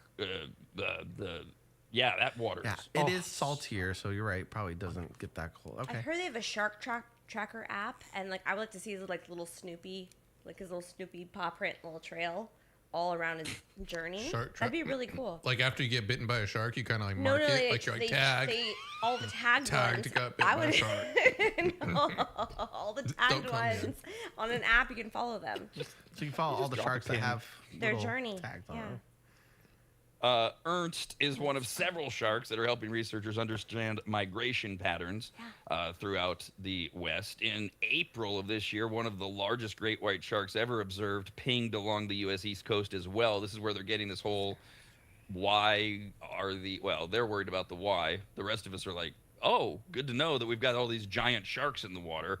This one is nicknamed Contender. It's a male great white shark, 13 feet 9 inches long, and weighs 1,700 pounds. Who emerged onto the East Coast 2 weeks ago. So they're all popping up and All the saying, sharks. "Hi, we're massive sharks." All right. Yeah, just don't go out too far. Meanwhile, a New Hampshire lobster woman, that's a woman who catches lobsters, beat the odds by catching a rare lobster with a genetic mutation that occurs in roughly 1 in 30 million lobsters. Nicole Fildato caught a bright yellow lobster off the coast of New Hampshire. It weighs 1.5 pounds. Keep in mind Little. that so a yellow or orange lobster, like it's kind of what a lobster looks like when you cook it, because lobster's not cooked, they're black. Not yellow. Oh, it I shouldn't see. be Yellow. yellow. Yeah, It should yeah. be red. Does it taste better? It'd be red when you cook it, but it'd Yeah. never be red coming out of the ocean. not right? yellow. That's the. So people, we're getting a picture. She's got an orange vest on, so coloring could be misleading. Either way, it's called a yellow lobster. She says in a video clip where she shared it, I caught an orange lobster 4 years ago. I thought that was going to be my one big moment, and I just caught a yellow one. Get it. When it came up, I literally screamed. I was like, "Oh my God!" Yeah. End quote. Lovely. Lobsters with All of them. unusual mutations appear in a variety of shades, including blue, white, cotton candy, and then split colors like orange and black, or even yellow and orange. Look at that tail. Oof. Nuts.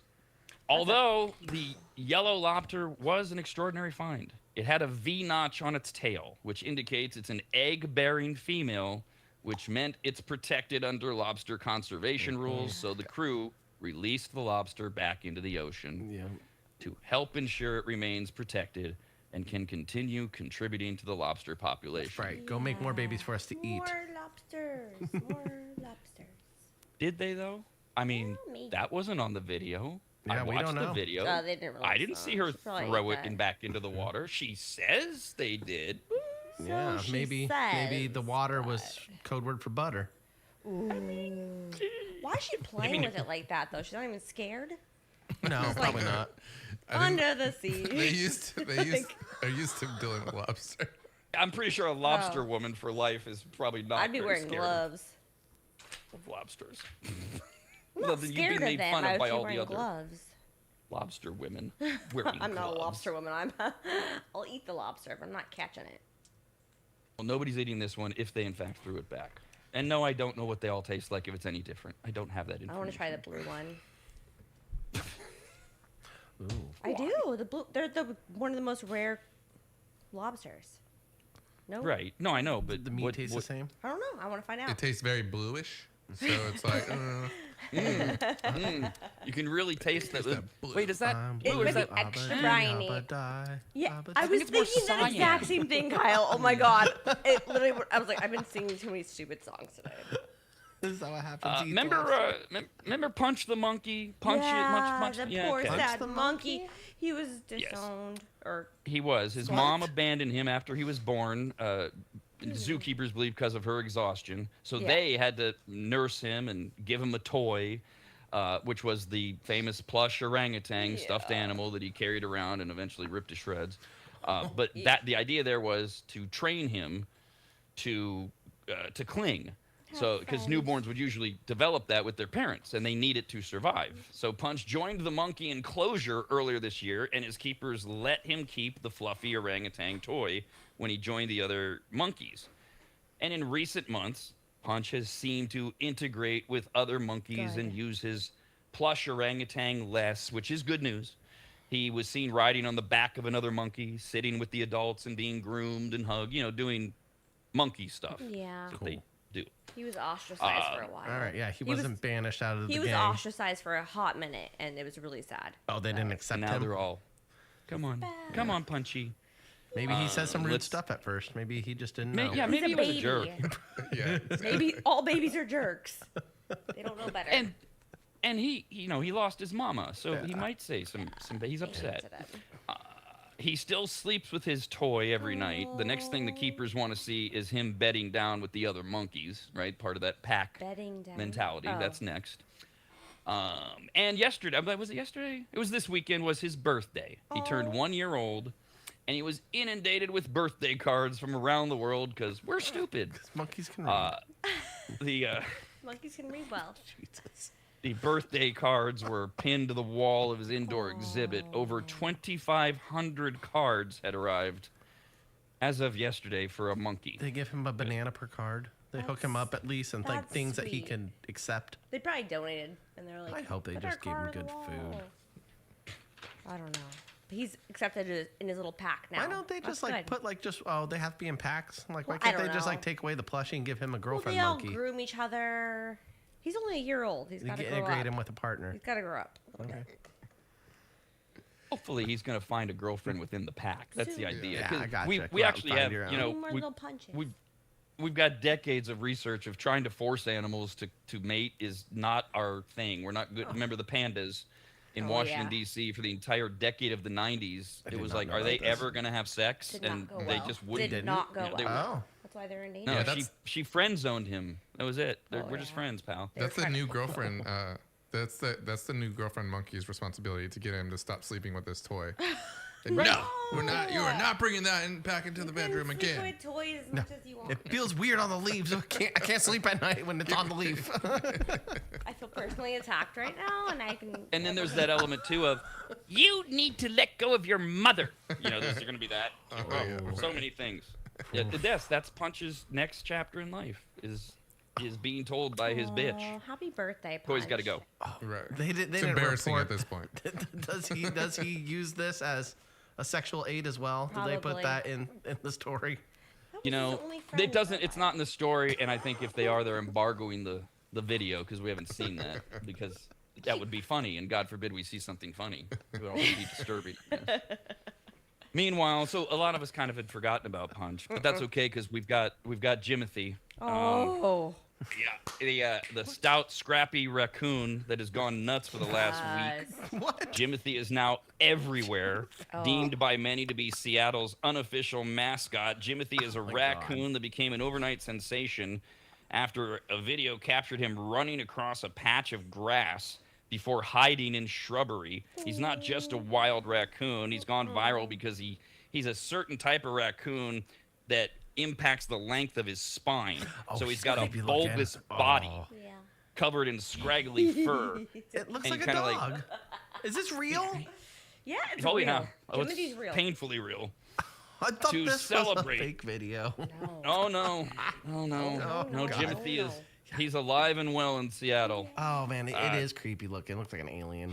Yeah, I like it. It looks like a creature came out of a spaceship. I love it. To celebrate the collective love of Jimothy, Google, for example, released a new animation in its search bar over the weekend. So if you type in Jimothy or Jimothy the raccoon, an animated version of the raccoon will run across your screen. And you can even go down to a raccoon paw print at the bottom of the screen. And if you click it, it'll come back. It'll run again. And it's been used more than 12 million times as of this month. What are they going to do with Jimothy when they find him hit on the side of the road? Don't say that about him. Are they gonna have a fun little funeral for him? No. Yeah, where does this thing loves live? Jimothy. I mean, he lives in Seattle. But He's crossing out and he's about. crossing that walkway willy nilly. You know he's doing that in the streets. He's like, ooh, trash. Run He's a across, wild boom. raccoon. He's just Yeah, they get hit by a cars. little deformed. yeah. There's a lot of them. They get hit by my house quite a bit, actually. There's memories of me and my sister leaving a dead raccoon that stayed in the street a little too long. Some birthday cards and balloons, and Oh. yeah, that's the quite next kind. we put attention on it. That's quite and kind. then guess what? They came and took care of it. Yeah. Oh. R.I.P. This is a lot more dangerous than falling in love with Punch because, Kyle, you bring up a great point. If this thing's just roaming around, anything could happen to him. What about a scumbag who just wants to kill Jimothy Well, they're and be feeding known? him now, so he's, I know. he knows he's well loved. Yeah. Well, yeah, but that doesn't stop the psycho. Yeah, and what if Jimothy's around on Halloween night and they mistake him for a black cat and there's some kids with firecrackers? I mean, Oh, Poor he ain't living Jimothy. at Halloween. Don't. He ain't Yeah, living No, let's you don't not think go. so? I was like, no. Let's He not looks go back more to like Sonic Halloween. the Hedgehog. Like he's about to do a roll. Like that's what I want to say. He's gonna do a roll and spin into like a Yeah. like he gets a couple coins and he goes. takes off. Because Kyle, I hadn't even given that a thought, and your dark mind always brings out reality to me. Because the fact that this thing is accessible and not protected, Yeah. he ain't living till Halloween. Somebody's No. gonna get him. Somebody's gonna eat him. They're gonna Something. keep him. yeah, in he ain't the house. lasting long. No. Hopefully they Is give him a that good proper meat? funeral. Raccoon He's meat? a star. No, that one, not that one. Deformed raccoon matter. meat. That one's not okay. That one's I don't diseased. How do you Raccoon. know? How do you know? It's the Hunchback of Notre Dame's saying. raccoon. He's a star. He's a star. He is. Right, He and- is. They're not supposed and to who- capture him for their own Who, purposes. who in our society is more targeted than celebrities? He's gonna be attacked. Yep. It's how easy. Kyle, you and I could fly to Seattle, find him. We scoop him up. We fly to the other side of the country so nobody knows where we are. We do a viral video. We're holding Jimothy hostage or whatever. We set up No, a. you'll We get have Jeff arrested. set Well, up we- an online account for us. What are we getting arrested for? Yeah, He doesn't belong to anybody. Capturing If a star. capturing. What law is that? Capturing. No, we're domesticating him. I mean, if you bring him here and put him here on the stool, No. then I'll he could take be a care part of of him. the I'll show. take care of him. No. We're not bringing him here. Well, Excuse you're me. not Kyle here. and I are so trying to you make can- money. I can take care of him Yeah. here. Kyle and I are gonna go somewhere else. You're not. Apparently, you guys can't be trusted. New York. And we're gonna film us with Jimothy. You know, Jimothy will hold up the newspaper to prove the date and all that. And we're gonna set up a GoFundMe page and Right. tell people if we hit a certain number, like we'll release Jimothy unharmed. I see the this public working. will Yeah. go nuts for him. Oh, yeah. And we will abide by our word. If we get the $5 million that we're asking for, That's not a lot. then we will Crowdfunding. drop ship Jimothy somewhere safely, and we'll let everybody know ahead of time. And No, Kyle and I Back will go to to me. Back Kyle to and I me. are We'll on let our him free way in the to it. redwoods. We'll take him back to Oregon or Seattle. We'll find a nice foresty area with lots of birds and other animals, and we'll let him free. Have we seen the show Finding Bigfoot? Because I can see Kyle on this show. It's like Finding Jimothy. Sorry, Finding Jimothy. Well, he's running through the. We're just gonna go find this Instagram user or YouTube user, whoever they are. Find their handle. Tell me where Jimothy is. I'm sure with a $20 bill, you can get them to be like, I saw him the other day in the neighbor's yard. He has a spinal condition. He's protected. So he's easy to capture. Exactly, and they're a whole breed of raccoon. Why, Kyle? We're making this too difficult. We don't need to go get Jimothy. We'll just go get one of these raccoons. Yeah. Oh, they're more of them. Find one of these. Yeah, they're all. Yes, they're a whole breed. We just gotta go find one, and we'll say it's Jimothy. A Jimothy imposter. I just read that Jimothy is a they them. They have no idea what sex Jimothy is. Oh, that's not creepy either. Yeah. Is it a hermaphrodite, or they said haven't gotten close enough? They've gotten close enough. Yeah. Wow. Hey, he's a raccoon. We'll get RFK to help us identify if he has a penis or not. Ah. And then Get up in there, yeah. RFK can eat it if he wants to. You got his number, right? Oh yeah. Perfect. Just like Tiger Woods, I've got the whole administration on speed dial, just in case. So we got the Google Jimothy. Also, Roku announced that Jimothy has made it to Roku City, a reference to its panning screensaver that does all the pop culture stuff. Wrote one commenter, he's everywhere. No one can hide from Jimothy. Another one said, loading up my Roku right now. I hope to see Jimothy in the background. Jesus. We are so desperate for anything happy right now. Like anything remotely simple or harmless. It's like, yes. And we want to capture him. Sounds like we need a mascot. Or no. Look, this is why Kyle and I are here to bring people back to reality. On July 23rd, that was last Thursday, an official Minecraft partner that creates unique worlds and game modifications announced that Jimothy would be coming to its naturalistic add-on pack, whatever the hell that means. Minecraft. Okay. And I didn't know that there was a National Bobblehead Hall of Fame, but there is. There is. And it now has a Jimothy figure as of last week. So we making Jimothy shirts? There it is. There's your little Jimothy bobblehead. He doesn't have like a neck. How's it bobble? His spine. Oh. Right. The bobble body.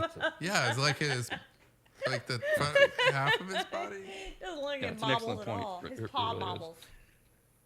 Other artists are paying homage. No, they're I not spelled paying Jimothy homage to him. wrong. They're trying to make money. There's all sort of murals and glass blown figurine on Etsy and things like that, and you can buy Jimothy crap. So are we going to make a Not Jimothy licensed. shirt? We probably should. RAD Network supports Jimothy.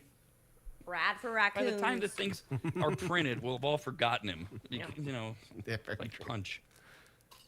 Punch the monkey. He's historic. No. Why don't we know put anything him about and- You didn't know about We should Punch? send- It's like Mudang. Let's send he and Punch on a road trip together. There's an idea. Just put him in an RV, have a human drive, and see what kind of Yeah. Volunteer right here. I'll do live podcasting from my RV. There's going to be a fight over the food dish for sure. Yeah. Finally, in the animal pile, the flag of California features a California grizzly bear. That's what that bear is. That's a bear that has been extinct for more than 100 years. When California became a state in 1850, there were 10,000 of them, but by 1925, there were none, whether it be from intensive hunting, habitat loss. As more people moved into California, the bears would attack and kill farm animals, and so we all did what humans do and got rid of them. Good meat, good rugs. We're good. Don't know about that. Bear's good. I've never Other eaten types bear. of grizzlies are in Alaska, Wyoming, Montana, Idaho, and Washington, and now groups of tribes and environmentalists are urging California lawmakers to bring back the California grizzly. No All right. thanks. Yeah. It is estimated that existing California habitats could sustain about 1,500 grizzlies. So they'd bring in 25 grizzlies to start, get 5 each from Alaska, Wyoming, Montana, Idaho, whatever. Yeah. Bring them in. Here you go. We got Here salmon. is- Yeah, we got plenty of stuff. Here's the continent's second largest land predator being reintroduced to the nation's most populous state. What could go wrong? Great Wow. idea. What couldn't go wrong? Yeah. I'm into it.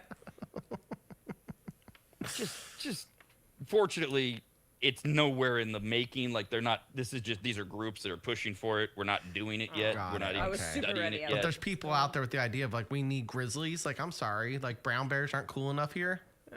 There's plenty of them. I thought they were grizzlies. I didn't even know that there were. I learned about grizzlies in like second grade. I remember that polar bears were the biggest, grizzly bears were second, or something like that. You got it. And then there's black bears and the koala bears and panda bears, and no one really takes those ones serious. Didn't know you had so much bear knowledge. Those ones don't scare you when you're camping. They don't eat your food. He was actually doing exactly great. He had the list in order until he said koala bear. That was in there for fun. America's RAD Cast continues next. I know all only bears. on the Put that, radnetwork.com. add that to your profile.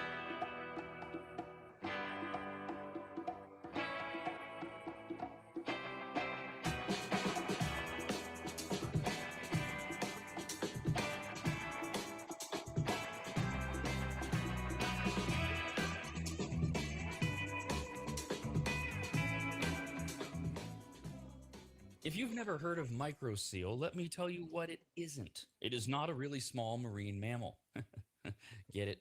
A microseal? Oh, fine. Just ask AI. AI describes microseal this way with a bunch of AI words. Microseal is a premium, eco-friendly, and biodegradable fabric protection spray that penetrates deep into fibers to provide permanent stain, soil, and sun-fade resistance to rugs, furniture, and delicate fabrics. It uses nanotechno blah blah blah and blue blue blue blue blue. What AI is trying to say is that microseal is non-toxic, non-allergenic, safe for pets and children, and although AI doesn't say this, it should, you need to contact a longtime maggot Joel from AdvantageSteam.com right now to get him to apply microseal for you. You can even make appointments online at AdvantageSteam.com. We've had microseal for years at Williams Manor, and it treats a lot more than carpets. Microseal protects virtually all fibrous materials, including wool, cotton, silk, suede, leather, and synthetic fabrics. It protects upholstery, carpets, rugs, draperies, and clothing, including wedding dresses. And ladies, you're going to need what? 3 or 4 of those in your lifetime. And it protects against stains, moisture, and UV degradation without changing the texture. Also, if you're an interior designer, Joel has a special program just for you, and all you have to do is say the password, which is what? But there's no password, I guess. Never mind. Whoever you are, contact Joel at AdvantageSteam.com. And if you're an interior designer, tell him, I guess. I don't know. That's AdvantageSteam.com, where you'll learn more about microseal and everything else that Joel offers. At AdvantageSteam.com. That's AdvantageSteam.com. AdvantageSteam.com.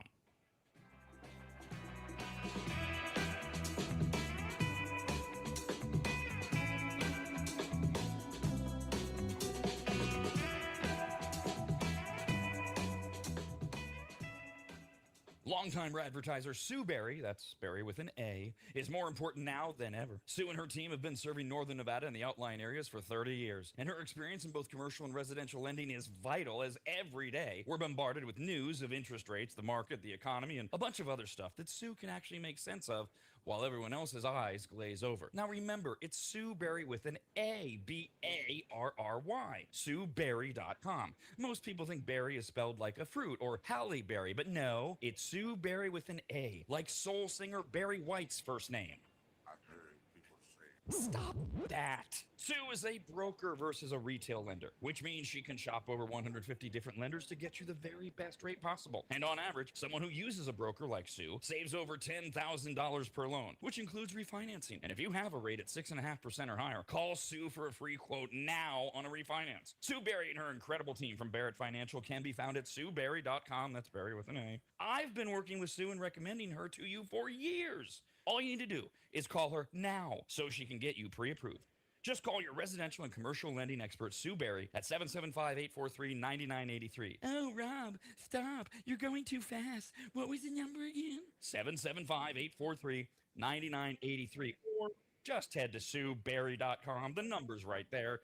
Berry is B-A-R-R-Y. Sue Berry with an A.com. That's Sue Berry, B-A-R-R-Y.com. SueBerry.com.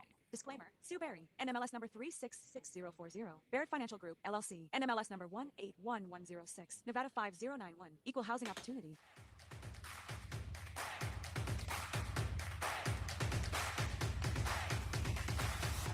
And now, live from Midtown Sacramento, this is America's RAD Cast, presented by the RAD Network. Follow us online pretty much everywhere. Find all the details at theradnetwork.com. We mentioned that it is Shark Week. It began last night, and by mentioning it justifies the purchase of this silly shirt that I'm wearing. Thank you, IRS. But I didn't tell you, tonight on Discovery Channel, your back-to-back prime time shows begin once again at 8 with Bull Shark Dinner Bell, which is the eating habits of the bull shark. Okay. At 9 is the House of Sharks. I don't know what that's about. And at 10 is the biggest mako on Earth, which I think is about the biggest mako shark on Earth. That would be on the Discovery Channel tonight. 8, 9, and 10. Well, if you get the East Coast feed, it's 5, 6, and 7. So we could stream it. I'll catch up on demand because or you can just stream it. Sure. I mean, Discovery is online, but I mean, are they? Okay. You can also record it, or you can watch it live. Or, there's all sorts of possibilities if you care. That's for Shark Week tonight. We have an AI update now.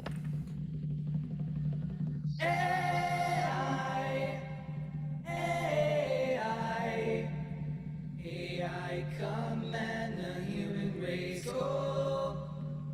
Hey, he said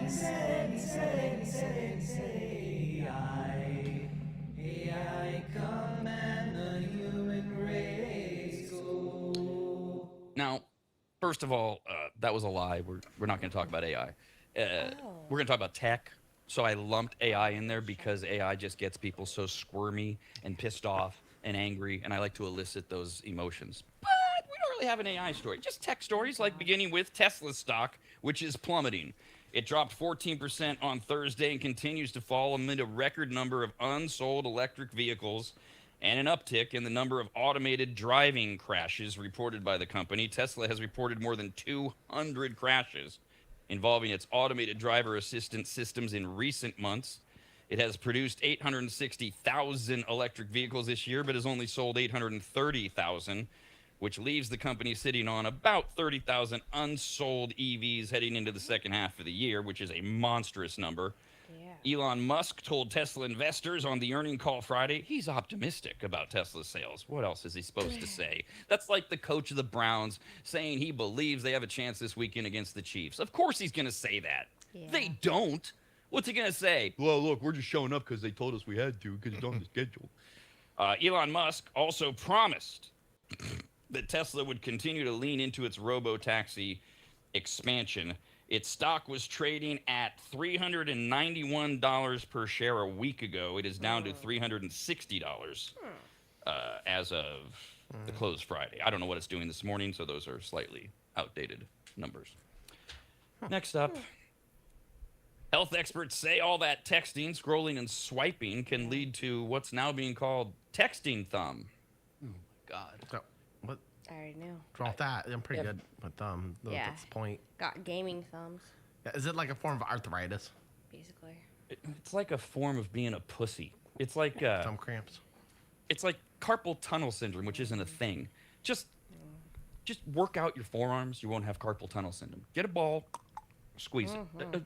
These things drive me nuts. Today's smartphones are larger and heavier. People use them for way more than just calls and texts, and all of those hours of scrolling are putting extra strain on your hands, leading to texting thumb. I've never had that. Yeah. Anybody ever had it? No. I hope to God my doctor doesn't even take me serious if I come in saying I have texting thumb. I used to get book thumb. I'd have like big, heavy books, and like I'd read them and try to hold them like while I was in bed, and then I would, my thumbs would get a little. What?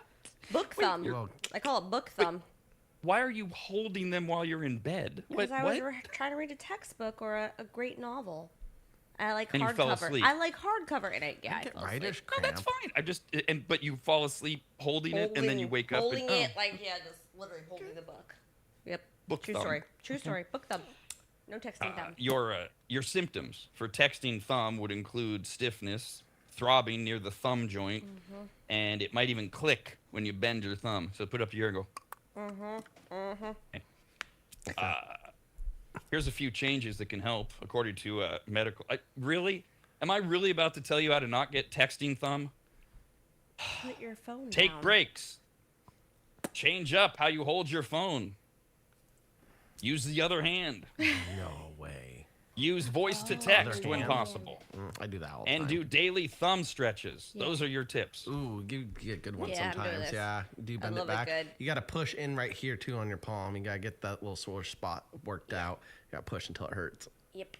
Except I don't have texting thumb, so why do I need to do that? Well, I don't know. Book I get it from thumb, writing. typing thumb. Yeah, writers. I writing get writer's thumb, cramp all the time.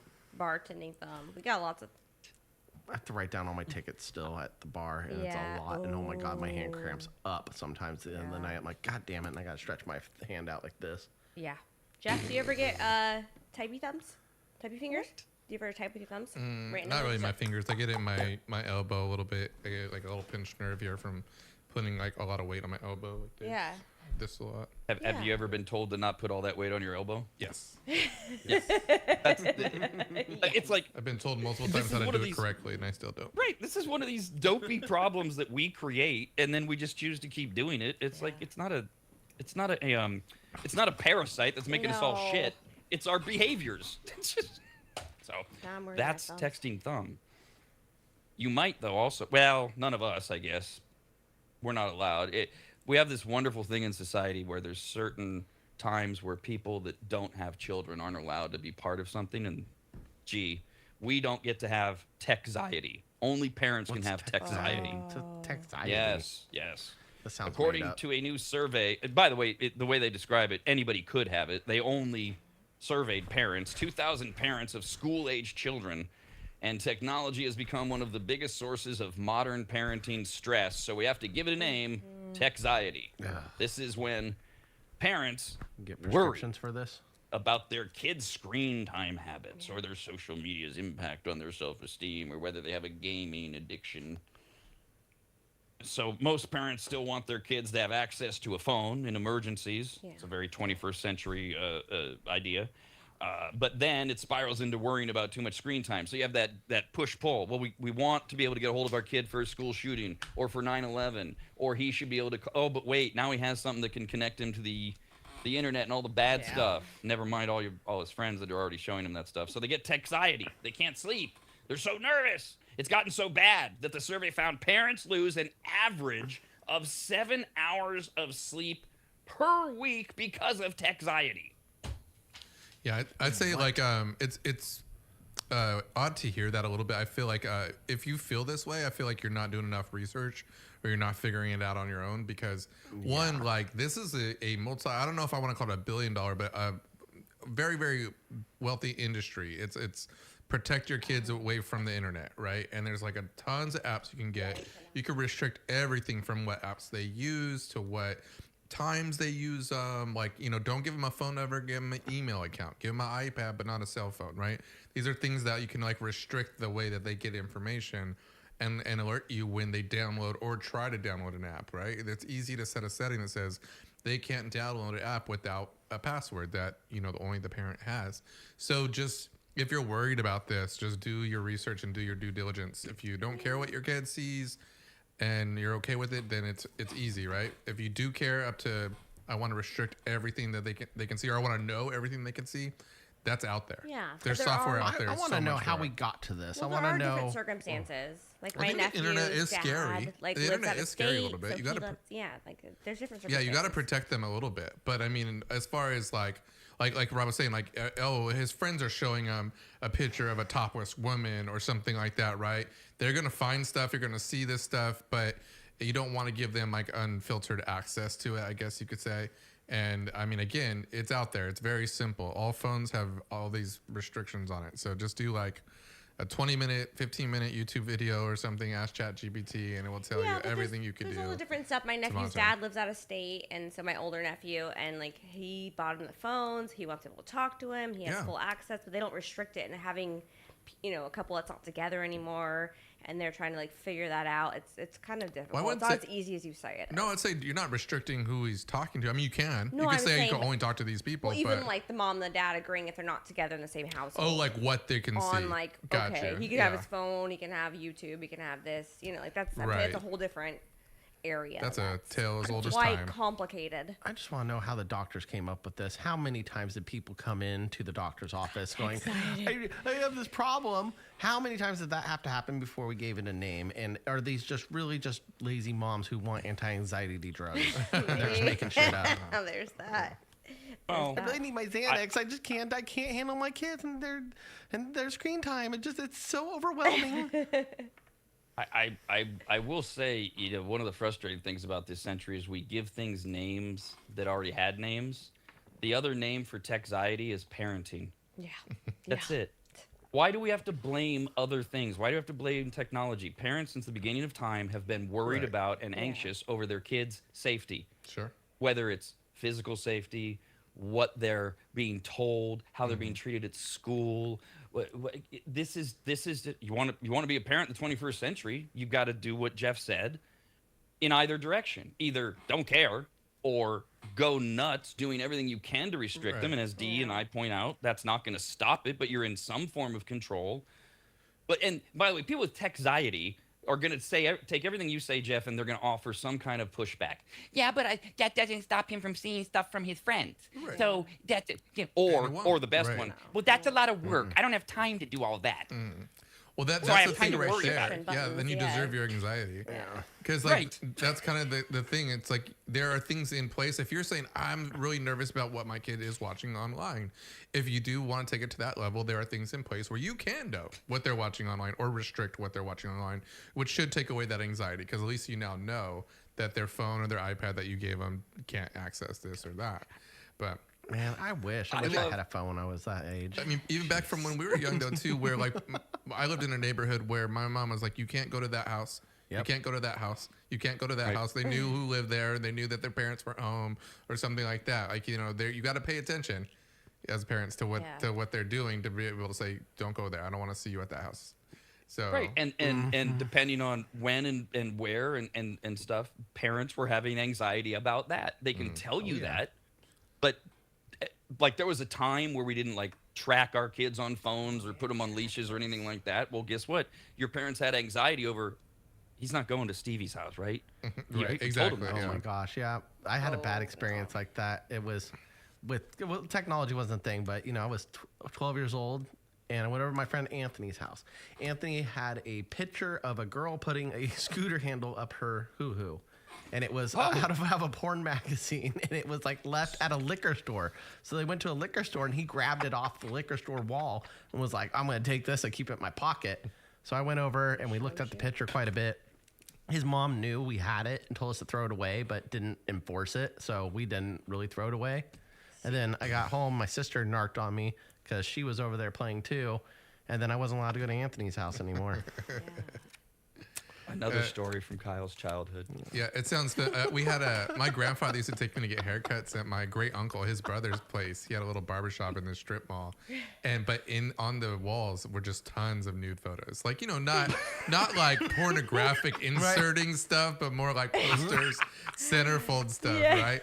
And my mom would stop letting my grandpa take me there. Plus, he gave horrible haircuts. They were the worst. America's RAD Cast continues next, only on the radnetwork.com.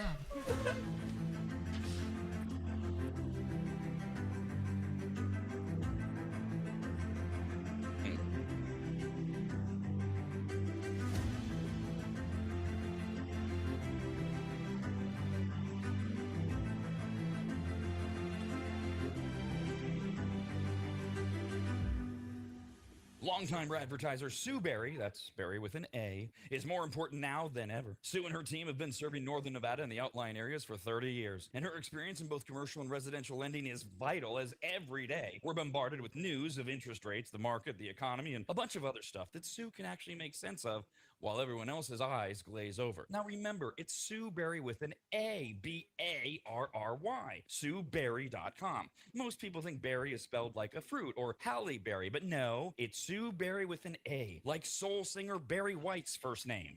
I've heard people save. Stop that. Sue is a broker versus a retail lender, which means she can shop over 150 different lenders to get you the very best rate possible. And on average, someone who uses a broker like Sue saves over $10,000 per loan, which includes refinancing. And if you have a rate at 6.5% or higher, call Sue for a free quote now on a refinance. Sue Berry and her incredible team from Barrett Financial can be found at SueBerry.com. That's Barry with an A. I've been working with Sue and recommending her to you for years. All you need to do is call her now so she can get you pre-approved. Just call your residential and commercial lending expert, Sue Berry, at 775-843-9983. Oh, Rob, stop. You're going too fast. What was the number again? 775-843-9983. Or just head to SueBerry.com. The number's right there. Berry is B-A-R-R-Y. Sue Berry with an A.com. That's Sue Berry, B-A-R-R-Y.com. SueBerry.com. Disclaimer. Sue Berry, NMLS number 366040. Barrett Financial Group, LLC. NMLS number 181106. Nevada 5091. Equal housing opportunity.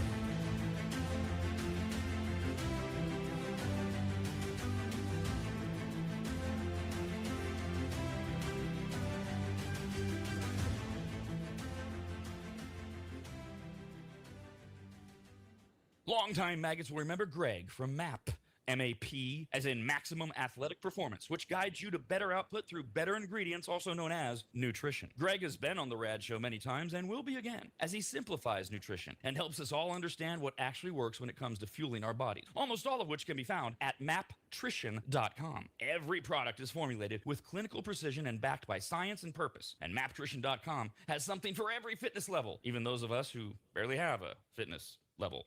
With nearly 20 years as a nutritionist and a specialization in sports nutrition, Greg works with athletes and everyday individuals to optimize performance, energy, and overall health through smarter fueling strategies, all of which starts at maptrition.com. At the very least, we should all be taking daily multivitamins, and Greg has his formulated for exactly what a man or woman's body needs. Protein is in, but maybe instead of getting yours from mac and cheese with extra protein, you get it from maptrition.com. And of course, all things workout, training, and exercise are available as well. From pre-workout to creatine and other muscle builders to recovery supplements and more, all at maptrition.com. From morning breakfast essentials to post-workout recovery and everything in between, maptrition.com's full range of supplements, proteins, and wellness products are built to power your journey from start to finish. Check out all the products and find what's right for you and order it shipped to you, all at maptrition.com. That's maptrition.com.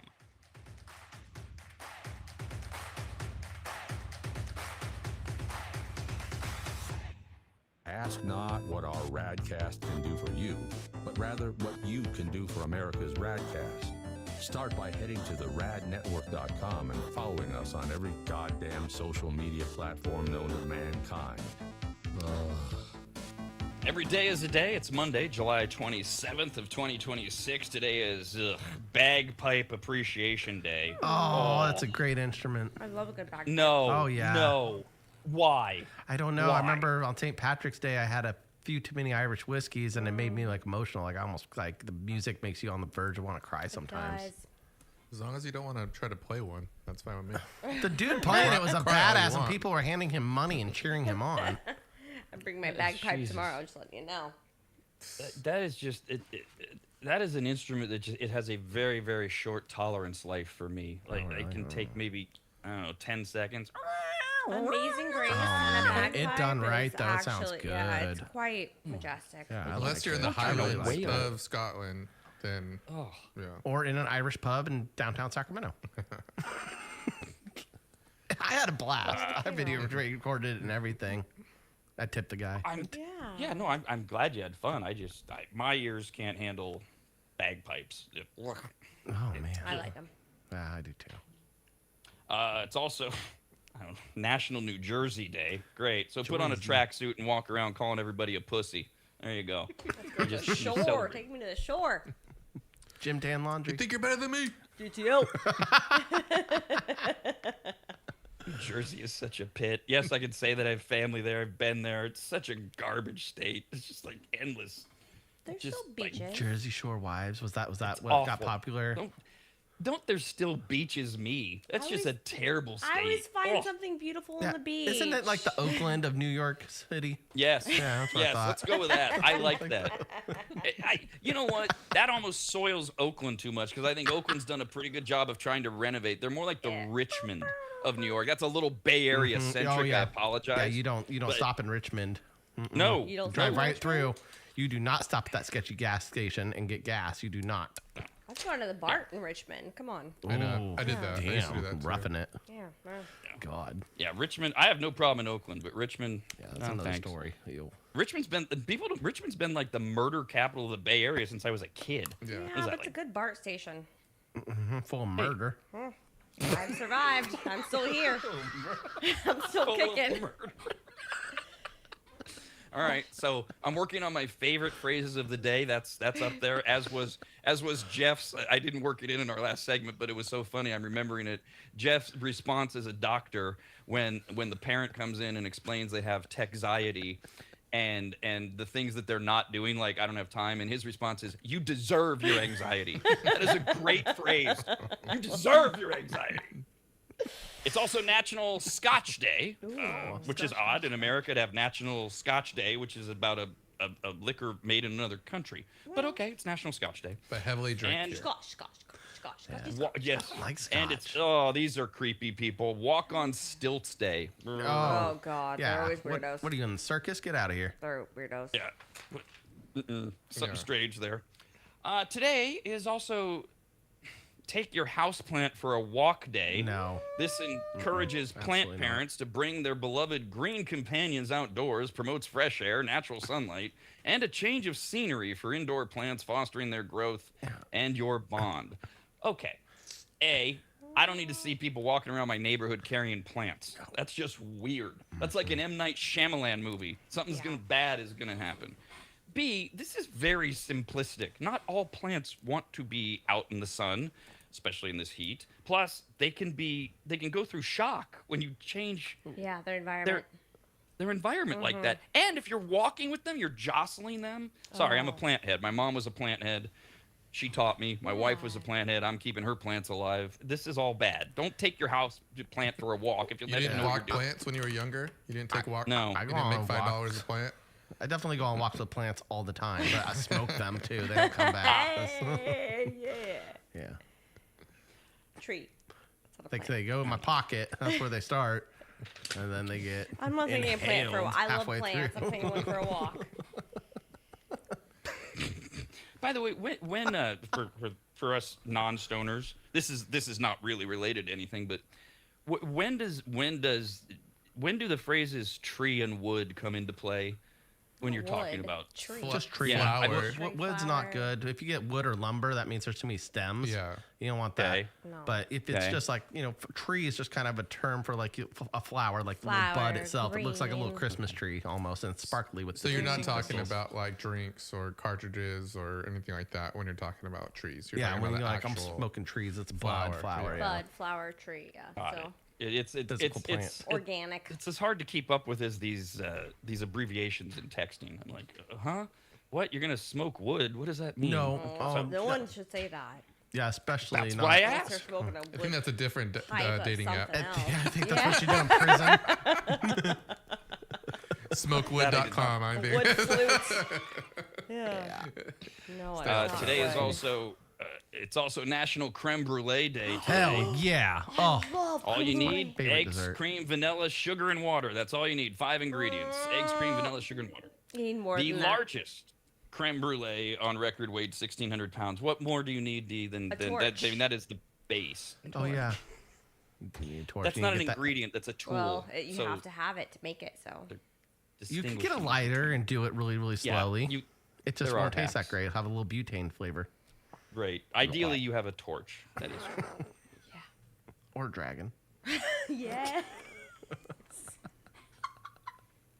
By the way, there is there's a vegan creme brulee. Oh, Ew. gross. No. Can be made Get out of from here, vegans. You don't get to have coconut this. and almond milk, Oh, that along with sound sugar, bad. cornstarch, and nutritional yeast. Oh. Oh, He does that all the time. He's like, oh, vegan, the worst. I will never eat it. Oh, that's actually pretty good. I'll do that maybe coconut. once or Ooh. twice in my life. Yeah. We have to do a food factor. It's called Vegan Not Vegan to see if we can stump Kyle. Who's cooking? I love Rob? that. Rob's cooking? No, we'll just get items that are vegan or not vegan from different places. You have to. Well, to and you I have to tell. have to tell if it's vegan or Oh, not. that'd be fun. This could be fun, Jeff. And the one that I've heard would be the potential really good one would be the cookies. I'm told vegan cookies are surprisingly unidentifiable unless you know. I don't know this I'm just told by people in the know. That would be a good one to have. But they're not He's great. gonna know- They're not bad, but You they're can't not use great. butter, right? They can't use Nope. butter. They can't So- do Oh, chocolate. no. They can't That's what do makes milk. cookies good. Yeah. Is like how much butter you Why put. Butter can't and you do sugar. chocolate? I didn't report it as fact. I'm just telling you I've heard Vanilla. it from more than one source. Because I think Kyle would have no problem like identifying the impossible meat crap, because that is truly crap. He'd be like, "Is this dog food?" But Vegan Thai food's really good. So. Yeah. What? Vegan Thai food's actually really No, good. it's not. Have you tried it? Is it just like fried vegetables and noodles? Fine. I'll eat that with the sauce. There's still a vegan sauce, and it's It's Within pad Rome. Thai is probably vegan. I have It's a couple friends delicious. who are Yeah. vegan. If I go to dinner with them, I will have a vegan meal, and I'm like, all right, no. Is peanut butter allowed in vegan? veganism? Yeah. Okay. Yeah. No, it's butter. Well, No, it's not butter. Peanut butter. Isn't there butter? in Derived peanut from peanuts. butter? I know it has peanuts in it as well. There is not regular butter and peanut butter. I swear to God, there's not. No, it's No? just There's not? no. It's just ground up nuts with oil. All right. I mean, that's what butter is different oils, right? Okay. We're gonna do a vegan challenge for Kyle and Jeff. I can't believe it's not butter. what the hell? There is actually quite the debate online over whether or not peanut butter is vegan. Really? Ooh, that's kind of cray-cray. Damn it. God damn it. Jeff might be right. No, he's not. Not yet. We're not gonna go with that yet, Kyle. We'll go against Are you on Jeff. smokewood.com?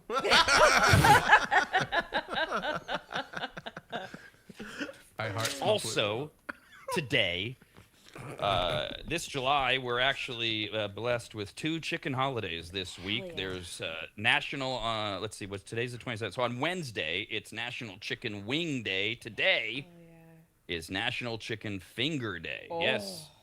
2 separate days for your chicken nibbles. Chicken fingers and chicken wings, different, but they're still part of the same broad category of things we order when we want something crispy, salty, and chickeny. But they each get their own day on the calendar. Today, again, is Chicken Finger Day, But which is the same confusing. as tenders. They're Okay, all the thank same. you. I was The like tendies. Strips, right? Strips. Same thing. original okay. name was chicken tenders. Chicken fingers came up as a slang term, and now we've got strips. Chicken It's tendies. all- Yeah, got it. Chicken same. tendy I day. do want to try the chicken fingers at Costco. It's like their new item, right? I know. wanna try I'm that gonna one. go this week. Got it Hey, on if my it's list. at Costco. Oh yeah, that's right. Yeah. Yeah, that did look I good. haven't been to Yeah. Costco since then, but I'll get them next time I Chicken go. tendies. By the way, chicken fingers actually date back to the late 1900s in New Hampshire. The late 1900s? That's like 1998. Who writes like this? Late 1900s. The late what? Say 19th century? Well, maybe it's before the 1910s. Maybe it's like 1909. Chickens don't even When I have fingers. highlighted They it- have Says 1900s. claws. When I the highlighted OO. it, I thought that's what they were saying was like the 1900s. Oh man, God, are we I don't that like. far I don't away? like that. Yeah. Well, they don't even have fingers. They've got claws. Yeah, they were so called chicken tenders feet. then. Yeah. What? Bringing back tendies. Chicken fingers. They don't have fingers. No, obviously, because chicken fingers are chicken breasts. Yeah. They just look like fingers. They're not They the don't actual even look chicken like fingers. No. No. You're talking about chicken feet? Like eating chicken That's feet? what I'm saying. That's I think different. about- That's I think different. about That's fingers. different. When I think about chicken fingers, I think about feet. And fingers have been around since the beginning of time. So Is it the beginning of time, or was it the late 1900s that we discovered chicken fingers? or the I egg? no, I was just because- talking about just fingers in Well, general. that was Chicken or beginning the of time for egg? me. Was the late 1900s. See, finger the of late the tendy. 1900s is now like ancient time. It's like, 35 years old. Oh boy. oh God. America's RAD Cast, only on the radnetwork.com.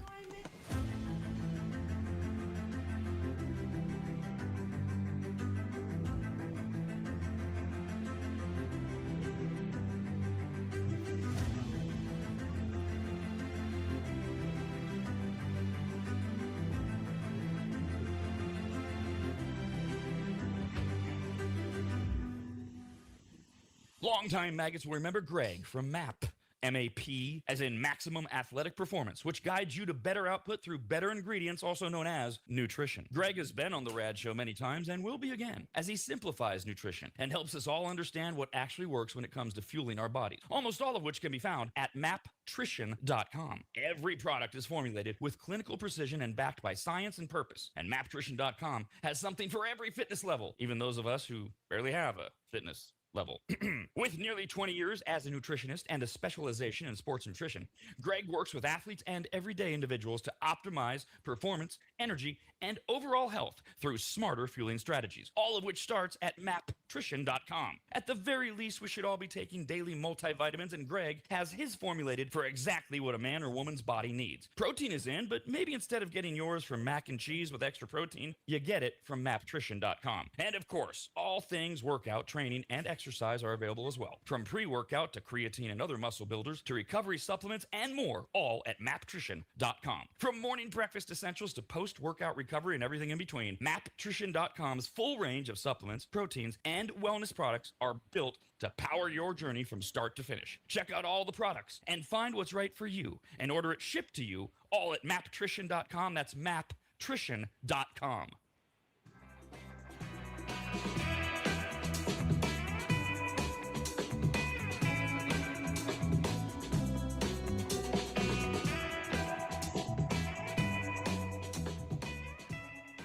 Longtime advertiser Sue Berry, that's Berry with an A, is more important now than ever. Sue and her team have been serving Northern Nevada and the outlying areas for 30 years, and her experience in both commercial and residential lending is vital, as every day we're bombarded with news of interest rates, the market, the economy, and a bunch of other stuff that Sue can actually make sense of while everyone else's eyes glaze over. Now remember, it's Sue Berry with an A, B-A-R-R-Y, SueBerry.com. Most people think berry is spelled like a fruit or Halle Berry, but no, it's Sue Berry with an A, like soul singer Barry White's first name.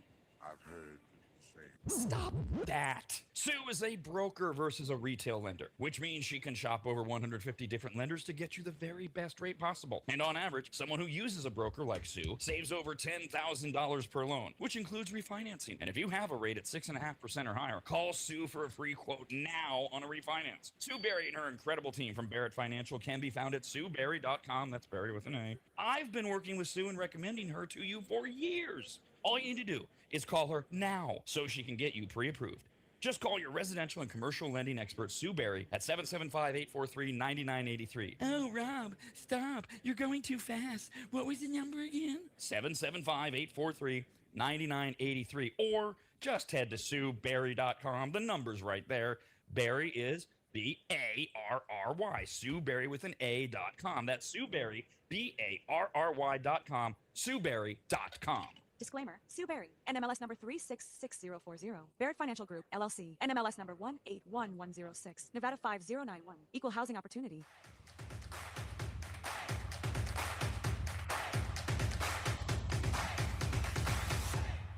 Did Rob say something that upset or offended you?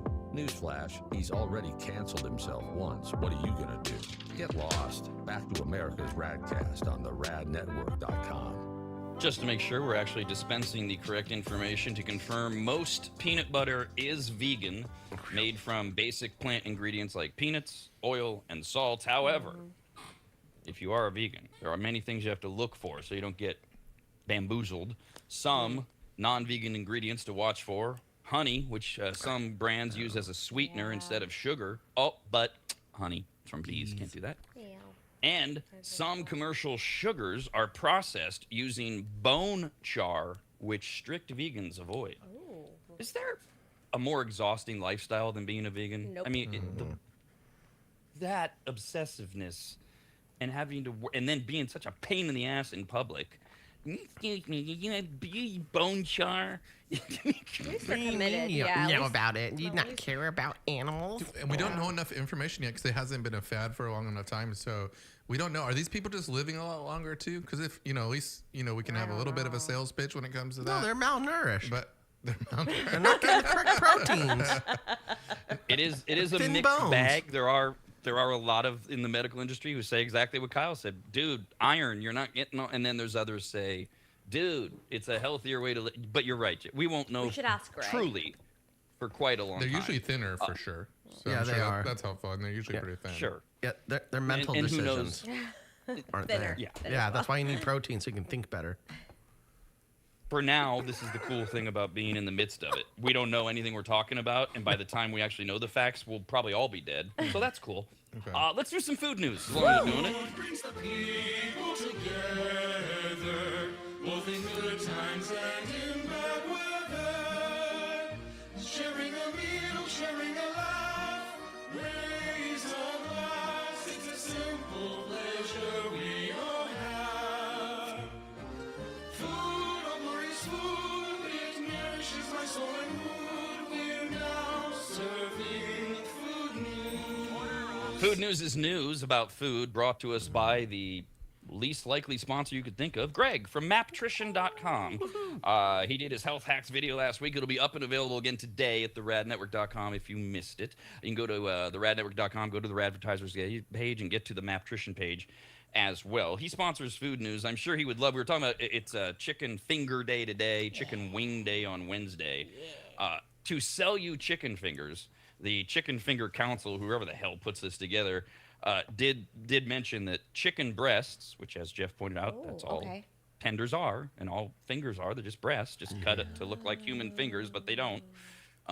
Chicken breasts are known to hold many nutritional benefits, and chicken fingers provide important amino acids that can help repair tissues and keep muscle mass. I can only imagine Greg's response to selling you fried breaded chicken and its benefit of amino acids, and how he would say, well, why don't you just not bread it and fry it, and you're still going to get the amino acids. You probably get a without lot of all the people other- there. I mean, can you imagine all the fat people craving the chicken tenders going, or fingers, and saying, oh, I'm doing this for my amino acids. It's really healthy for them. Yeah, right. Do you have extra chicken My fingers? protein. Amino acid. Raising Cane's is changing their slogan to get your amino acids here. Right. Taco Bell is officially bringing, speaking of, crispy chicken back to the menu. They're dropping an all-new crispy chicken chipotle bacon melt burrito. Now, what I love about that is the name, because for Taco Bell to sell a dish with chipotle in the name is just brilliant. Mwah. Good for you, Taco Bell. The chain's new chipotle seasoned bacon and the fan favorite chicken strips are stuffed into the burrito, both with lettuce, plenty of melted cheese, and the beloved avocado ranch sauce before it hits the grill for the perfect amount of crunch. That's lettuce when they're selling lettuce that isn't from Taylor Farms or it's back or whatever, even though it's all bullshit. I had Taco Bell last night with lettuce on it. It was fine. What? I know. What? I know. Crazy. That's odd. I literally just read a story this morning about how they've pulled all lettuce, but we all know that's not true because you got to read the small print. It's Taylor Farms lettuce, which has never been tested positive. There was a false positive, so it was stupid to begin with. Taco Bell has handled this so poorly. They tried to get in front of this, and they just put a big bullseye on it. Sorry, I'm going on a tangent. We'll save it. The debut of the crispy chicken chipotle bacon melt burrito, which will be $5.49 a la carte, also marks the return of three other spins on the popular poultry item, the avocado ranch crispy chicken soft taco, the avocado ranch crispy chicken burrito, and four-piece crispy chicken strips, or fingers or tenders, are all back on the menu for a limited time. And Son of a one more. bitch. Limited time. Limited time. Always. It's always limited time. Anything that sounds good, Taco Bell's like, I like their cantina chicken. you don't get any more. Oh, yeah. Not related to chicken, Taco Bell is also rolling out their new Pepper Jack steak nacho fries. This beefy new twist on the French fries features seasoned nacho fries piled high with marinated steak and the recently launched Pepper Jack sauce. Yeah. Oh, Sounds good. The fries also feature a melty blend of 3 cheeses and some pico de gallo as well. all right. Okay. Look at them. You had something that you had some loaded version, didn't you, Kyle? They were already yeah. loading them. What's different? I don't know. They have like a different loaded fry every month, it feels like.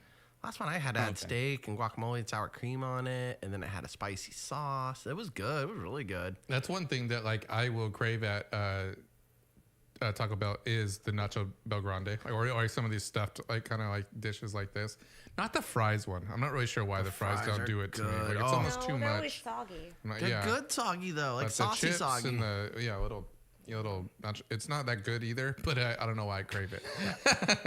Always regret it afterwards.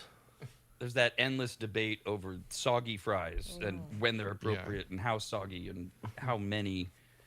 The Taco Bell, the loaded fries, I can't eat them fast enough, I guess is what it is, to before they get icky. Yeah, Right. especially like DoorDash or delivery, it's gonna be get it delivered. It's gonna be awful. Same thing with like the animal fries at In-N-Out. It's like to me it turns into a casserole a little bit. Like you're eating with a fork and kind of just get what you get. Yeah.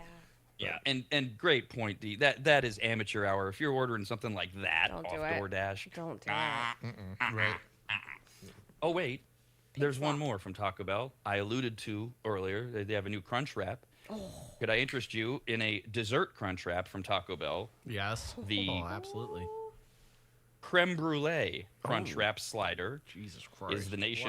Is the chain's first sweet iteration of the Crunch Wrap. That's available. The dessert slider features a rich vanilla filling and a crispy cinnamon sugar tostata, all wrapped in a grilled flour tortilla in the signature hexagonal shape. What is with you and your hatred of cinnamon lately? Why is it gotta be a creme brulee? It's not supposed to be. Can't they just do sugar? Well, it's a dusting. It's just a little dusting. A little hint of vanilla. Okay, fine, whatever. It's in a tortilla. Maybe it'll be good. Fine.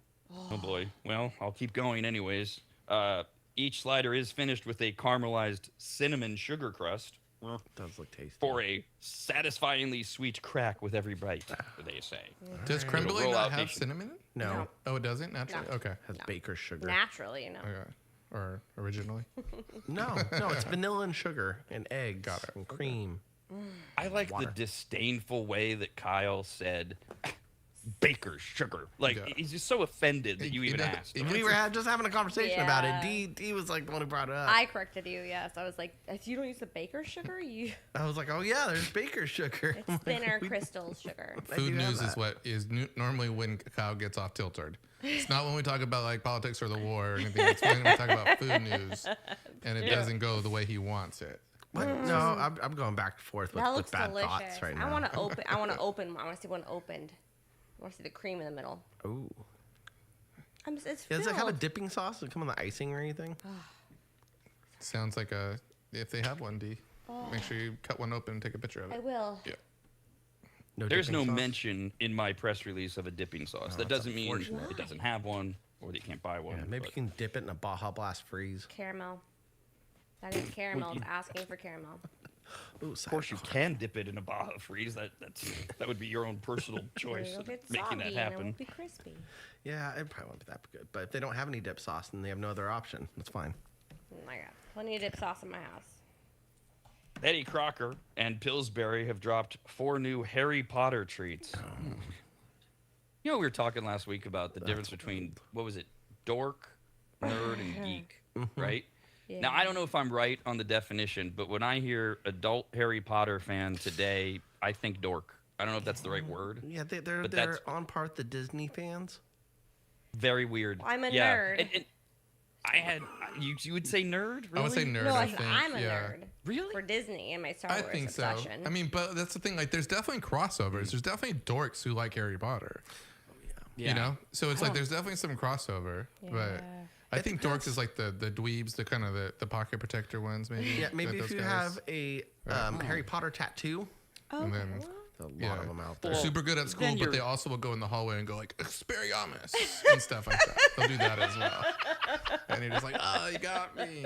Oh man. By the way, if you have a Harry Potter tattoo, we're past dork. We're just into Loserville at that point. And that's not like when Harry Potter was big, there were a lot of adults that liked it, and I got it. My dad even read, I know some of them, but I mean now, like to still be into it, and this whole resurgence. I know the millennials are of age now, and you Harry Potter. It's just there's a Harry Potter world at Universal Studios.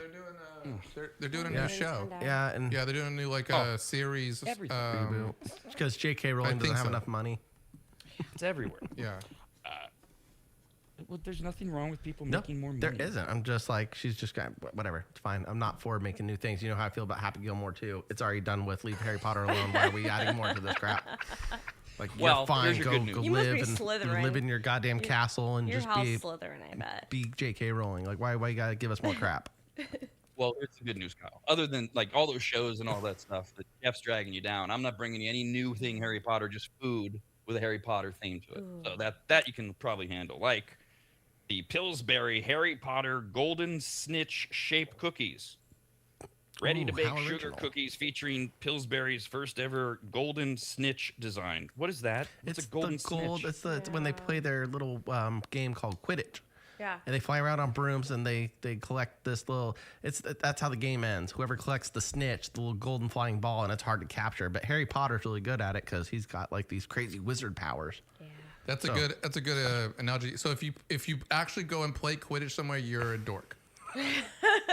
So you're a geek if you like this show, but if you're actually out playing Quidditch somewhere, if Kyle's like, "Hey, you want to join this Quidditch league or something like that?" Right? That's a dork. We've been looking for a blunder. We can replace you. Meet Ron. I'll show up with my hobby horse and be exiled. I'd pay to see you on a broom, Kyle, in like a little hoodie, like a little cloak. I can see Kyle taking it to the next level. There's also the Betty Crocker Harry Potter Chocolate Frog Truffle Kit. It's a new truffle mix with custom frog molds to create and decorate your own chocolate frog treats. There's a frog connection to Harry Potter. It's one of the first candies he experiments on the train on episode 1. Yeah. The frogs come alive and they're chocolate. Butterbeer's better. You know, the interesting thing about Harry Potter for me, it's a personal thing, is the more I learn about it, the more I hate it. I've always hated it, but the more I learn, I just go, God, this is not for me. That's all. I don't care that y'all like it. That's fine. Or whoever you do. But, But the frogs come to life. Look at those. Are they real frogs? Those are chocolate frogs. Those just might be.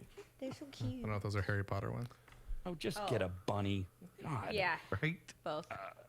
Betty Crocker's Harry Potter Hogwarts House pumpkin cakes are also available now. These are pumpkin cakes made to celebrate all 4 of the Hogwarts houses. I won't even ask. Yeah. And there's Betty Crocker's Harry Potter Forbidden Forest chocolate cakes, a cake mix inspired by the Forbidden Forest. That's where the spiders live. Dark and spooky. I think that it's interesting because I feel like with this new series that's coming out, I think you're going to see a lot of products with Harry Potter coming out. Just because when Harry Potter was at its peak, it was like not at the commercial peak that we're at now with like social media and stuff like that. I still remember my nephew like circling things in like a Harry Potter magazine or something of like what he wanted for Christmas, right? Like I want this, blah blah blah. This scarf. Right, but now it's like. Same thing that they do with the World Cup or anything to America 250. It goes on every single product. And when Harry Potter was at its most popular, that wasn't really around too much. You're going to see it flooded now. Because it's been a slow burn that's peaking now. Because it was a year ago, one of the goofiest things that got me paying attention to, Harry Potter is coming back, was the Food Network launched a Harry Potter cooking show. It was the dumbest thing I've ever seen. I watched like 5 minutes of it. It made no sense to me because I'm not a Harry Potter fan. Just the presence of it existing. That was a year ago, and now you're right. We're about to get flooded with this. Well, because it hits that special mark too, which I made an example of earlier or last week with Pokemon Go. It's like the reason why the surge hit so big is because all the people who loved it when they were children are now adults, have a little money in their pocket, have kids themselves who could teach them the game or do it with them. So it's kind of like a father-son or mother-daughter type thing, whatever you want, whatever it is. And the same thing's going to happen with Harry Potter. You got all these people now who love Harry Potter, go to Universal Studios to go to the thing every year. Custom-made wands. Yeah, now they're going to have their kids watch the show and buy Butterbeer. everything Harry Potter. Jelly beans. My favorite thing about that scenario is knowing that a percentage of those scenarios you're explaining, Jeff, will result in the kid wanting nothing to do with this stupid thing that my dumb dad is introducing me to, and the dad is just crushed. Yeah. Right. Should be. Right. No, you don't understand. Don't say Voldemort. You can't say his name. A couple more. Samuel Adams is dropping its fall lineup with 3 returning fan favorites, as well as 2 new beers that they say are bursting with autumnal flavor. Yay! Autumnal. Huh? The returning fall favorites are the regular Oktoberfest, the Jacko Pumpkin beer, Jacko Pumpkin, and whatever Harvest Helles is. The new brews include an apple spice ale, which Yeah, I'll say. It's exactly what it sounds like. A Hangover. slightly sweet, juicy apple flavor spiced with notes of cinnamon and ginger. I get a headache reading this. Yeah. Oh. I'm not into it. It might make God, a cocktail. I don't know. No.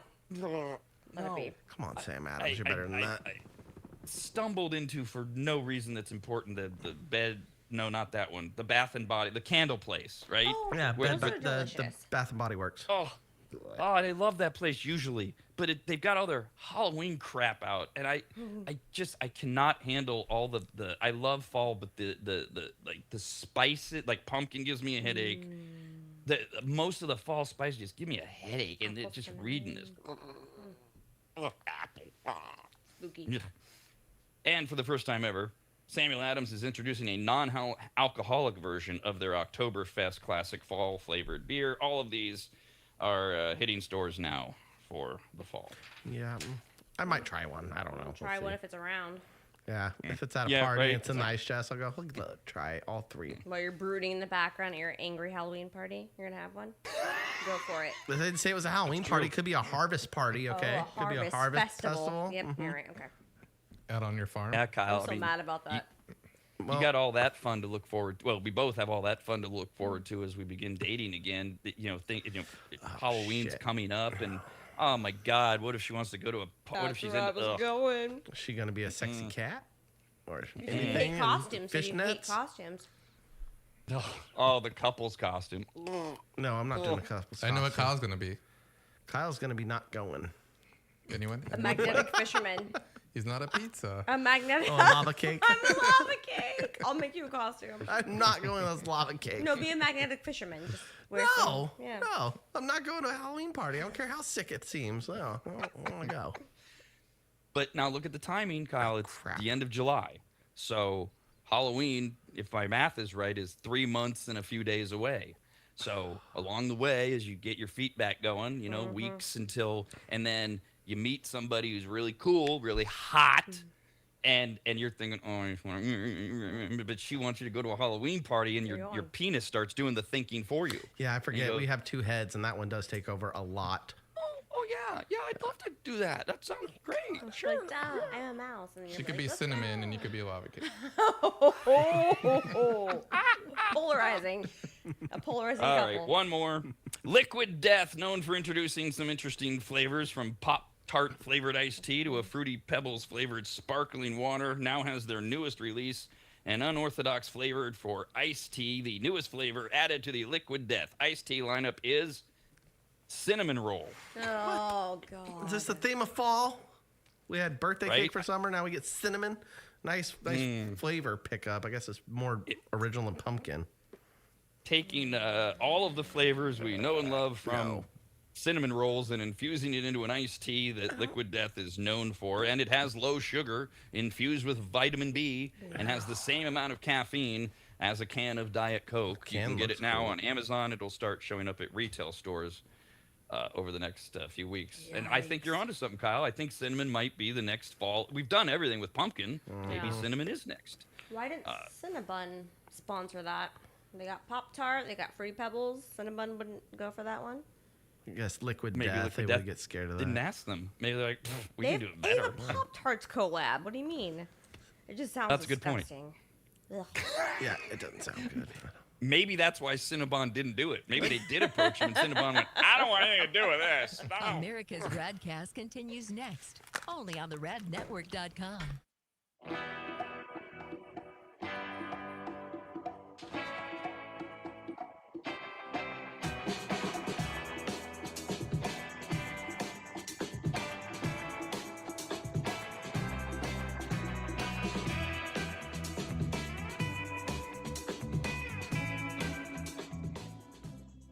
If you've never heard of microseal, let me tell you what it isn't. It is not a really small marine mammal. Get it? A micro seal? Oh, fine. Just ask AI. AI describes microseal this way with a bunch of AI words. Microseal is a premium, eco-friendly, and biodegradable fabric protection spray that penetrates deep into fibers to provide permanent stain, soil, and sun fade resistance for rugs, furniture, and delicate fabrics. It uses nanotechno blah blah blah and blue blue blue blue blue. What AI is trying to say is that microseal is non-toxic, non-allergenic, safe for pets and children. And although AI doesn't say this, it should, you need to contact longtime maggot Joel from AdvantageSteam.com right now to get him to apply MicroSeal for you. You can even make appointments online at AdvantageSteam.com. We've had MicroSeal for years at Williams Manor, and it treats a lot more than carpets. MicroSeal protects virtually all fibrous materials, including wool, cotton, silk, suede, leather, and synthetic fabrics. It protects upholstery, carpets, rugs, draperies, and clothing, including wedding dresses. And ladies, you're going to need what? 3 or 4 of those in your lifetime. And it protects against stains, moisture, and UV degradation without changing the texture. Also, if you're an interior designer, Joel has a special program just for you, and all you have to do is say the password, which is what? What? There's no password, I guess. Never mind. Whoever you are, contact Joel at AdvantageSteam.com. And if you're an interior designer, tell him, I guess. I don't know. That's AdvantageSteam.com, where you'll learn more about MicroSeal and everything else that Joel offers. At AdvantageSteam.com, that's AdvantageSteam.com, AdvantageSteam.com.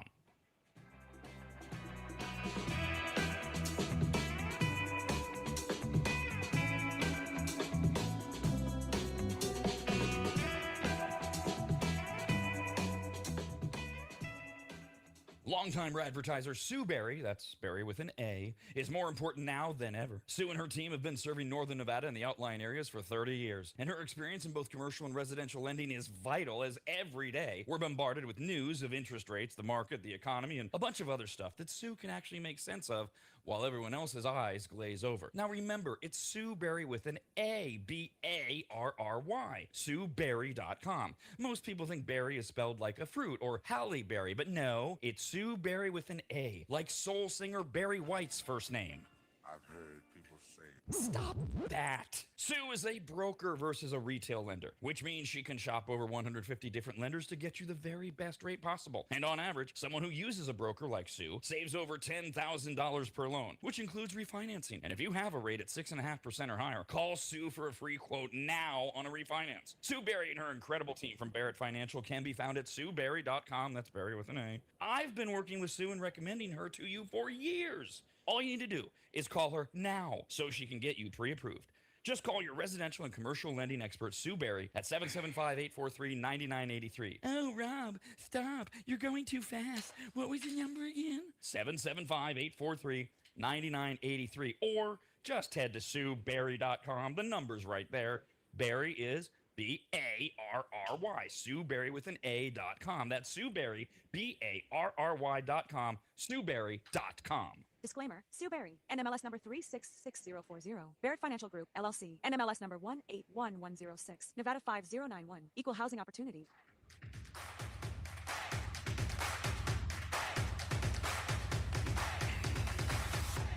Welcome back to America's RAD Cast. It's Rob, Kyle, and sometimes this guy named Jeff. 3 straight white guys offering their deeply intellectual experiences on being discriminated against and having their asses slapped at work. Join in at 888-587-5355. I'm always a little hesitant to do these stories. I'm afraid I'm giving Kyle ideas, but I still have to report them. We have another scam. Now, this one was perpetrated by 2 guys who have been caught, so it's not like a scam that's going around, but it would be something to look for. So we can improve. Because we know that a lot of these scammers, they target old people. Boy, does this goes right to the heart of old people. 2 men have been charged for selling more than 6 million counterfeit postage stamps. I mean, who's buying stamps other than old people? Right. John Best, who's 55 years old, lives in Georgia. His buddy Kevin Paget is 48. He lives in Alabama. And beginning in January of 2024, they conspired to purchase counterfeit U.S. postage stamps from a vendor in China. So that's first. Perfect. Okay. They sell them in China, and you can get them online apparently, but they sell them as quote Patriotic Series American Independence Day doodle stickers. Give me some doodle stickers. I love And they're just fake stamps. Then they buy a bunch of them. Then these 2 set up a shipping supply company in Georgia. They opened bank accounts in the company's name. This is all the Jeff part of the scam, the smart guy. But what are we gonna do here to make this look legit? So we get the bank account, the company's name, etc. And then they sell the counterfeit products in the United States as genuine U.S. flag forever stamps, according to the Department of Justice. The brains of the operation, Jeff, was Best. He worked for a media organization, and he used that position to advertise the newly created company and sell the stamps through an online marketplace. There you go. Yeah. All right. Thanks, Jeff, for setting that all up. Good work. Yep. Then Paget, he's the hands-on guy. He would package and mail the counterfeit stamps from multiple locations, so it was harder to track. Paget, I need you to go package them stamps right now. Did you use the stamps on the package or use real ones as decoy? Right? Oh, the irony. Right. They use real postage. They got caught. Small cost involved. All told, they sold 6.5 million counterfeit stamps, netting $1.7 million in profit. Wow. Good for them. And Not good I for knew it. them, Kyle. Fun. The elderly. And by the way, the elderly thing, I'm just assuming, right? It's not like Well. they but because I mean, buying, I wouldn't fall for that. like I buy stamps. yeah, I didn't know there's a big stamp market. It is.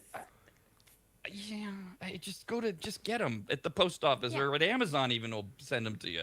It seems to me if you're, I don't know, old people, it seems like are the primary target, but I don't know that for sure. Okay. By the way, they had another 500,000 unsold stamps when they were found or caught by the FBI. Now both men face a maximum sentence of 20 years in federal prison because the mail. Right. As well as, quote, substantial monetary penalties and restitution, end quote. Yeah. That's the risk you take. Right, but that's why I always say this kind of stuff, especially with your guys' very brilliant giraffe poop ideas. But it's like it's $1 million worth, a potential $1 million worth. What did he get? Did they get 20 years, 10 years, 20 years? 20 years. 20 well, I'm sure with good behavior, they'll get out in 5, and then they'll just be on maybe some form of.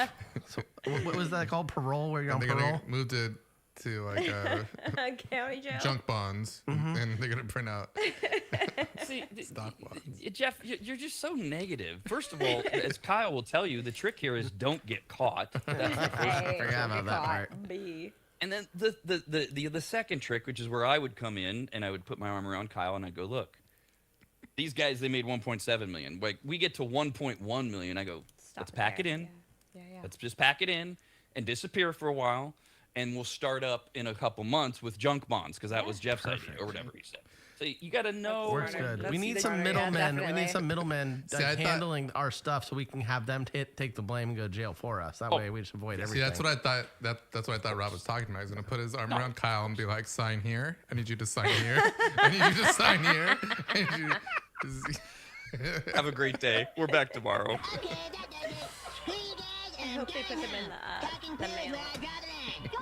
Yeah. Sort the mail in. Bye, diddly eye. So long. God bless you. See ya. Goodbye. Bye-bye, Homer.